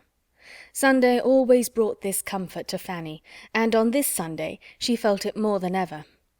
Her poor mother now did not look so very unworthy of being Lady Bertram's sister, as she was but too apt to look. It often grieved her to the heart to think of the contrast between them, to think that where nature had made so little difference, circumstances should have made so much, and that her mother, as handsome as Lady Bertram, and some years her junior, should have an appearance so much more worn and faded, so comfortless, so slatternly, so shabby. But Sunday made her a very creditable and tolerably cheerful-looking Mrs. Price, coming abroad with a fine family of children, feeling a little respite of her weekly cares, and only discomposed if she saw her boys run into danger, or Rebecca pass by with a flower in her hat. In chapel they were obliged to divide, but Mr. Crawford took care not to be divided from the female branch, and after chapel he still continued with them, and made one in the family party on the ramparts. Mrs. Price took her weekly walk on the ramparts every fine Sunday throughout the year, always going directly after morning service and staying till dinner-time. It was her public place. There she met her acquaintance, heard a little news, talked over the badness of the Portsmouth servants, and wound up her spirits for the 6 days ensuing. Thither they now went, Mr. Crawford most happy to consider the Miss Prices as his particular charge, and before they had been there long, somehow or other, there was no saying how, Fanny could not have believed it, but he was walking between them, with an arm of each under his, and she did not know how to prevent or put an end to it. It made her uncomfortable for a time, but yet there were enjoyments in the day, and in the view, which would be felt. The day was uncommonly lovely. It was really March, but it was April in its mild air, brisk soft wind, and bright sun, occasionally clouded for a minute, and everything looked so beautiful under the influence of such a sky, the effects of the shadows pursuing each other on the ships at Spithead and the island beyond, with the ever-varying hues of the sea now at high water, dancing in its glee and dashing against the ramparts with so fine a sound, produced altogether such a combination of charms for Fanny as made her gradually almost careless of the circumstances under which she felt them. Nay, had she been without his arm, she would soon have known that she needed it, for she wanted strength for a 2-hour saunter of this kind, coming, as it generally did, upon a week's previous inactivity. Fanny was beginning to feel the effect of being debarred from her usual regular exercise. She had lost ground as to health since her being in Portsmouth, and but for Mr. Crawford and the beauty of the weather, would soon have been knocked up now. The loveliness of the day and of the view he felt like herself. They often stopped with the same sentiment and taste, leaning against the wall some minutes to look and admire, and considering he was not Edmund, Fanny could not but allow that he was sufficiently open to the charms of nature, and very well able to express his admiration. She had a few tender reveries now and then, which he could sometimes take advantage of, to look in her face without detection, and the result of these looks was that, though as bewitching as ever, her face was less blooming than it ought to be. She said she was very well, and did not like to be supposed otherwise, but take it all in all, he was convinced that her present residence could not be comfortable, and therefore could not be salutary for her, and he was growing anxious for her being again at Mansfield, where her own happiness, and his in seeing her, must be so much greater. "You have been here a month, I think," said he. "No, not quite a month. It is only 4 weeks to-morrow since I left Mansfield." "You are a most accurate and honest reckoner. I should call that a month." "I did not arrive here till Tuesday evening." "And it is to be a 2 months' visit, is not it?" "Yes. My uncle talked of 2 months. I suppose it will not be less." "And how are you to be conveyed back again? Who comes for you?" "I do not know. I have heard nothing about it yet from my aunt. Perhaps I may be to stay longer. It may not be convenient for me to be fetched exactly at the 2 months' end." After a moment's reflection, Mr. Crawford replied, "I know Mansfield. I know its way. I know its faults towards you. I know the danger of your being so far forgotten as to have your comforts give way to the imaginary convenience of any single being in the family. I am aware that you may be left here week after week, if Sir Thomas cannot settle everything for coming himself or sending your aunt's maid for you without involving the slightest alteration of the arrangements which he may have laid down for the next quarter of a year. This will not do. 2 months is an ample allowance. I should think 6 weeks quite enough. I am considering your sister's health," said he, addressing himself to Susan, "which I think the confinement of Portsmouth unfavourable to.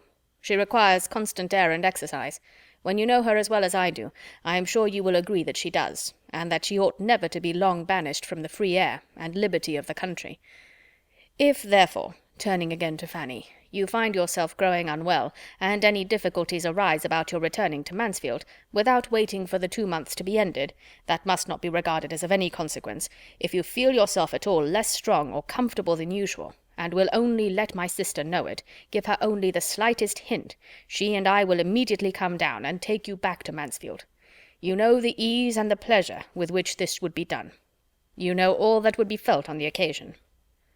Fanny thanked him, but tried to laugh it off.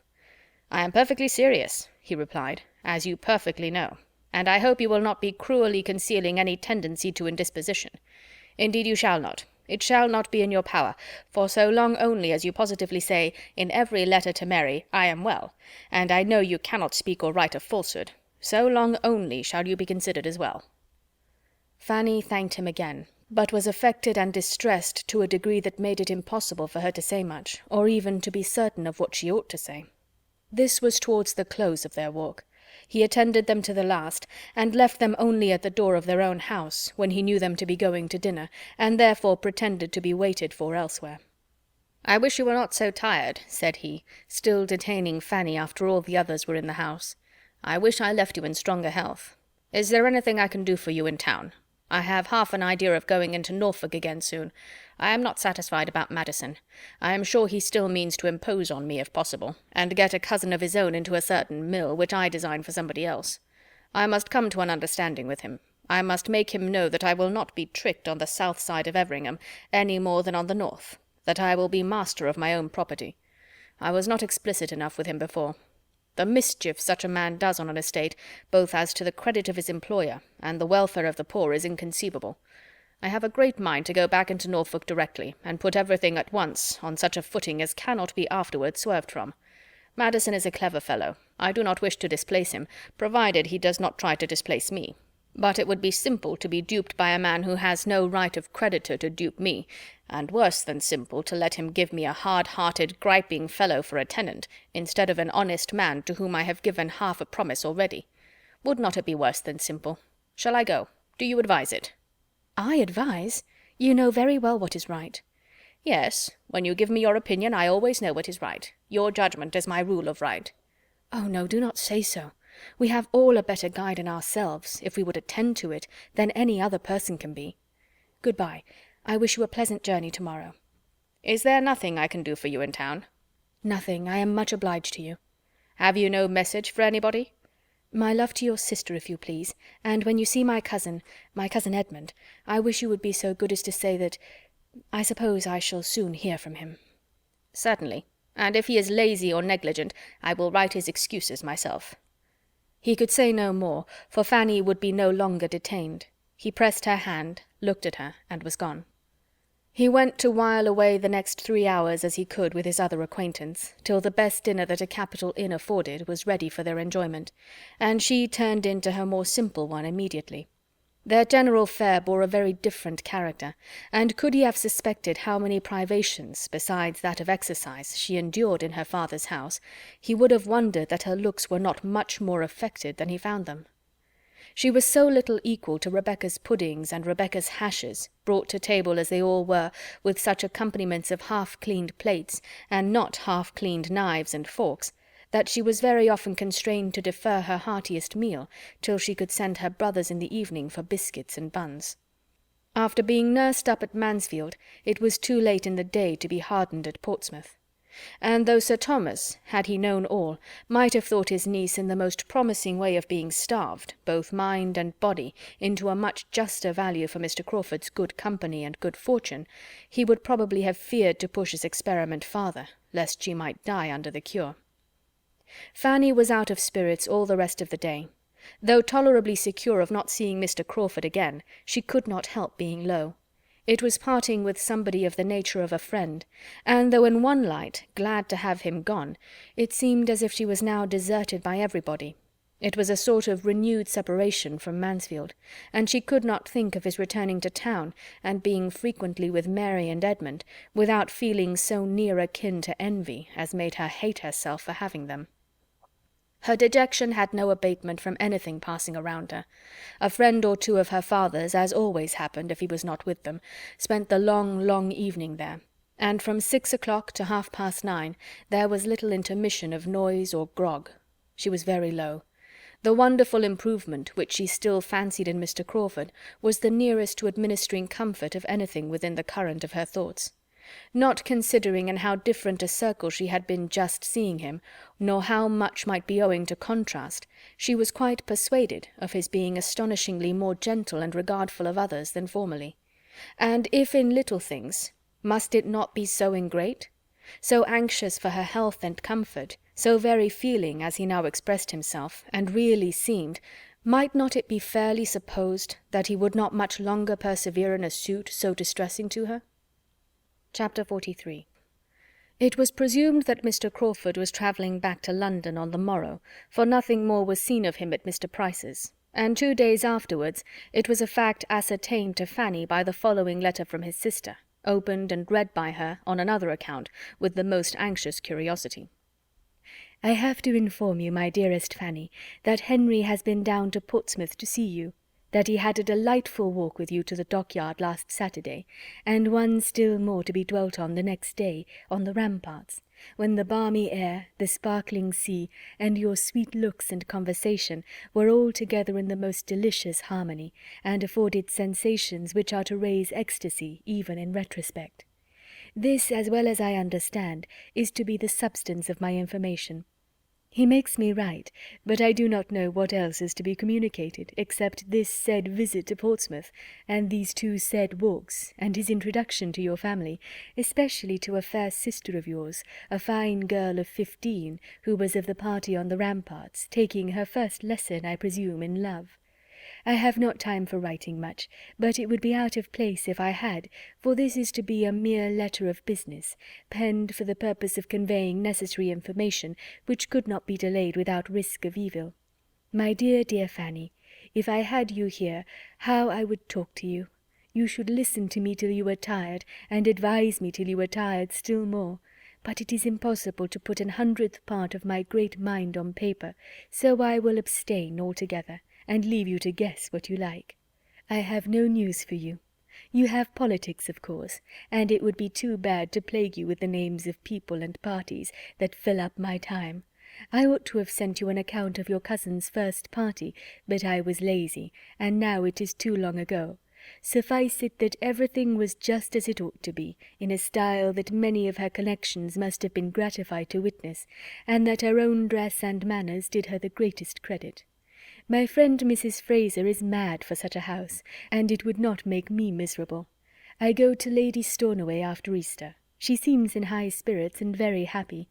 I fancy Lord S. is very good-humoured and pleasant in his own family, and I do not think him so very ill-looking as I did. At least one sees many worse. He will not do by the side of your cousin Edmund. Of the last mentioned hero, what shall I say? If I avoided his name entirely, it would look suspicious. I will say, then, that we have seen him 2 or 3 times, and that my friends here are very much struck with his gentlemanlike appearance. Mrs. Fraser, no bad judge, declares she knows but 3 men in town who have so good a person, height, and air, and I must confess, when he dined here the other day, there were none to compare with him, and we were a party of 16. Luckily there is no distinction of dress nowadays to tell tales. But. Yours affectionately. I had almost forgot. It was Edmund's fault. He gets into my head more than does me good. One very material thing I had to say from Henry and myself. I mean about our taking you back into Northamptonshire. My dear little creature, do not stay at Portsmouth to lose your pretty looks. Those vile sea breezes are the ruin of beauty and health. My poor aunt always felt affected if within 10 miles of the sea, which the Admiral, of course, never believed, but I know it was so. I am at your service and Henry's at an hour's notice. I should like the scheme, and we would make a little circuit, and show you Everingham in our way, and perhaps you would not mind passing through London, and seeing the inside of St. George's, Hanover Square. Only keep your cousin Edmund from me at such a time. I should not like to be tempted. What a long letter! One word more. Henry, I find, has some idea of going into Norfolk again upon some business that you approve, but this cannot possibly be permitted before the middle of next week. That is, he cannot anyhow be spared till after the 14th, for we have a party that evening. The value of a man like Henry on such an occasion is what you can have no conception of, so you must take it upon my word to be inestimable. He will see the Rushworths, which I own I am not sorry for, having a little curiosity, and so I think has he, though he will not acknowledge it. This was a letter to be run through eagerly, to be read deliberately, to supply matter for much reflection, and to leave everything in greater suspense than ever. The only certainty to be drawn from it was that nothing decisive had yet taken place. Edmund had not yet spoken. How Miss Crawford really felt, how she meant to act, or might act, without or against her meaning, whether his importance to her were quite what it had been before the last separation, whether, if lessened, it were likely to lessen more, or to recover itself, were subjects for endless conjecture, and to be thought of on that day and many days to come, without producing any conclusion. The idea that returned the oftenest was that Miss Crawford, after proving herself cooled and staggered by a return to London habits, would yet prove herself in the end too much attached to him to give him up. She would try to be more ambitious than her heart would allow. She would hesitate, she would tease, she would condition, she would require a great deal, but she would finally accept. This was Fanny's most frequent expectation. A house in town! That, she thought, must be impossible. Yet there was no saying what Miss Crawford might not ask. The prospect for her cousin grew worse and worse. The woman who could speak of him, and speak only of his appearance, what an unworthy attachment! To be deriving support from the commendations of Mrs. Fraser, she who had known him intimately half a year! Fanny was ashamed of her. Those parts of the letter which related only to Mr. Crawford and herself touched her in comparison slightly. Whether Mr. Crawford went into Norfolk before or after the 14th was certainly no concern of hers, though, everything considered, she thought he would go without delay. That Miss Crawford should endeavour to secure a meeting between him and Mrs. Rushworth was in all her worst line of conduct, and grossly unkind and ill-judged, but she hoped he would not be actuated by any such degrading curiosity. He acknowledged no such inducement, and his sister ought to have given him credit for better feelings than her own. She was yet more impatient for another letter from town after receiving this than she had been before, and for a few days was so unsettled by it altogether, by what had come and what might come, that her usual readings and conversation with Susan were much suspended. She could not command her attention as she wished. If Mr. Crawford remembered her message to her cousin, she thought it very likely, most likely, that he would write to her at all events.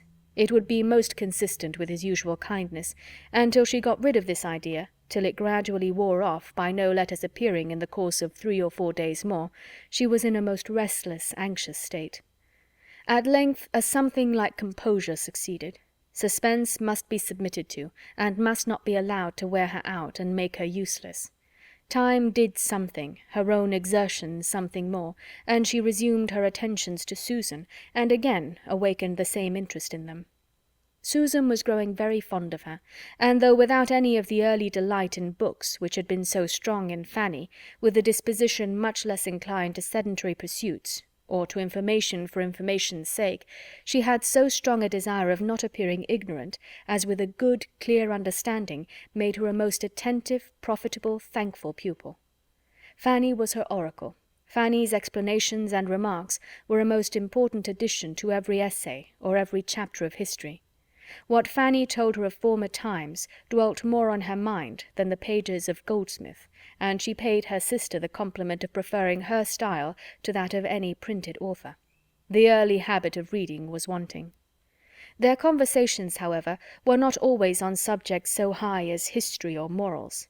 Others had their hour, and of lesser matters none returned so often, or remained so long between them, as Mansfield Park, a description of the people, the manners, the amusements, the ways of Mansfield Park.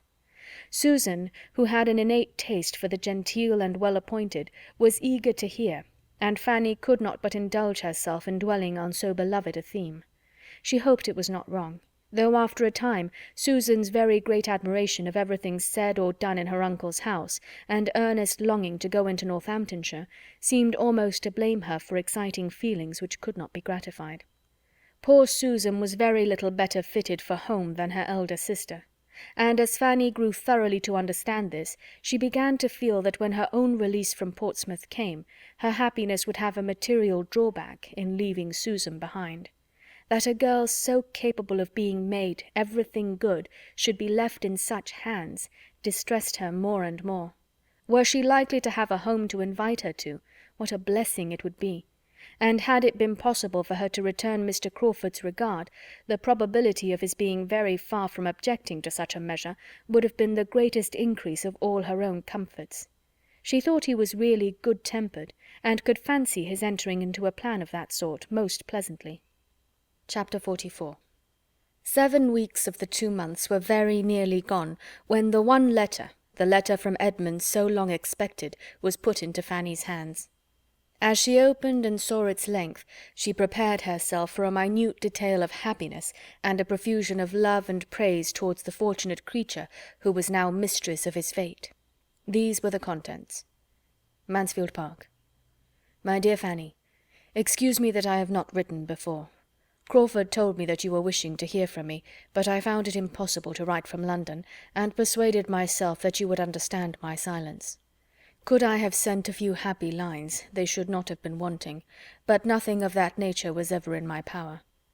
I am returned to Mansfield in a less assured state than when I left it.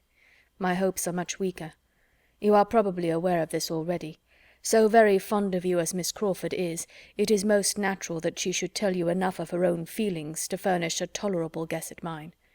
I will not be prevented, however, from making my own communication. Our confidences in you need not clash. I ask no questions. There is something soothing in the idea that we have the same friend, and that whatever unhappy differences of opinion may exist between us, we are united in our love of you. It will be a comfort to me to tell you how things now are, and what are my present plans, if plans I can be said to have. I have been returned since Saturday. I was 3 weeks in London, and saw her, for London, very often. I had every attention from the Frasers that could be reasonably expected. I dare say I was not reasonable in carrying with me the hopes of an intercourse at all like that of Mansfield. It was her manner, however, rather than any unfrequency of meeting. Had she been different when I did see her, I should have made no complaint, but from the very first she was altered.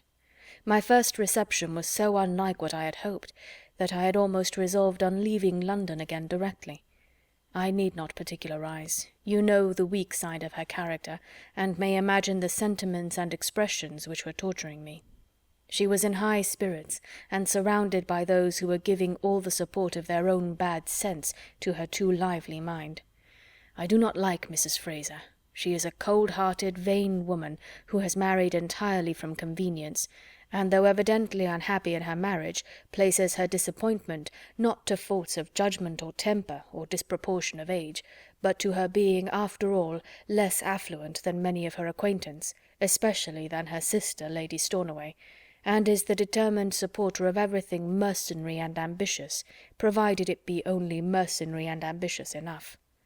I look upon her intimacy with those two sisters as the greatest misfortune of her life and mine. They have been leading her astray for years. Could she be detached from them?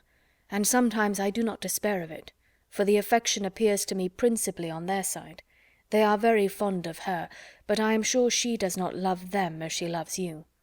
When I think of her great attachment to you, indeed, and the whole of her judicious, upright conduct as a sister, she appears a very different creature, capable of everything noble, and I am ready to blame myself for a too harsh construction of a playful manner.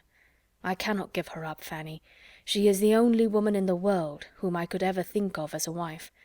If I did not believe that she had some regard for me, of course I should not say this, but I do believe it.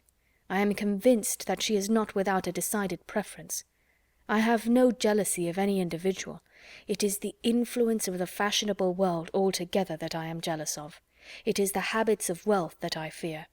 Her ideas are not higher than her own fortune may warrant, but they are beyond what our incomes united could authorize. There is comfort, however, even here.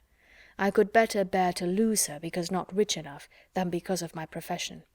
That would only prove her affection not equal to sacrifices, which in fact I am scarcely justified in asking, and if I am refused, that, I think, will be the honest motive. Her prejudices, I trust, are not so strong as they were. You have my thoughts exactly as they arise, my dear Fanny. Perhaps they are sometimes contradictory, but it will not be a less faithful picture of my mind. Having once begun, it is a pleasure to me to tell you all I feel. I cannot give her up.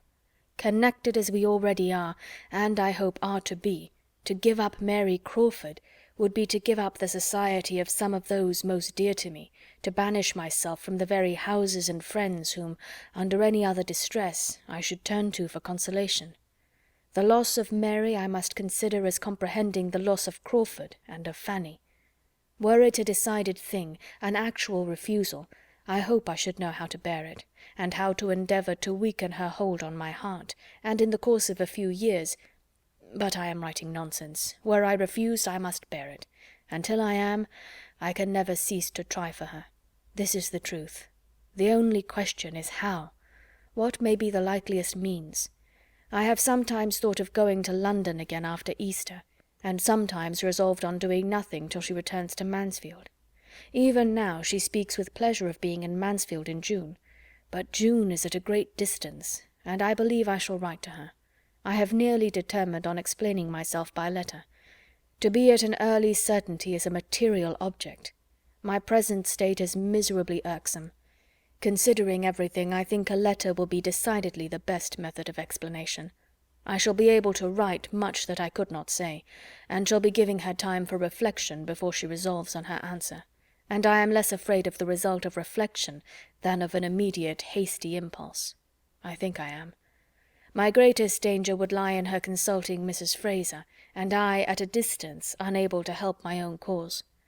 A letter exposes to all the evil of consultation, and where the mind is anything short of perfect decision, an adviser may, in an unlucky moment, lead it to do what it may afterwards regret. I must think this matter over a little. This long letter, full of my own concerns alone, will be enough to tire even the friendship of a Fanny. The last time I saw Crawford was at Mrs. Fraser's party. I am more and more satisfied with all that I see and hear of him. There is not a shadow of wavering. He thoroughly knows his own mind, and acts up to his resolutions an inestimable quality. I could not see him and my eldest sister in the same room without recollecting what you once told me, and I acknowledge that they did not meet as friends. There was marked coolness on her side. They scarcely spoke. I saw him draw back surprised, and I was sorry that Mrs. Rushworth should resent any former supposed slight to Miss Bertram. You will wish to hear my opinion of Maria's degree of comfort as a wife. There is no appearance of unhappiness. I hope they get on pretty well together. I dined twice in Wimpole Street, and might have been there oftener, but it is mortifying to be with Rushworth as a brother. Julia seems to enjoy London exceedingly. I had little enjoyment there, but have less here. We are not a lively party. You are very much wanted. I miss you more than I can express. My mother desires her best love, and hopes to hear from you soon. She talks of you almost every hour, and I am sorry to find how many weeks more she is likely to be without you. My father means to fetch you himself, but it will not be till after Easter, when he has business in town. You are happy at Portsmouth, I hope, but this must not be a yearly visit. I want you at home, that I may have your opinion about Thornton Lacey. I have little heart for extensive improvements till I know that it will ever have a mistress. I think I shall certainly write. It is quite settled that the Grants go to Bath. They leave Mansfield on Monday. I am glad of it. I am not comfortable enough to be fit for anybody, but your aunt seems to feel out of luck that such an article of Mansfield news should fall to my pen instead of hers. Yours ever, my dearest Fanny. I never will, no, I certainly never will wish for a letter again, was Fanny's secret declaration as she finished this. What do they bring but disappointment and sorrow? Not till after Easter. How shall I bear it? And my poor aunt talking of me every hour. Fanny checked the tendency of these thoughts as well as she could, but she was within half a minute of starting the idea that Sir Thomas was quite unkind, both to her aunt and to herself. As for the main subject of the letter, there was nothing in that to soothe irritation. She was almost vexed into displeasure and anger against Edmund. "There is no good in this delay," said she. "Why is not it settled? He is blinded, and nothing will open his eyes, nothing can, after having had truths before him so long in vain. He will marry her, and be poor and miserable. God grant that her influence do not make him cease to be respectable." She looked over the letter again. "So very fond of me. 'Tis nonsense all. She loves nobody but herself and her brother. Her friends leading her astray for years. She is quite as likely to have led them astray. They have all, perhaps, been corrupting one another. But if they are so much fonder of her than she is of them, she is the less likely to have been hurt, except by their flattery. The only woman in the world whom he could ever think of as a wife. I firmly believe it. It is an attachment to govern his whole life. Accepted or refused, his heart is wedded to her forever.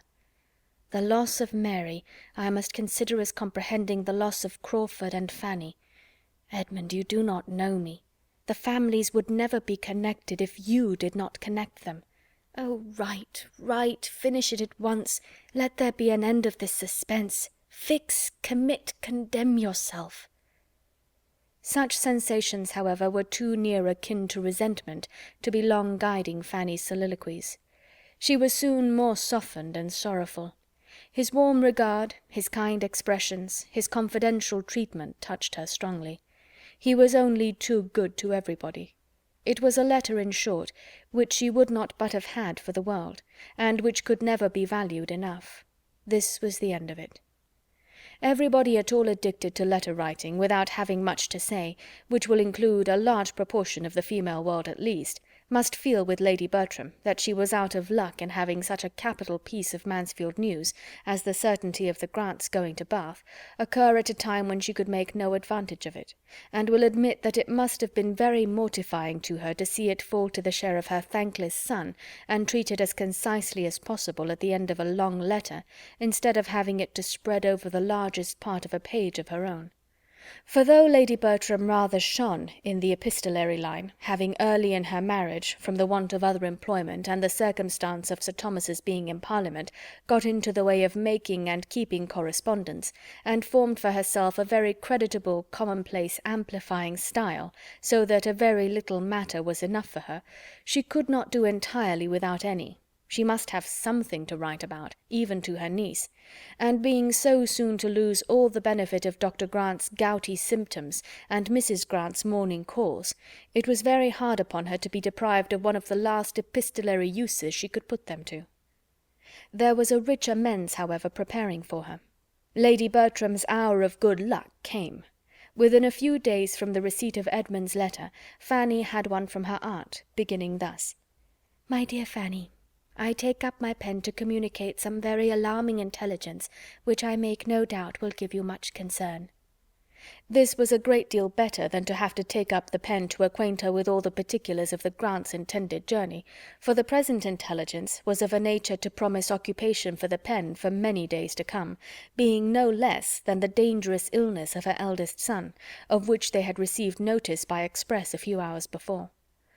Tom had gone from London with a party of young men to Newmarket, where a neglected fall, and a good deal of drinking, had brought on a fever, and when the party broke up, being unable to move, had been left by himself at the house of one of these young men, to the comforts of sickness and solitude, and the attendance only of servants. Instead of soon being well enough to follow his friends, as he had then hoped, his disorder increased considerably, and it was not long before he thought so ill of himself as to be as ready as his physician to have a letter dispatched to Mansfield. "This distressing intelligence, as you may suppose," observed her ladyship, after giving the substance of it, "has agitated us exceedingly, and we cannot prevent ourselves from being greatly alarmed and apprehensive for the poor invalid, whose state, Sir Thomas fears, may be very critical. And Edmund kindly proposes attending his brother immediately, but I am happy to add that Sir Thomas will not leave me on this distressing occasion, as it would be too trying for me. We shall greatly miss Edmund in our small circle, but I trust and hope he will find the poor invalid in a less alarming state than might be apprehended, and that he will be able to bring him to Mansfield shortly, which Sir Thomas proposes should be done, and thinks best on every account. And I flatter myself the poor sufferer will soon be able to bear the removal without material inconvenience or injury. As I have little doubt of your feeling for us, my dear Fanny, under these distressing circumstances, I will write again very soon." Fanny's feelings on the occasion were indeed considerably more warm and genuine than her aunt's style of writing. She felt truly for them all. Tom dangerously ill, Edmund gone to attend him, and the sadly small party remaining at Mansfield were cares to shut out every other care, or almost every other. She could just find selfishness enough to wonder whether Edmund had written to Miss Crawford before this summons came, but no sentiment dwelt long with her that was not purely affectionate and disinterestedly anxious. Her aunt did not neglect her. She wrote again and again. They were receiving frequent accounts from Edmund, and these accounts were as regularly transmitted to Fanny, in the same diffuse style, and the same medley of trusts, hopes, and fears, all following and producing each other at haphazard. It was a sort of playing at being frightened. The sufferings which Lady Bertram did not see had little power over her fancy, and she wrote very comfortably about agitation and anxiety and poor invalids till Tom was actually conveyed to Mansfield, and her own eyes had beheld his altered appearance. Then a letter which she had been previously preparing for Fanny was finished in a different style, in the language of real feeling and alarm. Then she wrote as she might have spoken. "He is just come, my dear Fanny, and is taken upstairs, and I am so shocked to see him that I do not know what to do. I am sure he has been very ill. Poor Tom, I am quite grieved for him and very much frightened, and so is Sir Thomas, and how glad I should be if you were here to comfort me. But Sir Thomas hopes he will be better to-morrow, and says we must consider his journey." The real solicitude now awakened in the maternal bosom was not soon over. Tom's extreme impatience to be removed to Mansfield, and experience those comforts of home and family which had been little thought of in uninterrupted health, had probably induced his being conveyed thither too early, as a return of fever came on, and for a week he was in a more alarming state than ever. They were all very seriously frightened. Lady Bertram wrote her daily terrors to her niece, who might now be said to live upon letters, and pass all her time between suffering from that of to-day and looking forward to to-morrow's. Without any particular affection for her eldest cousin, her tenderness of heart made her feel that she could not spare him, and the purity of her principles added yet a keener solicitude, when she considered how little useful, how little self-denying his life had apparently been. Susan was her only companion and listener on this, as on more common occasions. Susan was always ready to hear and to sympathize. Nobody else could be interested in so remote an evil as illness, in a family above 100 miles off, not even Mrs. Price, beyond a brief question or two if she saw her daughter with a letter in her hand, and now and then the quiet observation of, "My poor sister Bertram must be in a great deal of trouble." So long divided and so differently situated, the ties of blood were little more than nothing. An attachment, originally as tranquil as their tempers, was now become a mere name. Mrs. Price did quite as much for Lady Bertram as Lady Bertram would have done for Mrs. Price. 3 or 4 Prices might have been swept away, any or all except Fanny and William, and Lady Bertram would have thought little about it, or perhaps might have caught from Mrs. Norris's lips the cant of its being a very happy thing, and a great blessing to their poor dear sister Price to have them so well provided for. Chapter 45. At about the week's end from his return to Mansfield, Tom's immediate danger was over, and he was so far pronounced safe as to make his mother perfectly easy. For being now used to the sight of him in his suffering, helpless state, and hearing only the best, and never thinking beyond what she heard, with no disposition for alarm and no aptitude at a hint, Lady Bertram was the happiest subject in the world for a little medical imposition. The fever was subdued. The fever had been his complaint. Of course he would soon be well again.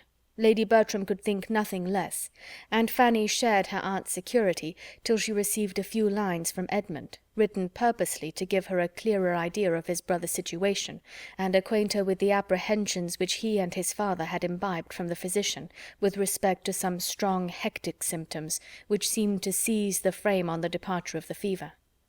They judged it best that Lady Bertram should not be harassed by alarms which, it was hoped, would prove unfounded. But there was no reason why Fanny should not know the truth. They were apprehensive for his lungs.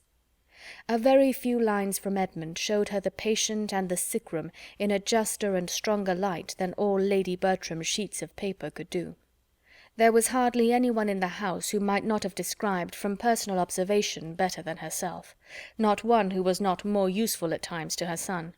She could do nothing but glide in quietly and look at him, but when able to talk or be talked to, or read to, Edmund was the companion he preferred. His aunt worried him by her cares, and Sir Thomas knew not how to bring down his conversation or his voice to the level of irritation and feebleness. Edmund was all in all.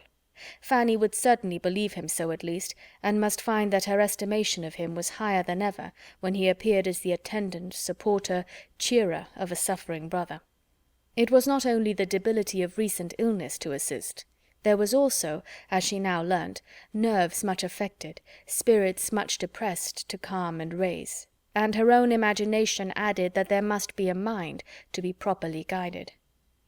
The family were not consumptive, and she was more inclined to hope than fear for her cousin, except when she thought of Miss Crawford, but Miss Crawford gave her the idea of being the child of good luck, and to her selfishness and vanity it would be good luck to have Edmund the only son. Even in the sick chamber the fortunate Mary was not forgotten. Edmund's letter had this postscript: "On the subject of my last, I had actually begun a letter when called away by Tom's illness, but I have now changed my mind, and fear to trust the influence of friends. When Tom is better, I shall go." Such was the state of Mansfield, and so it continued with scarcely any change till Easter. A line occasionally added by Edmund to his mother's letter was enough for Fanny's information. Tom's amendment was alarmingly slow. Easter came particularly late this year, as Fanny had most sorrowfully considered, on first learning that she had no chance of leaving Portsmouth till after it. It came, and she had yet heard nothing of her return, nothing even of the going to London, which was to precede her return. Her aunt often expressed a wish for her, but there was no notice, no message from the uncle on whom all depended. She supposed he could not yet leave his son, but it was a cruel, a terrible delay to her. The end of April was coming on.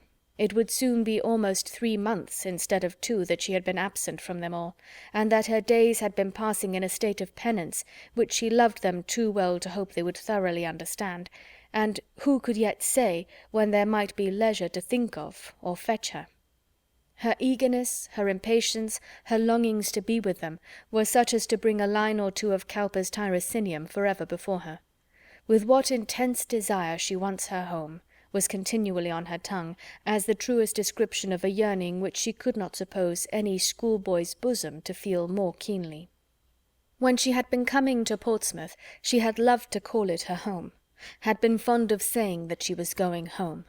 The word had been very dear to her, and so it still was, but it must be applied to Mansfield. That was now the home. Portsmouth was Portsmouth. Mansfield was home.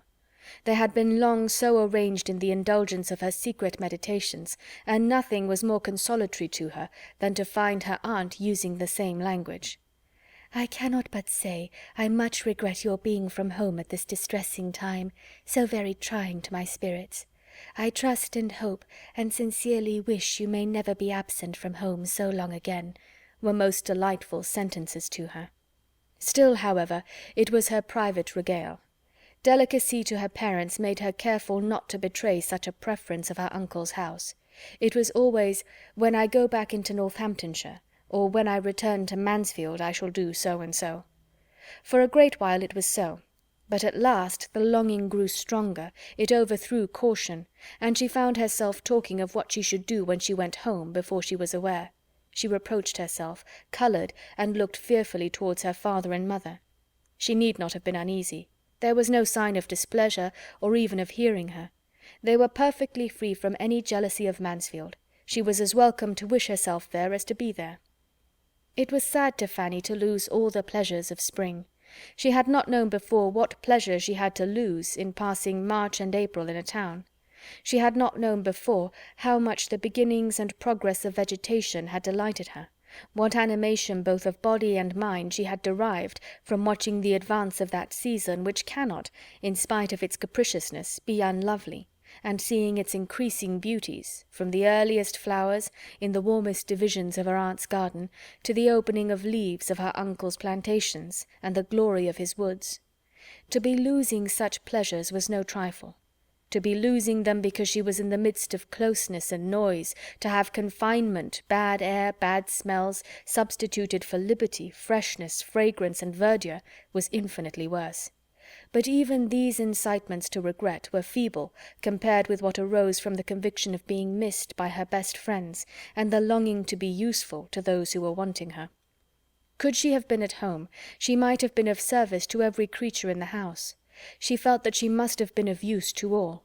To all she must have saved some trouble of head or hand, and were it only in supporting the spirits of her aunt Bertram, keeping her from the evil of solitude, or the still greater evil of a restless officious companion, too apt to be heightening danger in order to enhance her own importance, her being there would have been a general good. She loved to fancy how she could have read to her aunt, how she could have talked to her, and tried at once to make her feel the blessing of what was, and prepare her mind for what might be, and how many walks up and down stairs she might have saved her, and how many messages she might have carried. It astonished her that Tom's sisters could be satisfied with remaining in London at such a time, through an illness which had now, under different degrees of danger, lasted several weeks. They might return to Mansfield when they chose. Travelling could be no difficulty to them, and she could not comprehend how both could still keep away. If Mrs. Rushworth could imagine any interfering obligations, Julia was certainly able to quit London whenever she chose. It appeared from one of her aunt's letters that Julia had offered to return if wanted, but this was all. It was evident that she would rather remain where she was. Fanny was disposed to think the influence of London very much at war with all respectable attachments. She saw the proof of it in Miss Crawford as well as in her cousins. Her attachment to Edmund had been respectable, the most respectable part of her character. Her friendship for herself had at least been blameless. Where was either sentiment now? It was so long since Fanny had had any letter from her that she had some reason to think lightly of the friendship which had been so dwelt on. It was weeks since she had heard anything of Miss Crawford or of her other connections in town, except through Mansfield, and she was beginning to suppose that she might never know whether Mr. Crawford had gone into Norfolk again or not till they met, and might never hear from his sister any more this spring, when the following letter was received to revive old and create some new sensations. Forgive me, my dear Fanny, as soon as you can, for my long silence, and behave as if you could forgive me directly. This is my modest request and expectation, for you are so good that I depend upon being treated better than I deserve, and I write now to beg an immediate answer. I want to know the state of things at Mansfield Park, and you, no doubt, are perfectly able to give it. One should be a brute not to feel for the distress they are in, and from what I hear, poor Mr. Bertram has a bad chance of ultimate recovery. I thought little of his illness at first. I looked upon him as the sort of person to be made a fuss with, and to make a fuss himself in any trifling disorder, and was chiefly concerned for those who had to nurse him. But now it is confidently asserted that he is really in a decline, that the symptoms are most alarming, and that part of the family at least are aware of it. If it be so, I am sure you must be included in that part, that discerning part, and therefore entreat you to let me know how far I have been rightly informed. I need not say how rejoiced I shall be to hear there has been any mistake, but the report is so prevalent that I confess I cannot help trembling.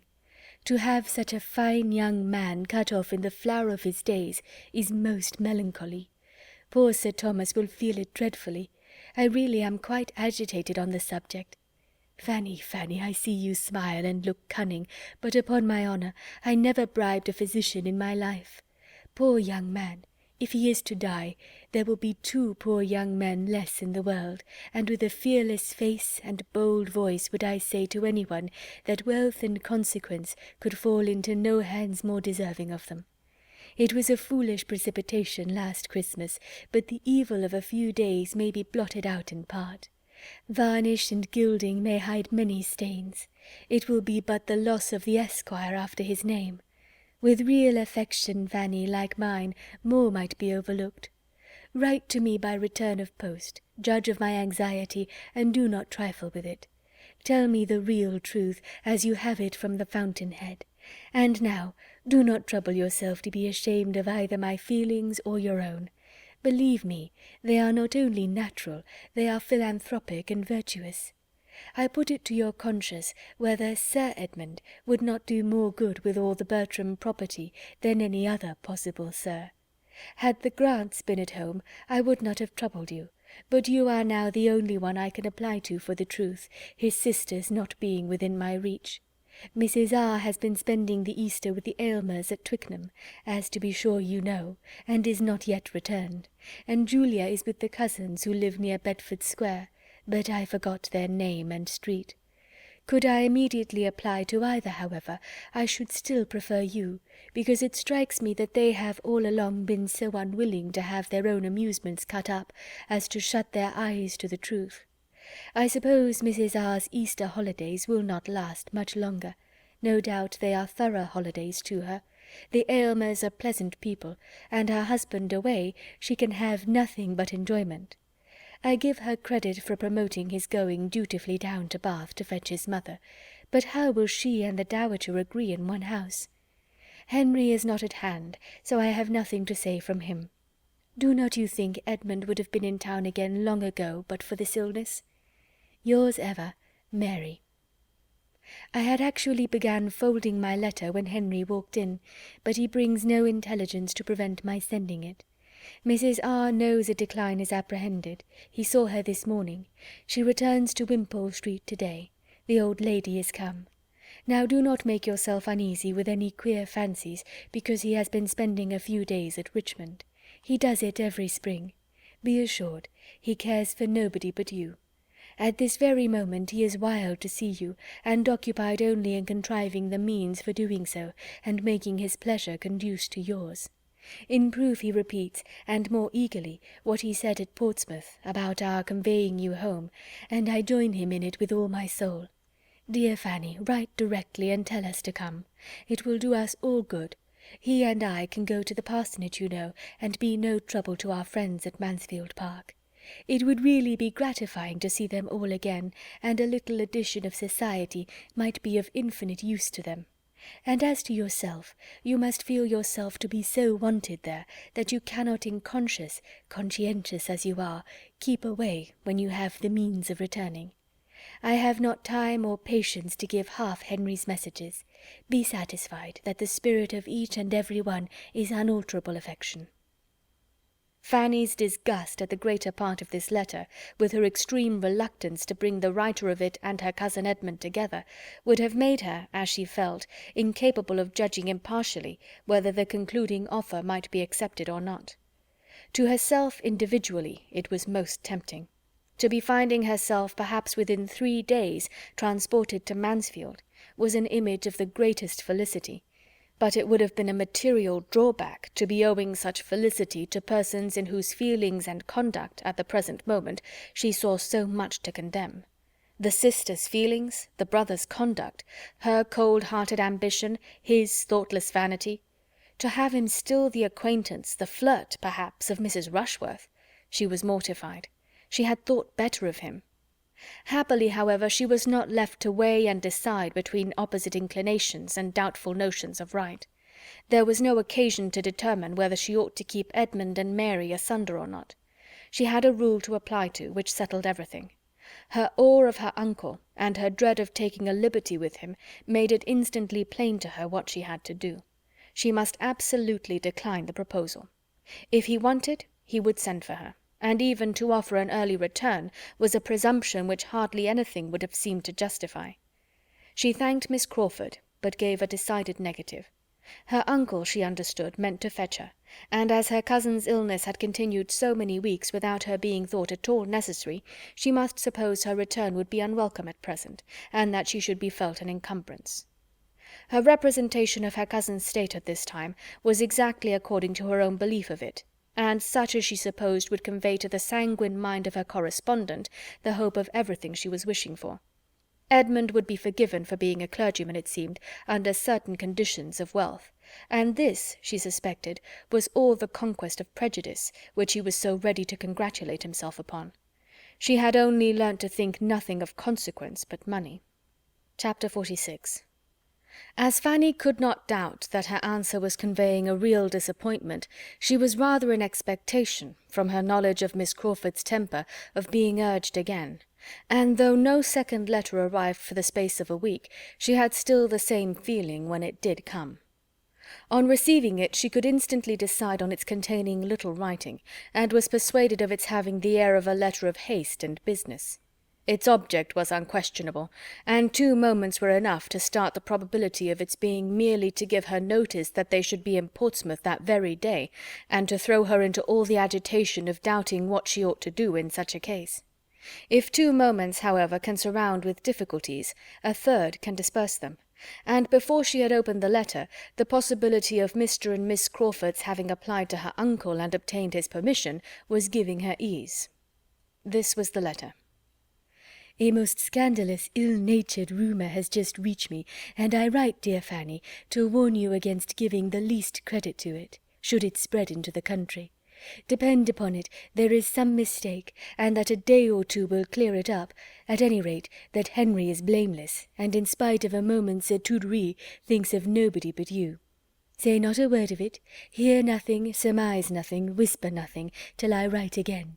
I am sure it will be all hushed up, and nothing proved but Rushworth's folly. If they are gone, I would lay my life they are only gone to Mansfield Park, and Julia with them. But why would not you let us come for you? I wish you may not repent it. Yours, etc. Fanny stood aghast. As no scandalous, ill-natured rumour had reached her, it was impossible for her to understand much of this strange letter. She could only perceive that it must relate to Wimpole Street and Mr. Crawford, and only conjecture that something very imprudent had just occurred in that quarter to draw the notice of the world, and to excite her jealousy, in Miss Crawford's apprehension, if she heard it. Miss Crawford need not be alarmed for her. She was only sorry for the parties concerned, and for Mansfield, if the report should spread so far. But she hoped it might not. If the Rushworths were gone themselves to Mansfield, as was to be inferred from what Miss Crawford said, it was not likely that anything unpleasant should have preceded them, or at least should make any impression. As to Mr. Crawford, she hoped it might give him a knowledge of his own disposition, convince him that he was not capable of being steadily attached to any one woman in the world, and shame him from persisting any longer in addressing herself. It was very strange. She had begun to think he really loved her, and to fancy his affection for her something more than common, and his sister still said that he cared for nobody else. Yet there must have been some marked display of attentions to her cousin, there must have been some strong indiscretion, since her correspondent was not of a sort to regard a slight one. Very uncomfortable she was, and must continue till she heard from Miss Crawford again. It was impossible to banish the letter from her thoughts, and she could not relieve herself by speaking of it to any human being. Miss Crawford need not have urged secrecy with so much warmth, she might have trusted to her sense of what was due to her cousin. The next day came and brought no second letter. Fanny was disappointed. She could still think of little else all the morning. But when her father came back in the afternoon with the daily newspaper as usual, she was so far from expecting any elucidations through such a channel that the subject was for a moment out of her head. She was deep in other musing. The remembrance of her first evening in that room, of her father and his newspaper, came across her. No candle was now wanted. The sun was yet an hour and a half above the horizon. She felt that she had indeed been 3 months there, and the sun's rays falling strongly into the parlour, instead of cheering, made her still more melancholy, for sunshine appeared to her a totally different thing in a town and in the country. Here its power was only a glare, a stifling, sickly glare, serving but to bring forward stains and dirt that might otherwise have slept. There was neither health nor gaiety in sunshine in a town. She sat in a blaze of oppressive heat, in a cloud of moving dust, and her eyes could only wander from the walls marked by her father's head to the table cut and notched by her brother's, where stood the tea-board never thoroughly cleaned, the cups and saucers wiped in streaks, the milk a mixture of motes floating in thin blue, and the bread and butter growing every minute more greasy than even Rebecca's hands had first produced it. Her father read his newspaper, and her mother lamented over the ragged carpet as usual, while the tea was in preparation, and wished Rebecca would mend it. And Fanny was first roused by his calling out to her, after humphing and considering over a particular paragraph, "What's the name of your great cousins in town, Fan?" A moment's recollection enabled her to say, "Rushworth, sir." "And don't they live in Wimpole Street?" "Yes, sir." "Then there's the devil to pay among them, that's all. There," holding out the newspaper to her, "much good may such fine relations do you. I don't know what Sir Thomas may think of such matters.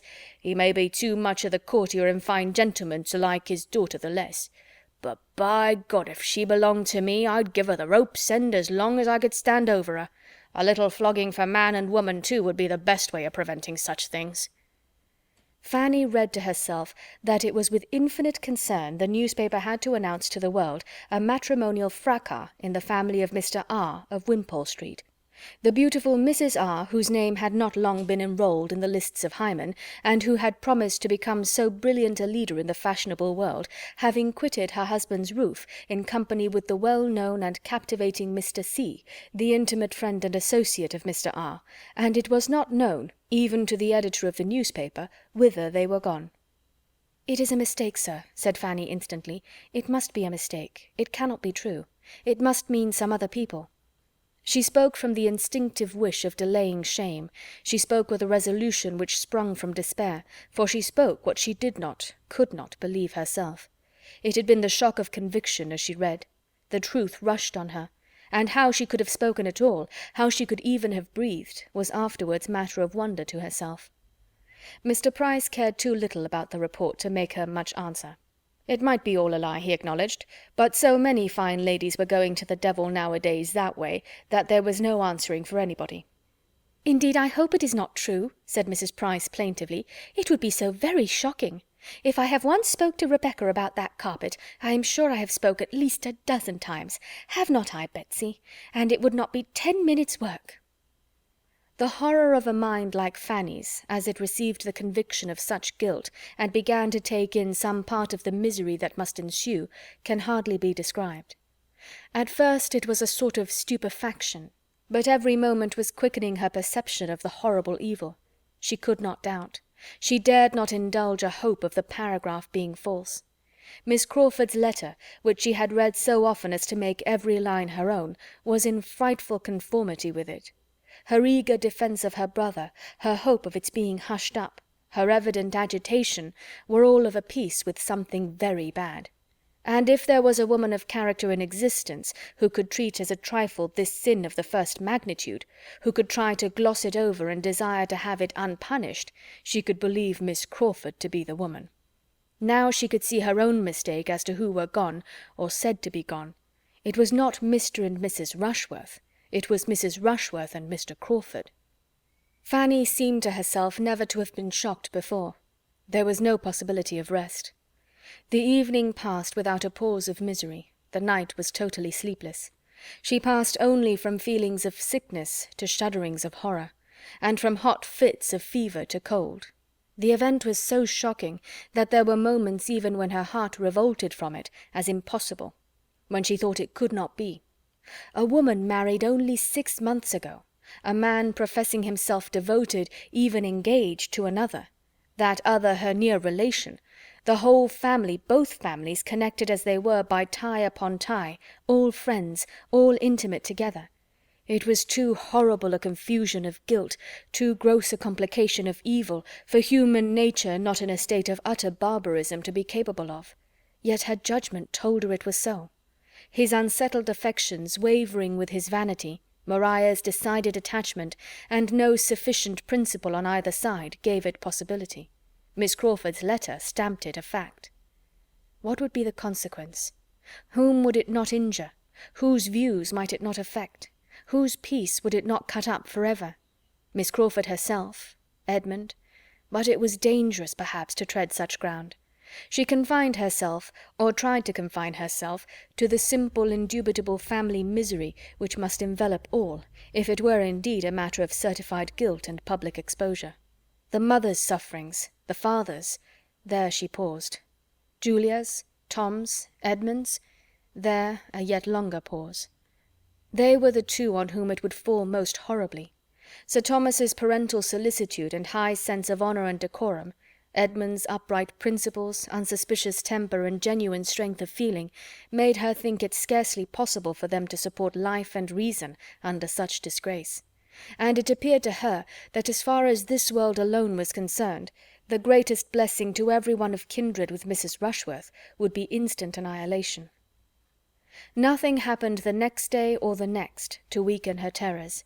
2 posts came in and brought no refutation, public or private. There was no second letter to explain away the first from Miss Crawford. There was no intelligence from Mansfield, though it was now full time for her to hear again from her aunt. This was an evil omen. She had, indeed, scarcely the shadow of a hope to soothe her mind, and was reduced to so low and wan and trembling a condition as no mother not unkind, except Mrs. Price, could have overlooked, when the 3rd day did bring the sickening knock, and a letter was again put into her hands. It bore the London postmark, and came from Edmund. Dear Fanny, you know our present wretchedness. May God support you under your share. We have been here 2 days, but there is nothing to be done. They cannot be traced. You may not have heard of the last blow, Julia's elopement. She has gone to Scotland with Yates. She left London a few hours before we entered it. At any other time this would have been felt dreadfully. Now it seems nothing, yet it is an heavy aggravation. My father is not overpowered. More cannot be hoped. He is still able to think and act, and I write, by his desire, to propose your returning home. He is anxious to get you there for my mother's sake. I shall be at Portsmouth the morning after you receive this, and hope to find you ready to set off for Mansfield. My father wishes you to invite Susan to go with you for a few months. Settle it as you like, say what is proper. I am sure you will feel such an instance of his kindness at such a moment. Do justice to his meaning, however I may confuse it. You may imagine something of my present state. There is no end of the evil let loose upon us. You will see me early by the mail. Yours, etc. Never had Fanny more wanted a cordial. Never had she felt such a one as this letter contained. To-morrow! To leave Portsmouth to-morrow! She felt she was, in the greatest danger of being exquisitely happy, while so many were miserable. The evil which brought such good to her. She dreaded lest she should learn to be insensible of it. To be going so soon, sent for so kindly, sent for as a comfort, and with leave to take Susan, was altogether such a combination of blessings as set her heart in a glow, and for a time seemed to distance every pain, and make her incapable of suitably sharing the distress even of those whose distress she thought of most. Julia's elopement could affect her comparatively but little. She was amazed and shocked, but it could not occupy her, could not dwell on her mind.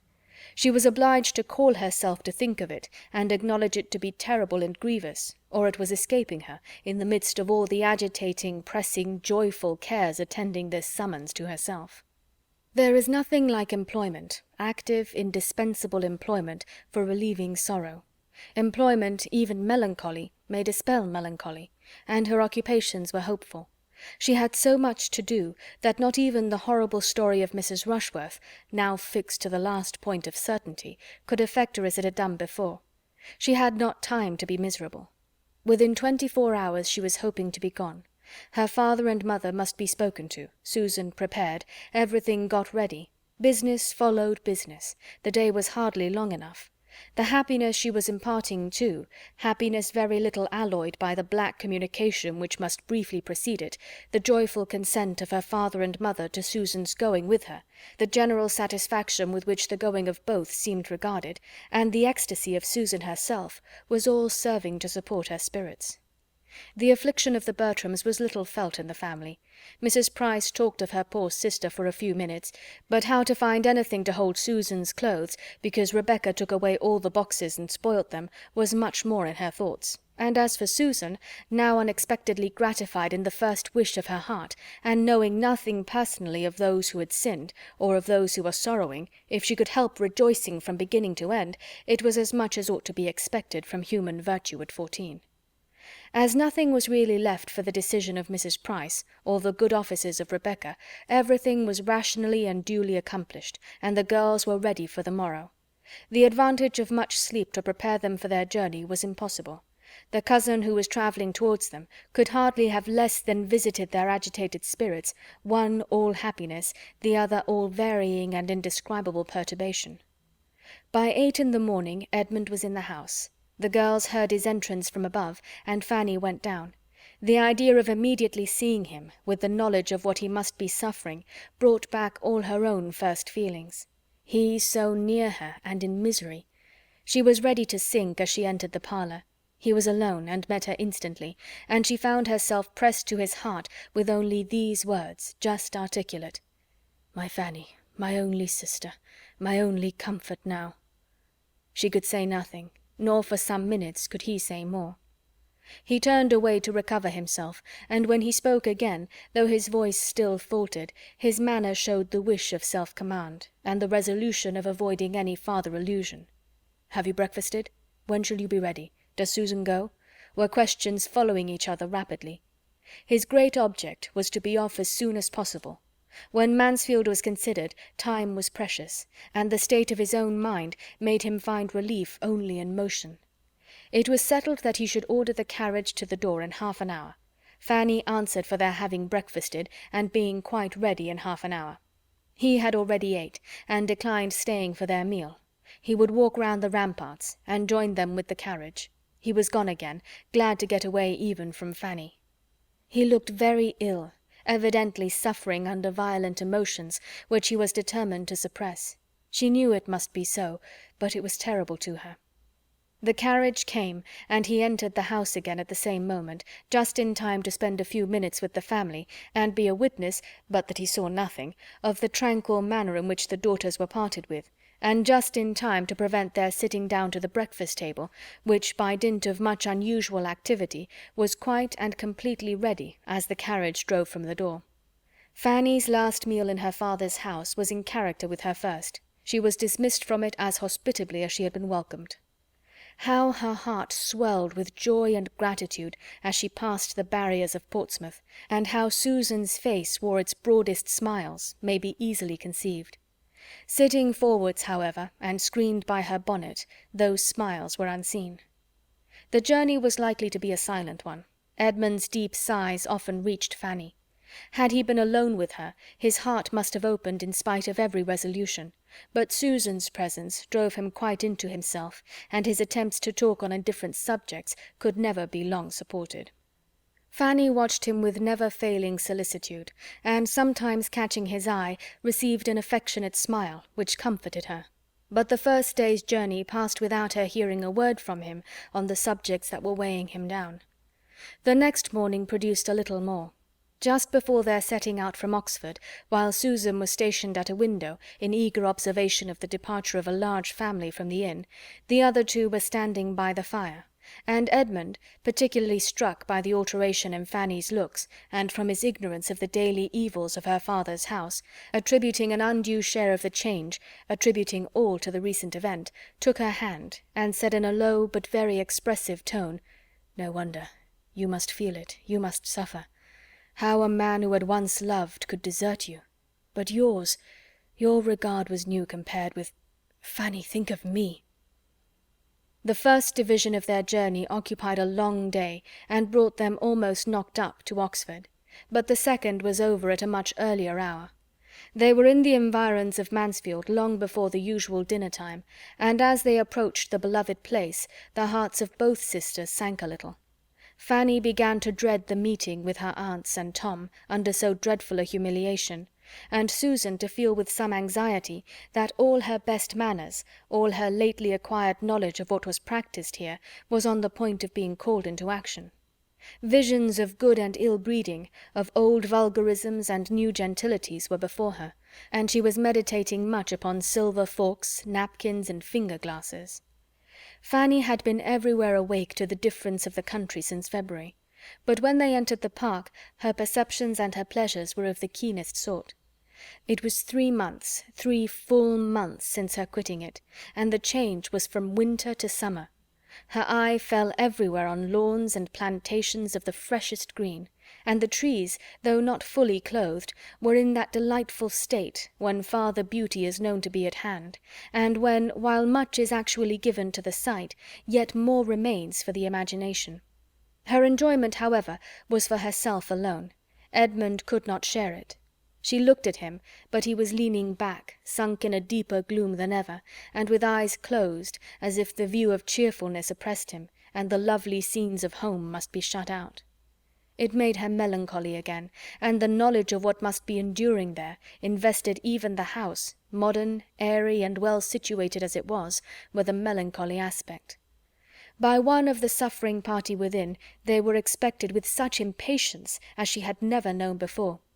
Fanny had scarcely passed the solemn-looking servants when Lady Bertram came from the drawing-room to meet her, came with no indolent step, and falling on her neck said, "Dear Fanny, now I shall be comfortable."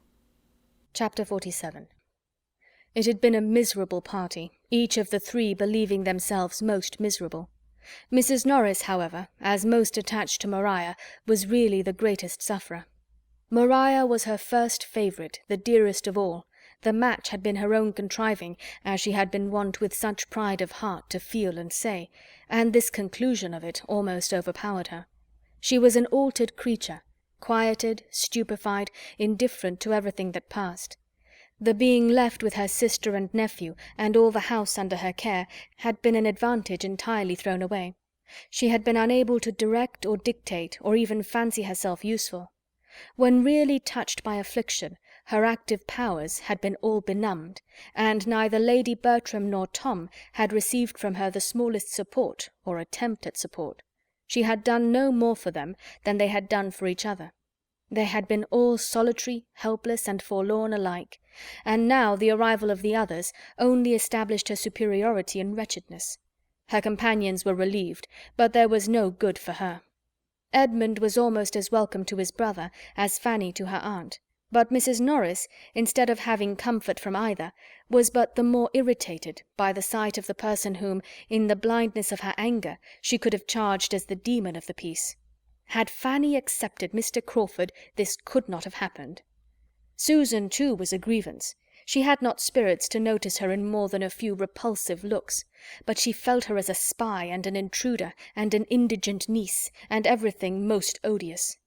By her other aunt, Susan was received with quiet kindness. Lady Bertram could not give her much time or many words, but she felt her, as Fanny's sister, to have a claim at Mansfield, and was ready to kiss and like her, and Susan was more than satisfied, for she came perfectly aware that nothing but ill humour was to be expected from Aunt Norris, and was so provided with happiness, so strong in that best of blessings, an escape from many certain evils, that she could have stood against a great deal more indifference than she met with from the others.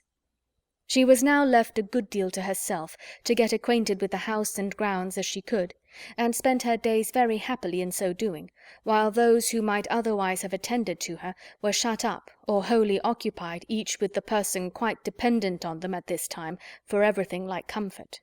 Edmund trying to bury his own feelings in exertions for the relief of his brothers, and Fanny devoted to her aunt Bertram, returning to every former office with more than former zeal, and thinking she could never do enough for one who seemed so much to want her.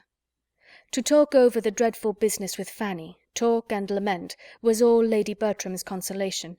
To be listened to and borne with, and hear the voice of kindness and sympathy in return, was everything that could be done for her. To be otherwise comforted was out of the question. The case admitted of no comfort. Lady Bertram did not think deeply, but guided by Sir Thomas, she thought justly on all important points, and she saw therefore in all its enormity what had happened, and neither endeavoured herself nor required Fanny to advise her to think little of guilt and infamy. Her affections were not acute, nor was her mind tenacious. After a time, Fanny found it not impossible to direct her thoughts to other subjects, and revive some interest in the usual occupations. But whenever Lady Bertram was fixed on the event, she could see it only in one light, as comprehending the loss of a daughter, and a disgrace never to be wiped off. Fanny learnt from her all the particulars which had yet transpired. Her aunt was no very methodical narrator, but with the help of some letters to and from Sir Thomas, and what she already knew herself, she could reasonably combine, was soon able to understand quite as much as she wished of the circumstances attending the story. Mrs. Rushworth had gone for the Easter holidays to Twickenham, with a family whom she had just grown intimate with, a family of lively, agreeable manners, and probably of morals and discretion to suit, for to their house Mr. Crawford had constant access at all times. His having been in the same neighbourhood Fanny already knew. Mr. Rushworth had been gone at this time to Bath, to pass a few days with his mother, and bring her back to town, and Maria was with these friends without any restraint, without even Julia, for Julia had removed from Wimpole Street 2 or 3 weeks before, on a visit to some relations of Sir Thomas, a removal which her father and mother were now disposed to attribute to some view of convenience on Mr. Yates's account. Very soon after the Rushworths' return to Wimpole Street, Sir Thomas had received a letter from an old and most particular friend in London, who, hearing and witnessing a good deal to alarm him in that quarter, wrote to recommend Sir Thomas's coming to London himself, and using his influence with his daughter to put an end to an intimacy which was already exposing her to unpleasant remarks, and evidently making Mr. Rushworth uneasy. Sir Thomas was preparing to act upon this letter, without communicating its contents to any creature at Mansfield, when it was followed by another, sent express from the same friend, to break to him the almost desperate situation in which affairs then stood with the young people. Mrs. Rushworth had left her husband's house. Mr. Rushworth had been in great anger and distress to him, Mr. Harding, for his advice. Mr. Harding feared there had been at least very flagrant indiscretion. The maid-servant of Mrs. Rushworth senior threatened alarmingly. He was doing all in his power to quiet everything, with the hope of Mrs. Rushworth's return, but was so much counteracted in Wimpole Street by the influence of Mr. Rushworth's mother that the worst consequences might be apprehended. This dreadful communication could not be kept from the rest of the family. Sir Thomas set off, Edmund would go with him, and the others had been left in a state of wretchedness inferior only to what followed the receipt of the next letters from London. Everything was by that time public beyond a hope. The servant of Mrs. Rushworth the mother had exposure in her power, and supported by her mistress was not to be silenced. The two ladies, even in the short time they had been together, had disagreed, and the bitterness of the elder against her daughter-in-law might perhaps arise almost as much from the personal disrespect with which she herself had been treated as from sensibility for her son.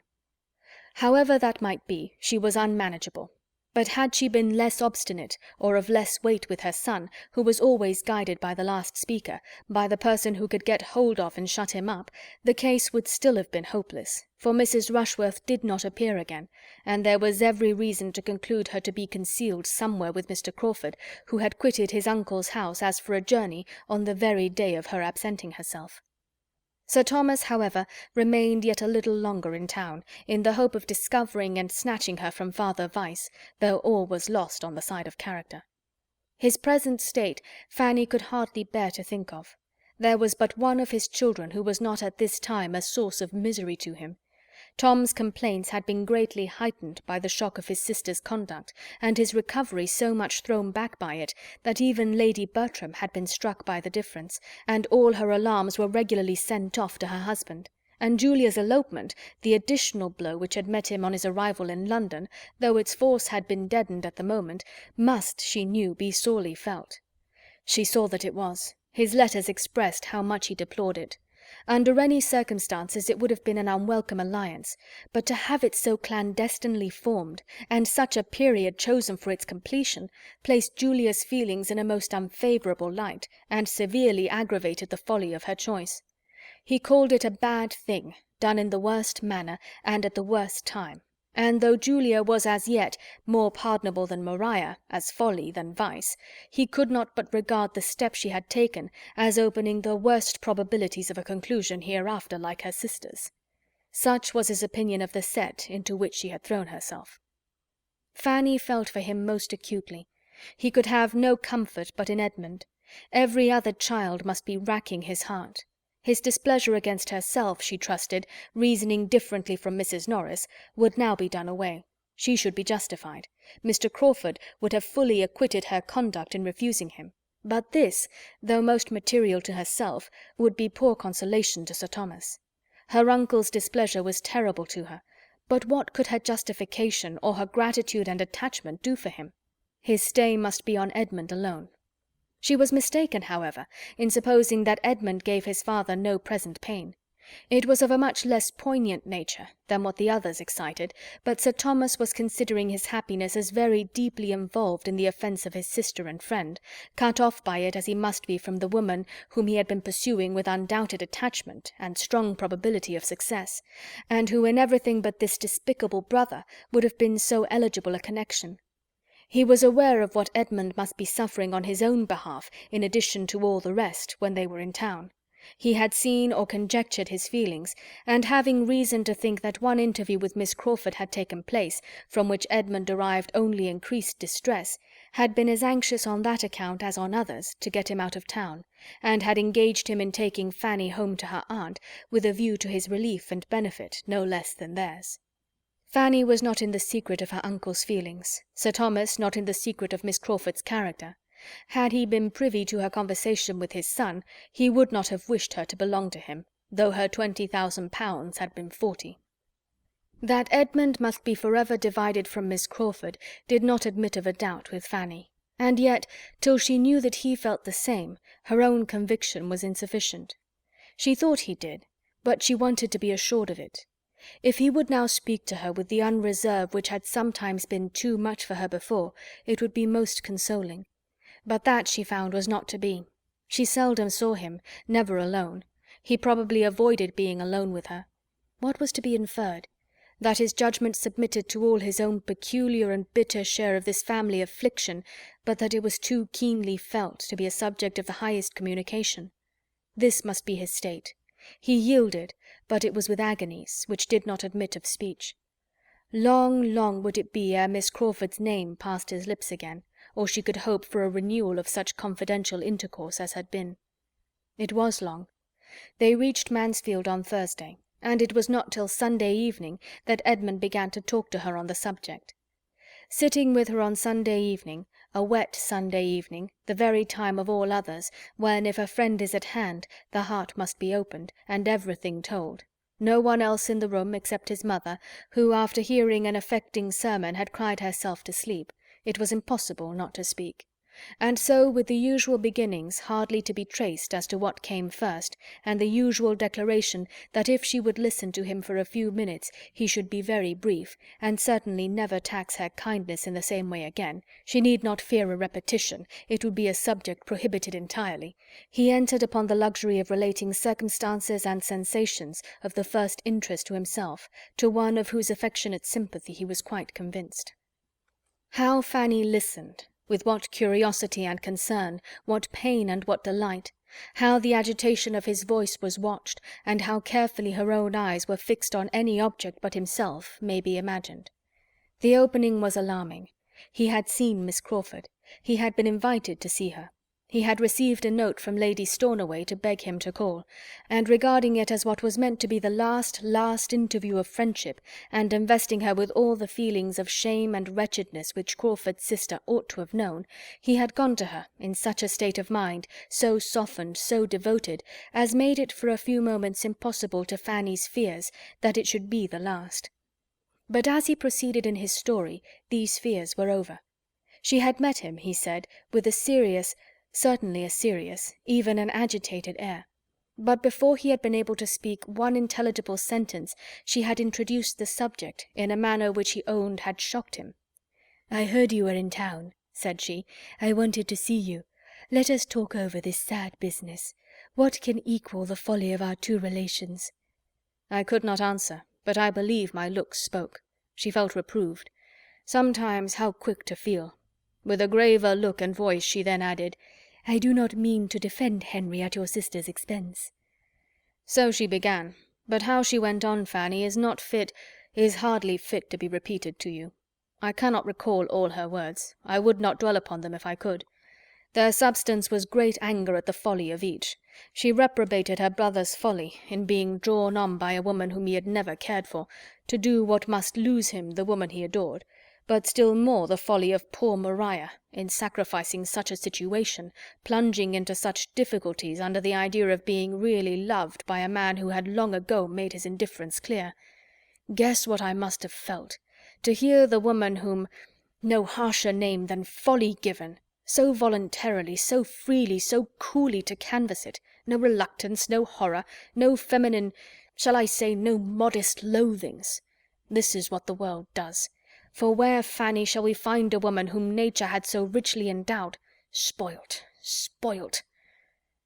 After a little reflection he went on with a sort of desperate calmness. I will tell you everything, and then have done for ever. She saw it only as folly, and that folly stamped only by exposure. The want of common discretion, of caution, his going down to Richmond for the whole time of her being at Twickenham, her putting herself in the power of a servant. It was the detection, in short. Oh, Fanny, it was the detection, not the offence, which she reprobated. It was the imprudence which had brought things to extremity, and obliged her brother to give up every dearer plan, in order to fly with her. He stopped. "And what," said Fanny, believing herself required to speak, "what could you say?" Nothing, nothing to be understood. I was like a man stunned. She went on, began to talk of you, yes, then she began to talk of you, regretting, as well she might, the loss of such a— There she spoke very rationally, but she always has done justice to you. "He has thrown away," said she, "such a woman as he will never see again. She would have fixed him. She would have made him happy for ever." My dearest Fanny, I am giving you, I hope, more pleasure than pain by this retrospect of what might have been, but what never can be now. You do not wish me to be silent? If you do, give me but a look, a word, and I have done. No look or word was given. "Thank God," said he. "We were all disposed to wonder, but it seems to have been the merciful appointment of Providence that the heart which knew no guile should not suffer. She spoke of you with high praise and warm affection, yet even here there was alloy, a dash of evil, for in the midst of it she could exclaim, 'Why would not she have him? It is all her fault. Simple girl! I shall never forgive her. Had she accepted him as she ought, they might now have been on the point of marriage, and Henry would have been too happy and too busy to want any other object. He would have taken no pains to be on terms with Mrs. Rushworth again. It would all have ended in a regular standing flirtation, in yearly meetings at Southerton and Everingham.' Could you have believed it possible? But the charm is broken. My eyes are opened." "Cruel, said Fanny, "quite cruel. At such a moment to give way to gaiety, and to speak with lightness, and to you! Absolute cruelty." Cruelty, do you call it? We differ there. No, hers is not a cruel nature. I do not consider her as meaning to wound my feelings. The evil lies yet deeper. In her total ignorance, unsuspiciousness of there being such feelings, in a perversion of mind, which made it natural to her to treat the subject as she did. She was speaking only as she had been used to hear others speak, as she imagined everybody else would speak. Hers are not faults of temper. She would not voluntarily give unnecessary pain to anyone, and though I may deceive myself, I cannot but think that for me, for my feelings, she would— Hers are not faults of principle, Fanny, of blunted delicacy and a corrupted, vitiated mind. Perhaps it is best for me, since it leaves me so little to regret. Not so, however. Gladly would I submit to all the increased pain of losing her, rather than to have to think of her as I do. I told her so. Did you? Yes, when I left her I told her so. How long were you together? 25 minutes. Well, she went on to say that what remained now to be done was to bring about a marriage between them. She spoke of it, Fanny, with a steadier voice than I can. He was obliged to pause more than once as he continued. "We must persuade Henry to marry her," said she, "and what with honour and the certainty of having shut himself out forever from Fanny, I do not despair of it. Fanny he must give up. I do not think that even he could now hope to succeed with one of her stamp, and therefore I hope we may find no insuperable difficulty. My influence, which is not small, shall all go that way, and when once married and properly supported by her own family, people of respectability as they are, she may recover her footing in society to a certain degree. In some circles, we know, she would never be admitted, but with good dinners and large parties there will always be those who will be glad of her acquaintance, and there is undoubtedly more liberality and candour on those points than formerly. What I advise is that your father be quiet. Do not let him injure his own cause by interference. Persuade him to let things take their course. If by any officious exertions of his she is induced to leave Henry's protection, there will be much less chance of his marrying her than if she remain with him. I know how he is likely to be influenced. Let Sir Thomas trust to his honour and compassion, and it may all end well. But if he get his daughter away, it will be destroying the chief hold." After repeating this, Edmund was so much affected that Fanny, watching him with silent but most tender concern, was almost sorry that the subject had been entered on at all.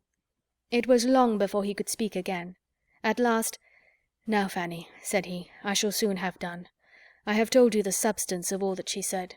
As soon as I could speak, I replied that I had not supposed it possible, coming in such a state of mind into that house, as I had done, that anything could occur to make me suffer more, but that she had been inflicting deeper wounds in almost every sentence.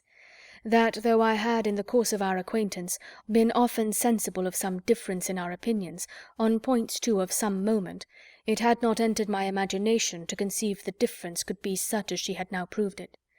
That the manner in which she treated the dreadful crime committed by her brother and my sister, with whom lay the greater seduction I pretended not to say, but the manner in which she spoke of the crime itself, giving it every reproach but the right, considering its ill consequences only as they were to be braved or overborne by a defiance of decency and impudence in wrong, and last of all, and above all, recommending to us a compliance, a compromise, an acquiescence in the continuance of the sin, on the chance of a marriage which, thinking as I now thought of her brother, should rather be prevented than sought, all this together most grievously convinced me that I had never understood her before, and that as far as related to mind, it had been the creature of my own imagination, not Miss Crawford, that I had been too apt to dwell on for many months past. That perhaps it was best for me, I had less to regret in sacrificing a friendship, feelings, hopes, which must at any rate have been torn from me now. And yet that I must and would confess that could I have restored her to what she had appeared to me before, I would infinitely prefer any increase of the pain of parting for the sake of carrying with me the right of tenderness and esteem. This is what I said, the purport of it, but as you may imagine, not spoken so collectedly or methodically as I have repeated it to you. She was astonished, exceedingly astonished, more than astonished. I saw her changed countenance. She turned extremely red. I imagined I saw a mixture of many feelings, A great though short struggle, half a wish of yielding to truths, half a sense of shame, but habit carried it. She would have laughed if she could. It was a sort of laugh as she answered, "A pretty good lecture, upon my word. Was it part of your last sermon? At this rate you will soon reform everybody at Mansfield and Thornton Lacey, and when I hear of you next, it may be as a celebrated preacher in some great society of Methodists, or as a missionary into foreign parts." She tried to speak carelessly, but she was not so careless as she wanted to appear. I only said in reply that from my heart I wished her well, and earnestly hoped that she might soon learn to think more justly, and not owe the most valuable knowledge we could any of us acquire, the knowledge of ourselves and of our duty, to the lessons of affliction, and immediately left the room. I had gone a few steps, Fanny, when I heard the door open behind me. "Mr. Bertram," said she. I looked back. "Mr. Bertram," said she with a smile, but it was a smile ill-suited to the conversation that had passed, a saucy, playful smile, seeming to invite in order to subdue me. At least, it appeared so to me. I resisted. It was the impulse of the moment to resist, and still walked on. I have since, sometimes, for a moment, regretted that I did not go back. But I know I was right, and such has been the end of our acquaintance. And what an acquaintance has it been! How have I been deceived, equally in brother and sister deceived! I thank you for your patience, Fanny. This has been the greatest relief, and now we will have done." And such was Fanny's dependence on his words, that for 5 minutes she thought they had done. Then, however, it all came on again, or something very like it, and nothing less than Lady Bertram's rousing thoroughly up could really close such a conversation. Till that happened, they continued to talk of Miss Crawford alone, and how she had attached him, and how delightful nature had made her, and how excellent she would have been had she fallen into good hands earlier. Fanny, now at liberty to speak openly, felt more than justified in adding to his knowledge of her real character by some hint of what his brother's state of health might be supposed to have in her wish for a complete reconciliation. This was not an agreeable intimation. Nature resisted it for a while. It would have been a vast deal pleasanter to have had her more disinterested in her attachment. But his vanity was not of a strength to fight long against reason. He submitted to believe that Tom's illness had influenced her, only reserving for himself this consoling thought, that considering the many counteractions of opposing habits, she had certainly been more attached to him than could have been expected, and for his sake been more near doing right. Fanny thought exactly the same, and they were also quite agreed in their opinion of the lasting effect, the indelible impression, which such a disappointment must make on his mind.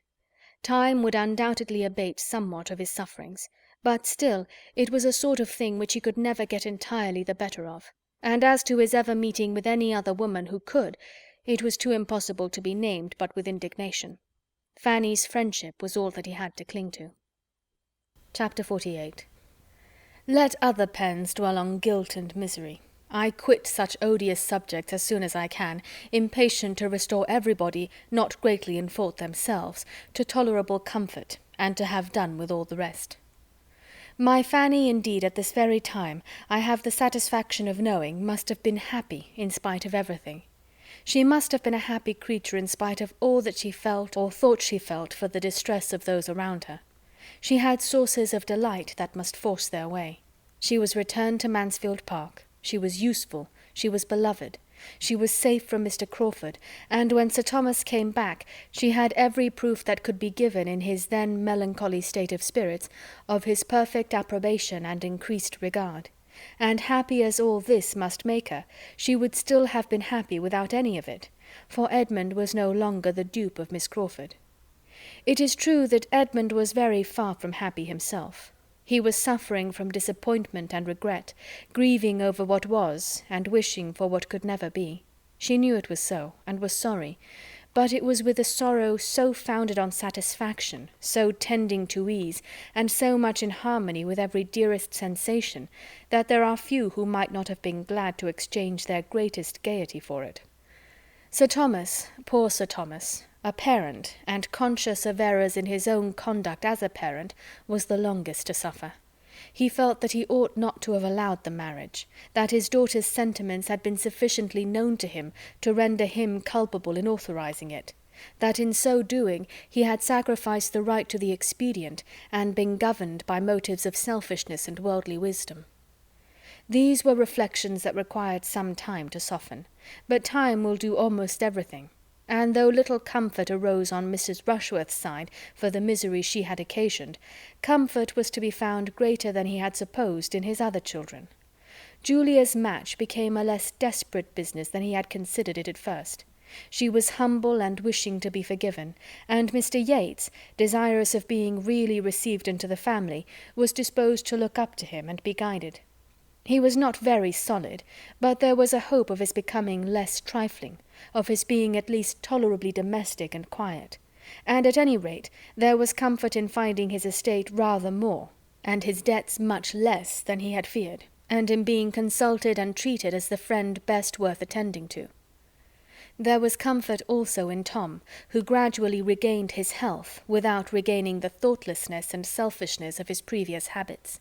He was the better forever for his illness.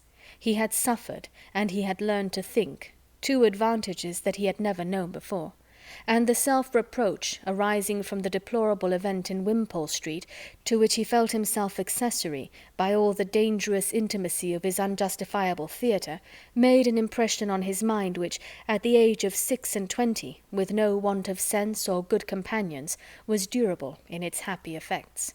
He became what he ought to be, useful to his father, steady and quiet, and not living merely for himself.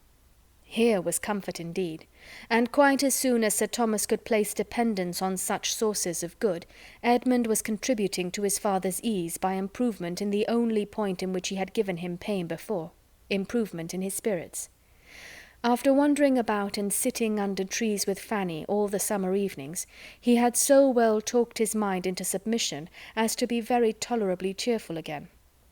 These were the circumstances and the hopes which gradually brought their alleviation to Sir Thomas, deadening his sense of what was lost, and in part reconciling him to himself, though the anguish arising from the conviction of his own errors in the education of his daughters was never to be entirely done away.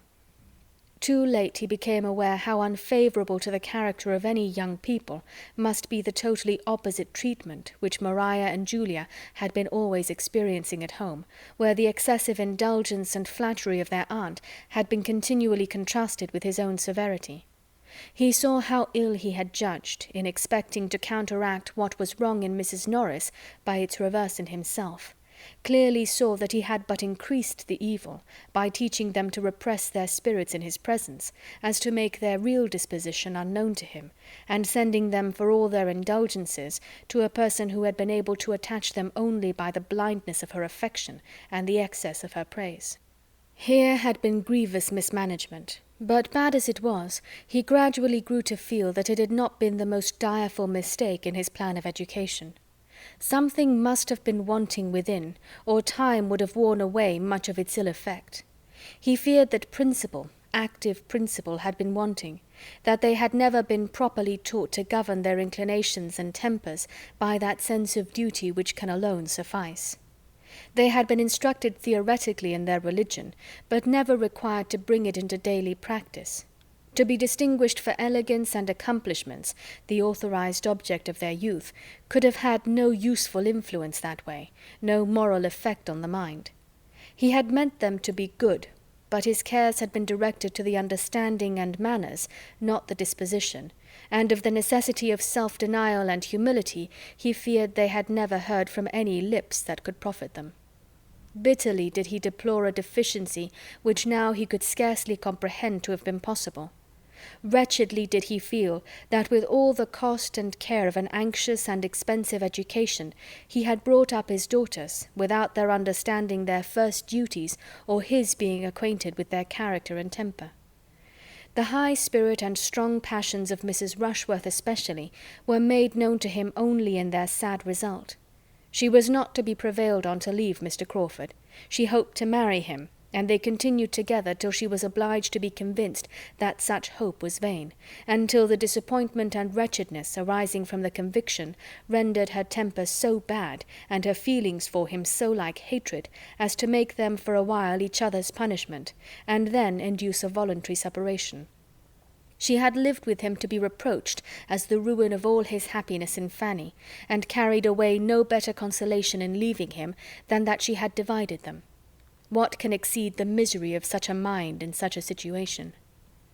Mr. Rushworth had no difficulty in procuring a divorce, and so ended a marriage contracted under such circumstances as to make any better end the effect of good luck not to be reckoned on. She had despised him and loved another, and he had been very much aware that it was so. The indignities of stupidity and the disappointments of selfish passion can excite little pity.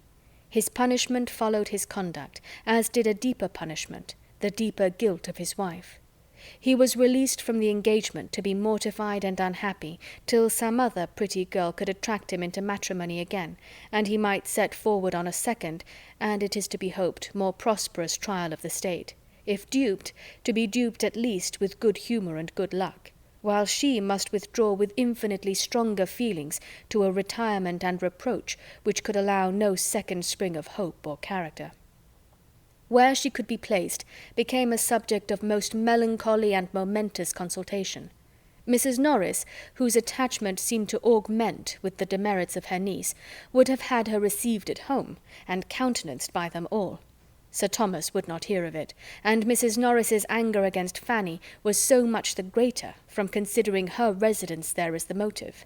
She persisted in placing his scruples to her account, though Sir Thomas very solemnly assured her that had there been no young woman in question, had there been no young person of either sex belonging to him to be endangered by the society or hurt by the character of Mrs. Rushworth, he would never have offered so great an insult to the neighbourhood as to expect it to notice her. As a daughter, he hoped a penitent one, she should be protected by him, and secured in every comfort, and supported by every encouragement to do right, which their relative situations admitted. But farther than that he would not go. Maria had destroyed her own character, and he would not, by a vain attempt to restore what never could be restored, be affording his sanction to vice, or in seeking to lessen its disgrace, be anywise accessory to introducing such misery in another man's family as he had known himself. It ended in Mrs. Norris's resolving to quit Mansfield, and devote herself to her unfortunate Maria, and in an establishment being formed for them in another country, remote and private, where, shut up together with little society, on one side no affection, on the other no judgment, it may be reasonably supposed that their tempers became their mutual punishment. Mrs. Norris's removal from Mansfield was the great supplementary comfort of Sir Thomas's life. His opinion of her had been sinking from the day of his return from Antigua. In every transaction together from that period, in their daily intercourse, in business or in chat, she had been regularly losing ground in his esteem, and convincing him that either time had done her much disservice, or that he had considerably overrated her sense, and wonderfully borne with her manners before. He had felt her as an hourly evil, which was so much the worse, as there seemed no chance of its ceasing but with life. She seemed a part of himself that must be borne for ever. To be relieved from her, therefore, was so great a felicity that had she not left bitter remembrances behind her, there might have been danger of his learning almost to approve the evil which produced such a good. She was regretted by no one at Mansfield. She had never been able to attach even those she loved best, and since Mrs. Rushworth's elopement her temper had been in a state of such irritation as to make her everywhere tormenting. Not even Fanny had tears for Aunt Norris, not even when she was gone forever. That Julia escaped better than Maria was owing in some measure to a favourable difference of disposition and circumstance, but in a greater to her having been less the darling of that very aunt, less flattered and less spoilt. Her beauty and acquirements had held but a second place. She had been always used to think herself a little inferior to Maria. Her temper was naturally the easiest of the two, her feelings, though quick, were more controllable, and education had not given her so very hurtful a degree of self-consequence. She had submitted the best to the disappointment in Henry Crawford, After the first bitterness of the conviction of being slighted was over, she had been tolerably soon in a fair way of not thinking of him again; and when the acquaintance was renewed in town, and Mr. Rushworth's house became Crawford's object, she had had the merit of withdrawing herself from it, and of choosing that time to pay a visit to her other friends, in order to secure herself from being again too much attracted. This had been her motive in going to her cousin's. Mr. Yates's convenience had had nothing to do with it. She had been allowing his attentions some time, but with very little idea of ever accepting him; and had not her sister's conduct burst forth as it did, and her increased dread of her father and of home on that event, imagining its certain consequence to herself would be greater severity and restraint, made her hastily resolve on avoiding such immediate horrors at all risks, it is probable that Mr. Yates would never have succeeded. She had not eloped with any worse feelings than those of selfish alarm. It had appeared to her the only thing to be done. Maria's guilt had induced Julia's folly. Henry Crawford, ruined by early independence and bad domestic example, indulged in the freaks of a cold-blooded vanity a little too long. Once it had, by an opening undesigned and unmerited, led him into the way of happiness. Could he have been satisfied with the conquest of one amiable woman's affections, could he have found sufficient exultation in overcoming the reluctance, in working himself into the esteem and tenderness of Fanny Price, there would have been every probability of success and felicity for him. His affection had already done something. Her influence over him had already given him some influence over her. Would he have deserved more, there can be no doubt that more would have been obtained, especially when that marriage had taken place, which would have given him the assistance of her conscience in subduing her first inclination, and brought them very often together.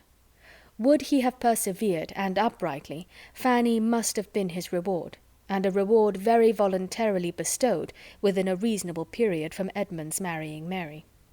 Had he done as he intended, and as he knew he ought, by going down to Everingham after his return from Portsmouth, he might have been deciding his own happy destiny. But he was pressed to stay for Mrs. Fraser's party. His staying was made of flattering consequence, and he was to meet Mrs. Rushworth there. Curiosity and vanity were both engaged, and the temptation of immediate pleasure was too strong for a mind unused to make any sacrifice to right. He resolved to defer his Norfolk journey, resolved that writing should answer the purpose of it, or that its purpose was unimportant, and stayed. He saw Mrs. Rushworth, was received by her with a coldness which ought to have been repulsive, and have established apparent indifference between them forever. But he was mortified. He could not bear to be thrown off by the woman whose smiles had been so wholly at his command. He must exert himself to subdue so proud a display of resentment. It was anger on Fanny's account. He must get the better of it, and make Mrs. Rushworth Maria Bertram again in her treatment of himself. In this spirit he began the attack, and by animated perseverance had soon re-established the sort of familiar intercourse, of gallantry, of flirtation which bounded his views, but in triumphing over the discretion which, though beginning in anger, might have saved them both, he had put himself in the power of feelings on her side more strong than he had supposed. She loved him. There was no withdrawing attentions avowedly dear to her. He was entangled by his own vanity, with as little excuse of love as possible, and without the smallest inconstancy of mind towards her cousin. To keep Fanny and the Bertrams from a knowledge of what was passing became his first object. Secrecy could not have been more desirable for Mrs. Rushworth's credit than he felt it for his own. When he returned from Richmond, he would have been glad to see Mrs. Rushworth no more.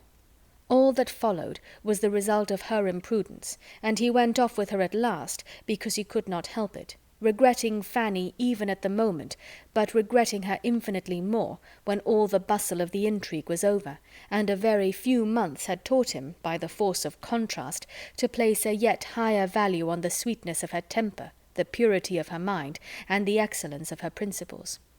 That punishment, the public punishment of disgrace, should in a just measure attend his share of the offence, is, we know, not one of the barriers which society gives to virtue.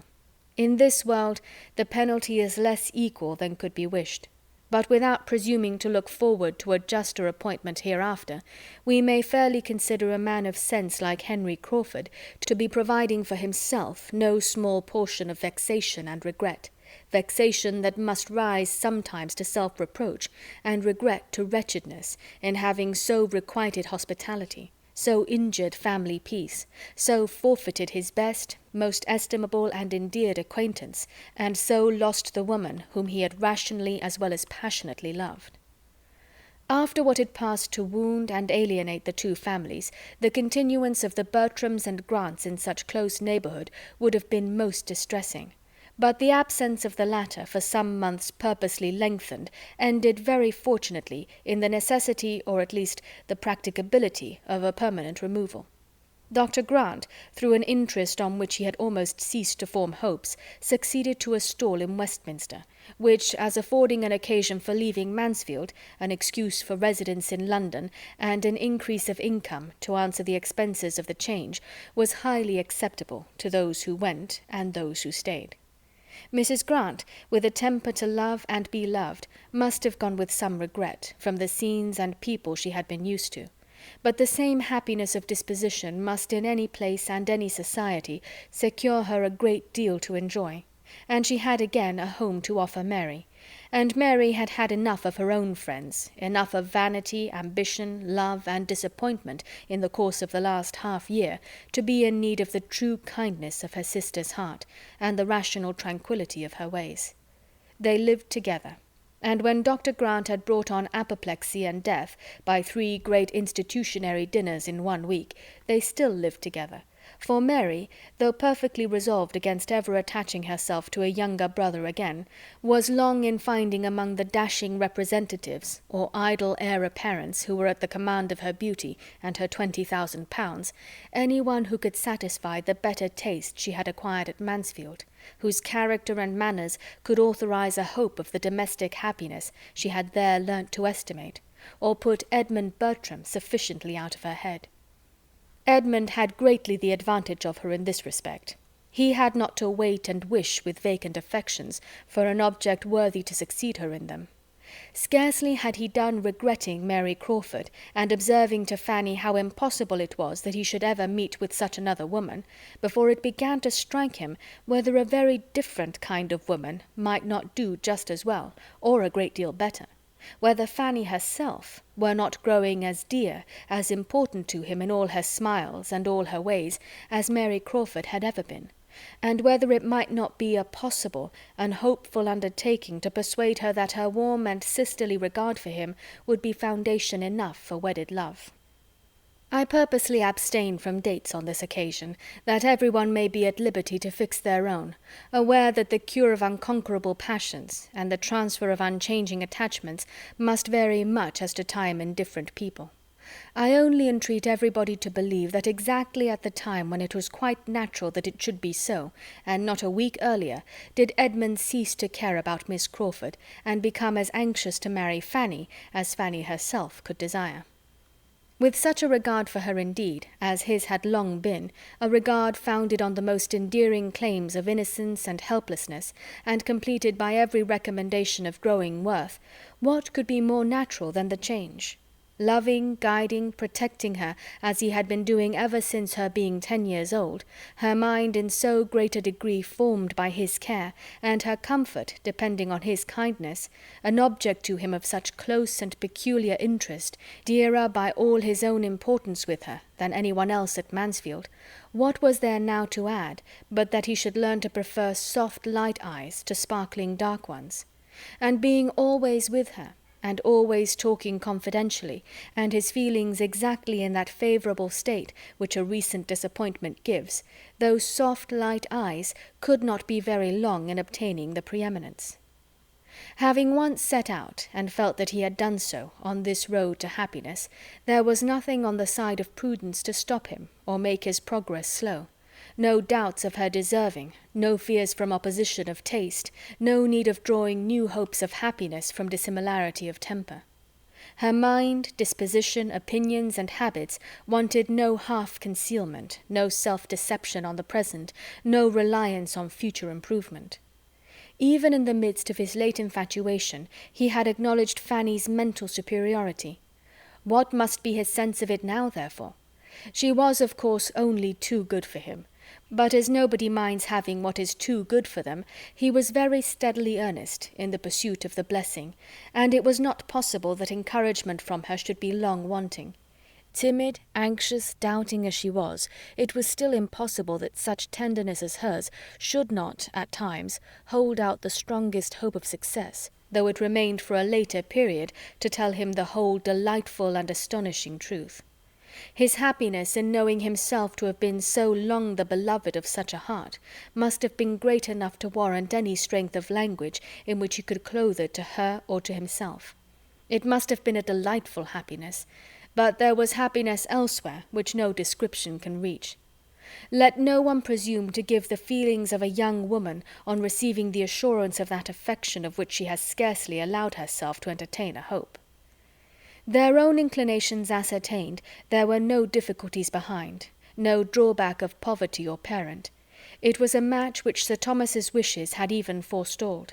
Sick of ambitious and mercenary connections, prizing more and more the sterling good of principle and temper, and chiefly anxious to bind by the strongest securities all that remained to him of domestic felicity, he had pondered with genuine satisfaction on the more than possibility of the two young friends finding their natural consolation in each other for all that had occurred of disappointment to either, and the joyful consent which met Edmund's application, the high sense of having realized a great acquisition in the promise of Fanny for a daughter, formed just such a contrast with his early opinion on the subject when the poor little girl's coming had been first agitated, as time is forever producing between the plans and decisions of mortals for their own instruction and their neighbours' entertainment.